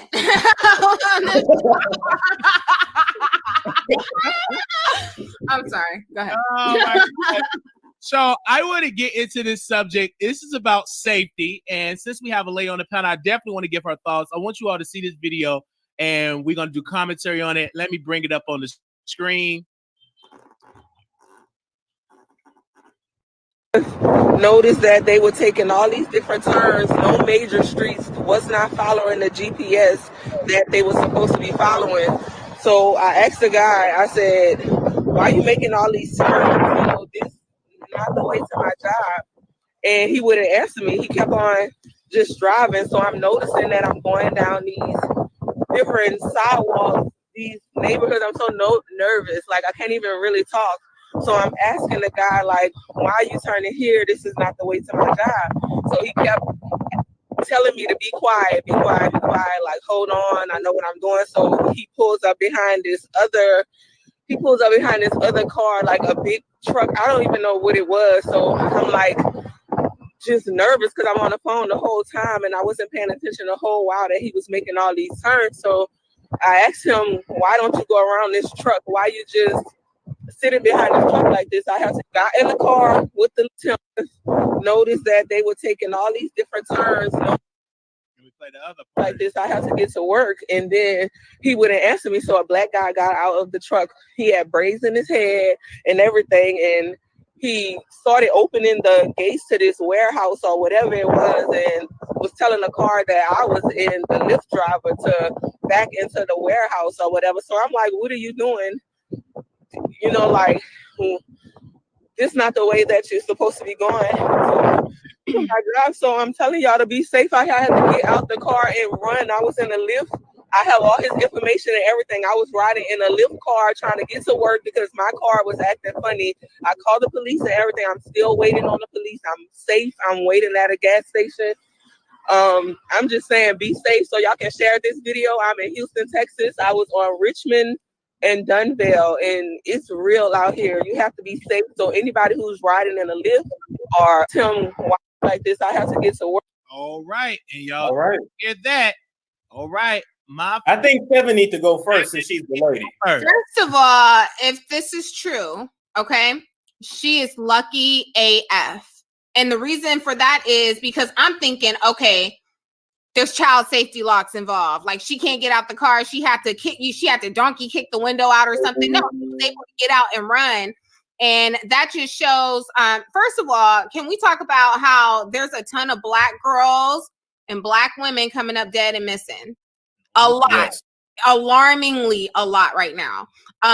You know, it's been this conspiracy that it's organ harvesting, sex trafficking. The whole thing is scary. And, you know, women really do need to start watching out for themselves, start traveling in groups. Okay. We just heard a story similar where, you know, well, a lady actually got in the wrong car. Okay. And she ended up dead. So you got to be very careful when you're taking any Lyfts or Uber. Understand, a lot of that isn't mandated. They do like a soft little criminal check on these people. They inspect the car and then boom, you're a Lyft driver. And these people were putting their kids in these people's cars and sending them to school. So definitely be on your P's and Q's and watch everything. You want to, you know, before you get in the car, you know, take a little screenshot of the driver's license. I do that whenever I'm parked and somebody's parked funny and I'm like, okay, they might scratch up my car. Let me just get, you know, but I'm just saying, definitely watch out for yourself. I just knew that this guy was more seasoned and he had the child safety locks on and stuff, but by the grace of God, she was able to get out and run to safety and she's with the cops, okay? And I wanted to hop in on this too, Wiley, because I used to be a CPS worker. I worked with heroin addicts, people that had DUIs, DWIs, alcoholics, abusers, child molesters, all that. And when I would ask them, what you do for a living? Oh, I drive for Uber. Oh, I drive for Lyft. So all that background check stuff, that's a bunch of BS. Don't believe that. Always stay on your guard. The word tell you to be on your guard. Don't trust nobody, period. Make sure somebody always know where you going. Text your mama, I'm getting in the Uber. Text your baby daddy. Text somebody. Somebody should know where you at. And lastly, if you in one of them states where you can't carry, do what I do. Keep you a box cutter. Somebody get out of line, jab their ass right in the neck. I have a taser, and I keep it in my car. I go box cutter. It cuts deep. Another thing, especially if you're women, everybody, when you get in a car, get off your phone, watch your surroundings. You are with a stranger. And I think a lot of people, they get in their car, men and women, they be on their phone, just literally just in their own world. And that sometimes they're inebriated, they're drunk, they don't even know what's going on. Absolutely. I'm the type of passenger, I'm telling you the route to take. I say, hey, do this, sir. I'm literally talking with you. I'm watching your hand moves. I'm watching your surroundings. I'm watching just in case you try something. If I had to put you in a chokehold, my mind is just differently. And that's why I talk to a lot of people and I feel energy. But if you get into a ride, don't be on your phone because you are with a stranger. Anything can happen to you. Be alert. Don't get in there drunk. They think it's safe to take an Uber home, but you really need to be with somebody. There was another case where there was this Black lady who was drunk, and the guy drove her to a hotel, dragged her in the hotel, did what he did with her, and left her up in there. He was a whole Uber driver. Absolutely. So it's a lot of temptations with people because when I used to take Lyft before I was banned because I was manic, I was driving 90 miles and missing lights, and they banned me because everybody was giving me 1 star. So he's one of the most dangerous drivers. So I was banned for Lyft. But anyhow, and late night, You've been banned from libraries and Lyft. What else have you banned from? Okay. so it was a white woman. They were just sloppy drunk. Oh my gosh, Catherine, do you know where we stand? I don't know.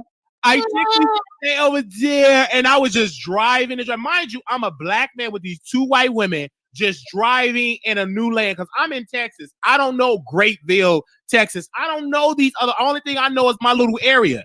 And it was and finally they found their location. But what if I was this evil person? I could have took advantage of 2 women. First thing I would have grabbed credit card, I hit the credit, I get the first, and so, but I'm like, women, be careful, men, be careful. One of my roommate, his friend is a Lyft driver. She almost got sexual assault in the car. The guy grabbed, he wanted to do something. He was drunk, and she got out and she flagged down, she called 911. You even have, and I tell my mother, because she's driving it, and I tell my sister, whoever, do not drive Lyft during the club hours when you're a woman by yourself. That's the wrong time to drive. Drive early in the morning. Drive during the day. So about 6, 7 o'clock, take your butt at home and go home. Don't try to get that hour when the club's lit out because you a woman, especially if you little like 7 stars. You got all these 3 big men up in the car, sloppy drunk, and they see this woman. I mean, your mind gonna start doing already. You're gonna be firm. Oh, look at you, Sam. You look kind of good. Are you married? Leave her alone, Sam. Leave her alone, Sam. I ain't messing with you got some. I am 175 pounds. I will donkey kick the out of somebody right. But that's the thing, 7. Yeah, you a donkey kick them, but if you the driver, yes, you have a disadvantage. And then I'm totally making light of it, but I get what you're saying. Yeah, it is dangerous. But see, ironically, the club time is when people make the most money, and that's when women are trying to capitalize off of, get the most bang for their buck. So it's conflicting, but for safety. Good morning, y'all, and I still stand by that. Women should not be driving during the club hours. I stand by that to this day.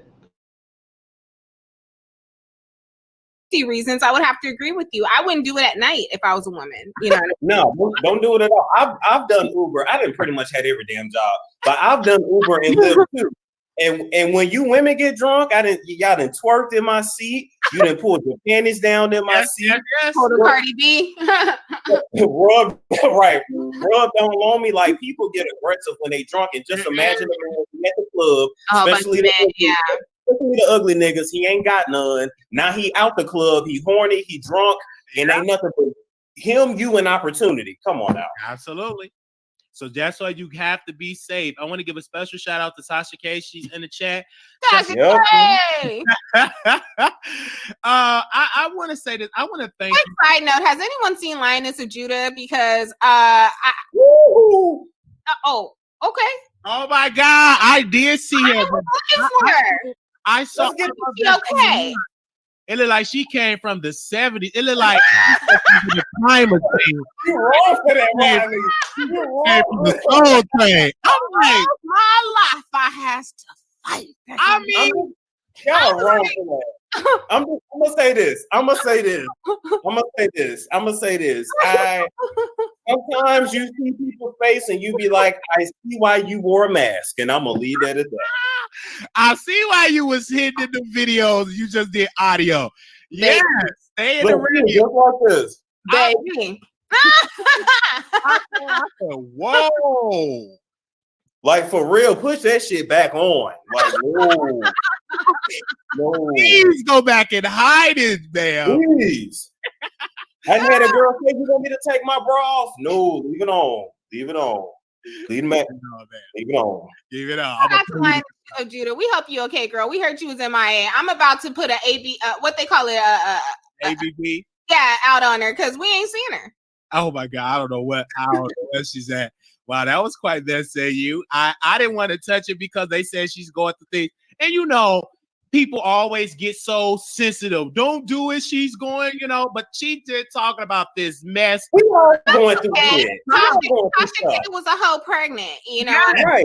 And I remember she was the host that when Lovely T called in Tasha K, you said I take pills, call in right now. I'm right now. I was like, is this Lovely T?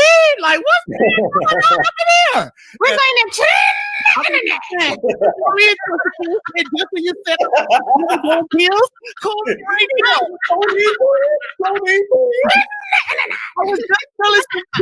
I was just selling some tea. I'm like, oh my God. Lord, y'all better leave the eco styler queen alone. Leave her alone.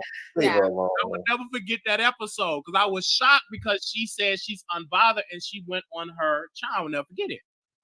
Forget it. That's too much.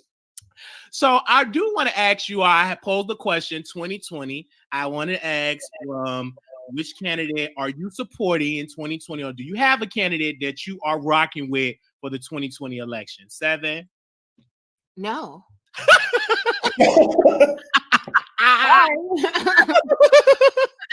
Okay. Storm? Okay, well, with me, here's my thing. I'm gonna just look at the camera and say this. So all you Caucasoids there on the panel that's running, if you ain't talking about reparations, you ain't really talking about nothing. I really want to hear about the closest thing to it. Maybe is Andrew Yang, because he, was talking about the $1,200 a month, which we all need here. We got student loans, we got bills to pay, rent steady going up, and wages are not. So if you ain't talking about making my life better, I don't support you. And you definitely owe me reparations. I did not slave, did not pay my people, and my people live in me. So I want my check for my people. Okay. Let me tell you something. And I would rather get $1,200 a month than settle any student debt. Okay, so Bernie Sanders can have several seats with that. Give me $1,200 a month. Give me my money. It don't matter how much I make. I need that. Cut me my check. I need that. You got that. Thank you. $1,200. You straight. $1,200 a month. Coming in. You straight. That would help the homeless problem right now. Like, you know what I mean? Thank you.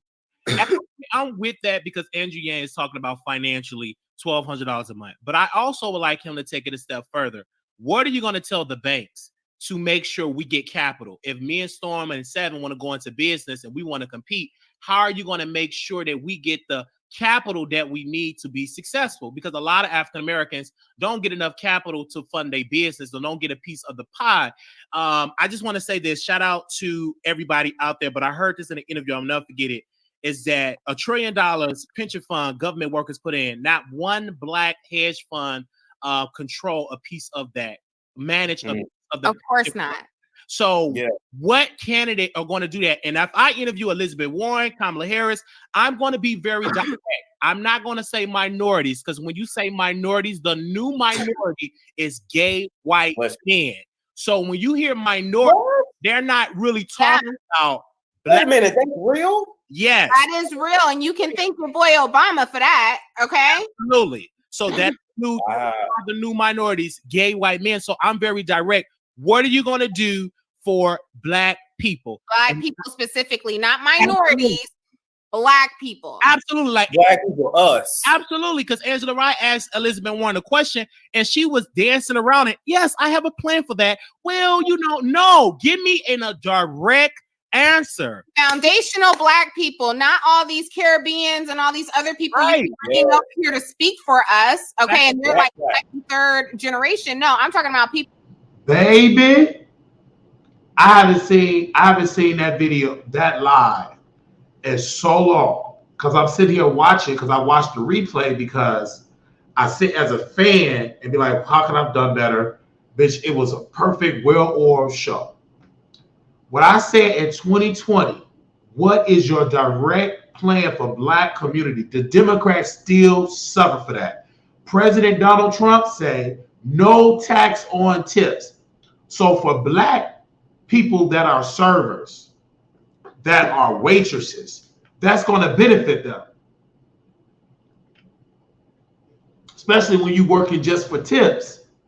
Because I didn't even know there was no such thing that you have to pay taxes on tips. I thought if I send you a $20 tip, that's your $20, but you got to pay taxes on that. So I agree with President Donald Trump playing on tax on tips, because that's going to benefit black people the most, because there's more black people in service jobs than any other type of industry. There's more, it's a lot of black servers, a lot of black waitresses, a lot of black Uber drivers, a lot of black Lyft drivers that depend on tips. So they shouldn't have to pay taxes on it. So that's why I'm saying Trump is better for the plan, because he have a great agenda. I'm not getting into his rants where he's throwing shade, throwing people on the butt. That's his comedic timing. When it's time to get down to business, when he's talking about what he's going to do for America, I listen to that. No tax on tips, bringing down taxes for wealthy owners so they can create more jobs. It works, because if a wealthy owner getting tax cuts, he will hire more people.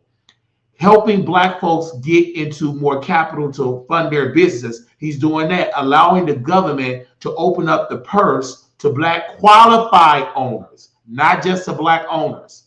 Black qualified owners, they got the credit, they got the consistency of making payroll, they got their books in order, that the government will help give them grants. They'll be able to compete for grants. So, and loans, government loans. Trump is really fighting for that.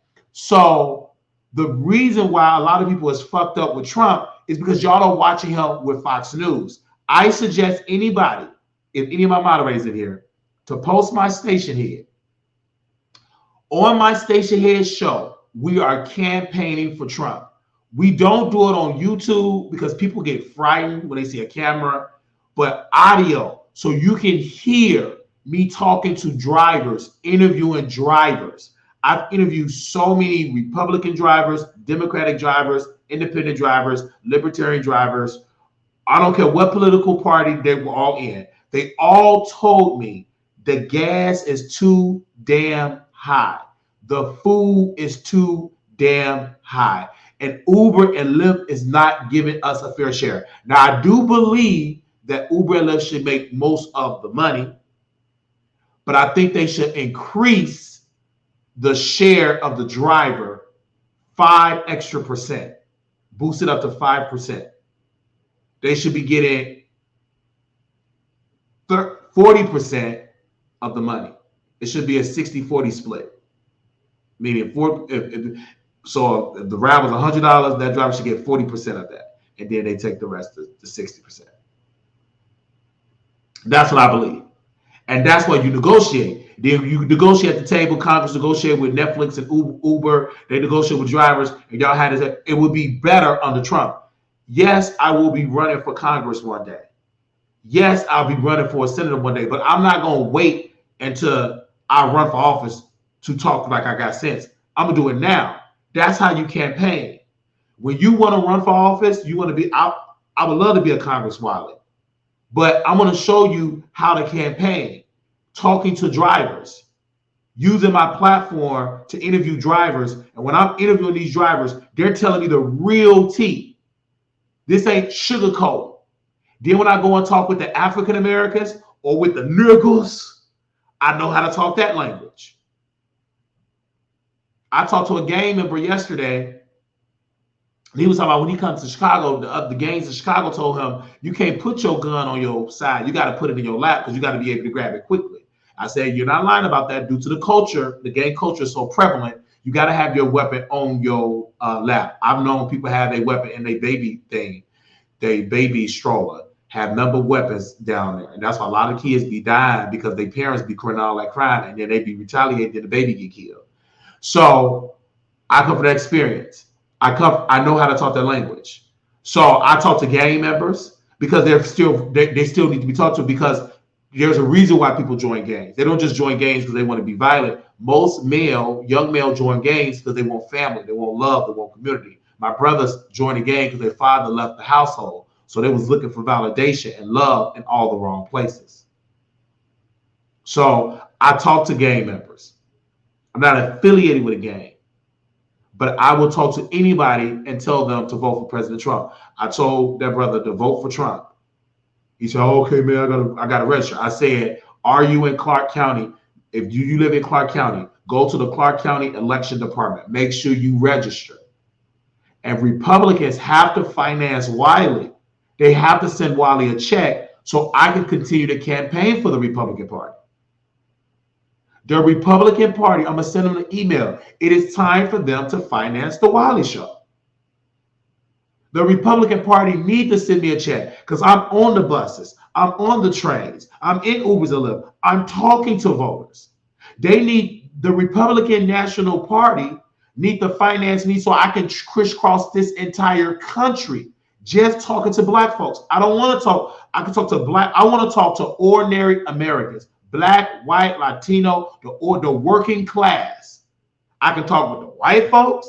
I can talk with the black folks. I can talk with the Latino folks. I can talk with anybody that got a W-2 job because I know the language. We ain't bringing enough home, and we paying too much. We got to choose between groceries and pharmaceutical pills. So I do that. I do it on my station here. Terry is a witness. Maria is a witness. Prodigy is a witness. I don't think Bless Walker is on my station head. Did you post my station head link? So we are on station head. That is an app. And you download that app, Station Head. Terry, post Station Head in the chat. Post the link to Station Head. I need to see that link quickly. Station Head is a radio app where I can interview people.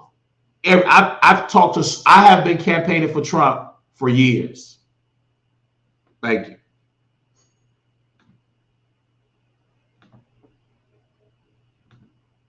People from this soil who ancestors have helped build this entire country. Okay. Everybody else is getting reparations. And every time it's up to us, it's like, oh no, it's shush. And now we can talk about it, but we have foreigners speaking on our behalf. Absolutely not. Okay. Absolutely. And let me say this, Wiley. I know this is unprofessional. I gotta go run and use the bathroom real quick. But let me say this. I'm one of them people that white people feel, I'm sorry, Wonder Bread, call them Wonder Bread. Wonder Bread feel comfortable with telling me a lot of things they won't say out loud. The reason why they don't want to give us reparations, and it came out their mouth. Well, you guys are better off here than you ever would have been in Africa, so you should be grateful. So that is what we are fighting against. Right. And what they need to understand, Africa is doing it well. It's a lot of part Africa looks just like here. It do. Yeah. It do. And your money really stretched. I work with a lot of African people, and I remember this African nurse showed me where she stayed and everything. She had met everything. Okay, because her money stretches 3-4 times longer over there than they do in America. So they stack their bread up in America, take that back to Africa. They have a beautiful standard. So again, if you think Africa is just poor, that means you're just sitting at home watching TV and watching the Feed the Children ministry. You need to get a passport and go and do like what I'm going to do, get a passport and go travel. But I also like to say this. I did say I was going to publicly endorse Kamala Harris. I'm going to renege on that. Because talking about anything of substance, she have literally lost me. When I saw that she did not show up to the Black journalists, to show up to the Black Journalist Convention with Roland Martin and all the type of people, she did not show up. I looked at her differently because I'm like, if you really want the Black vote. Wow. Oh my God. She didn't even show up to that back in 2020. The National Association of Black Journalists, that's the one that Trump went to, and Kamala didn't go to it in 2020, and she didn't go into it in 2024. Wow. Y'all better invest in the Wiley Show.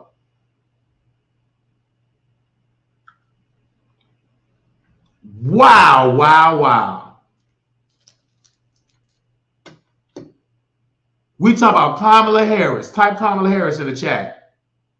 Terry, type Kamala Harris in the chat so they'll know what we talk about.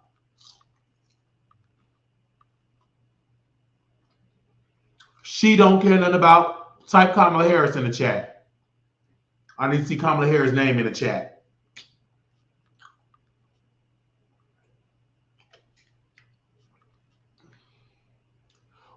She do not care about Black people. Kamala Harris do not care about Black people. I said this before I reneged on my endorsement of her. Wow. Baby, if you don't give it to the Wiley Show, ain't nowhere in the world. Bless Walkins, come on, give to Bless. Ain't nowhere in the world. I didn't even know I said that. I said, what? Because this video, I haven't watched this video in so long. This is the first time I've seen this video in its entirety, the replay. Because I had this replay playing, but I never sat down and watched it. That's why it's important to go back and watch her content. Wow, wow, wow. Mr. Maddox, call me. I'm ready to be a Fox News contributor.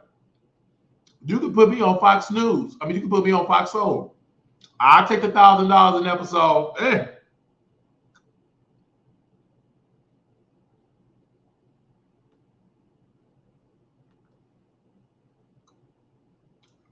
And I promise I'll be on time, and I won't sleep with the producers. The same thing with Cory Booker. You got to talk to Black people. Do not think just because you're running for president that we are automatically going to vote for you because you're Black. You're Black. We did that for Obama. Manchurian candidate. Okay, but go ahead. Go off. Absolutely, you need to talk to Black people, and don't be afraid of them. I don't even like that whole talk Black thing because she tried that. Did you see her come out with the Converse on, the Chucks? And I said, "Who the hell are you?" Yeah, prosecutor. And what are you doing with Chucks on? I'm talking about policies that will directly affect Black people and how it will help us. And that's what they're not really doing. That Cory Booker dropped the ball with that, and I believe Kamala Harris have dropped the ball with that. And I don't see any candidate that I will vote for other than Andrew Yang. The only reason Andrew Yang. Yes, because of that, he just needs to if work. I had to, it would be Andrew Yang. It would be Andrew Yang. He's just gonna have to work with, like many other candidates that's not Black or white people, period, or Asian people. They don't know how to answer the question when the police pull over a Black man or woman. A question was posed to him. He said, just do the right thing and do this before they want it. Don't try to slide that. He really didn't understand to give a right answer. So again, we do need a candidate that's conscious enough to know the problem that African-American people are facing, and also listening to African-American people with the solution and implement that solution. Because that is career suicide. talk like that about against the police. We all know that's why do you think none of them do it? Right? None of them do it.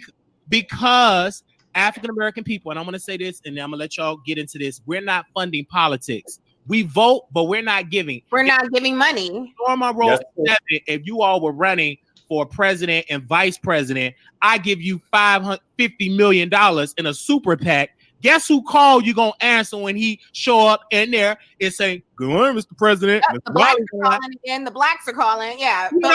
We need to do something for the black people because Mr. Wiley is saying y'all ain't doing enough, and I helped you get up in there, so you answer. So that's what they work with: money and power. The White House shared the same line with the Department of Treasury. That's the only agency. Money and power goes hands in hand in American politics. Let's get our closing remarks. We are at our time. Go ahead, Seven. You want to give? Hey, that's it. I thought we had other topics. No, what happened to Kanye? And I'm up here breaking this down years ago.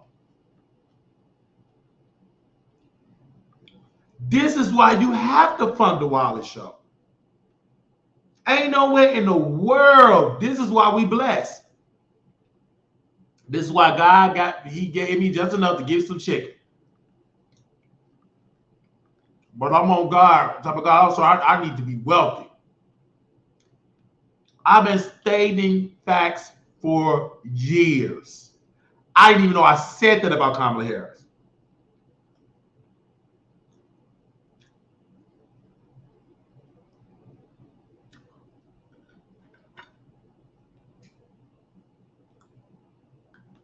All right, Blessed Walkers. Love you, sister. Thank you for subscribing to Wiley the Troll. Thank you, sister. Thank you so much, Bless. Y'all give Bless a hand. That's an old Wiley Show supporter, old producer. She's one of the seasoned saints.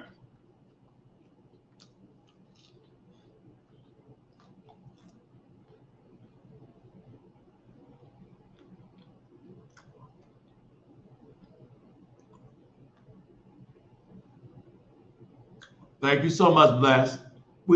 Make sure you hit the Cash App. Bless, hit that Cash App. Hit that Zelle. Hit that PayPal. You know what you got to do, Bless. You better donate. Come on back home. Come on back home.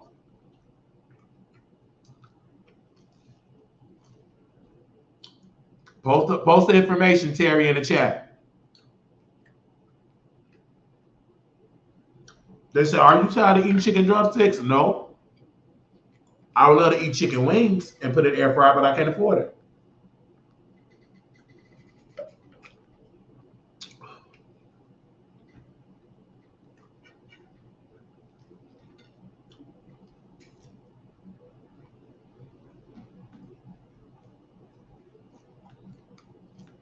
Kanye. Well, we did Kanye. You were late. Wait a minute. You told me we're okay. We started right on time. You know what? I don't appreciate that. I don't appreciate that because I got Kanye figured out. Okay, no one has him figured out but me. Okay. Kanye is only doing this Jesus stuff because he was acting crazy for like a whole couple of years. So now it's, he's tapping into the black church because, that's the next step for his career. I need you black people to forgive me. Matter of fact, I need you all to forgive me. Christianity. And now he's trying to get paid too. He's hooking up with Joel Osteen. Come on now. This is my favorite. Kanye is going to get your coins. He's going to get the coins. Dave. We talked about this on the other channel, and I said he's an influencer because he thinks he's a genius. Okay. But he's not a genius, okay? He hasn't created anything that has been revolutionary enough to change our lives and that we're still using like a Steve Jobs or a Walt Disney or all these people that he compares himself to. However, what he can do is take something and make it cool and make it trendy and sell, okay? Like he did with the clothing, like he does with the music, okay? So he is an influencer, but again, his wife is the bigger influencer because she actually has people surgically, modifying their face to look like her face. She's the bigger influencer. So now he's on this whole Jesus tip because, he needs black people to forgive him. Now, I'm not against Kanye. I actually think he says a lot of relatively real stuff, but, he doesn't know how to quite get it out. You know what I mean? But then I agree. Yeah, when I see people like T.I. try to ridicule him, I'm like, well, I'm gonna need you to have several seats, okay? Because I see what Kanye's trying to do. Yes. He's just not articulating himself well. You know what I mean? I feel you on that. I agree. He can't. He's not able to articulate himself. That's the damn problem. I agree with you. Go ahead, Storm. We're gonna give our closing remarks. I want to say thank you all. Thank you to Storm and Seven. I want to hear what Storm closing remark, because everybody is just happy tonight, and I'm happy too. I know this went really good tonight. I'm gonna say in closing, ladies, be careful. Always watch your surroundings. Kanye ain't nothing but a pimp. I don't want to see Kim as the first lady. That ain't gonna work for me. And then lastly, thank you to Hope for coming on. And yeah, shit, that's it. But be careful out here. I have your permission, to give it. So Storm. Yeah, for sure. I just want to make sure, because I'll be on it. I love managing and producing. I love it. Whatever it is, I love connecting people with people. That's the type of person that I am. And I think this would be dope. Now, if you want to continue to see this panel, we need sponsors. Now, y'all came through tonight. If y'all want to see this on a weekly night, y'all got to come through with the coin. I'm talking about some that fold, not the silver, some that fold and go a long way. Y'all know what to do, people. If y'all this is not the sweatshop. We get paid over here. And okay. Also, support your creators. Support your content creators. Yes. Yes. Also, we're gonna work on getting more guests, since I have to one up Wiley now. Like, no, Hope, really? No, we got to get some more people in here. So it's gonna be a little competitive thing. Storm, you need to follow me on Instagram, because I followed you, but then I unfollowed you because I felt some type of way because I knew you didn't see me. I'm gonna follow you again. Wiley, happy late birthday. Okay. Shout out to Hope for coming through. Yes, ladies, please be careful out here. Again, Black girls and Black women are coming up missing and dead in the most alarming numbers right now. And I feel like nobody's really talking about it. Right, they're not.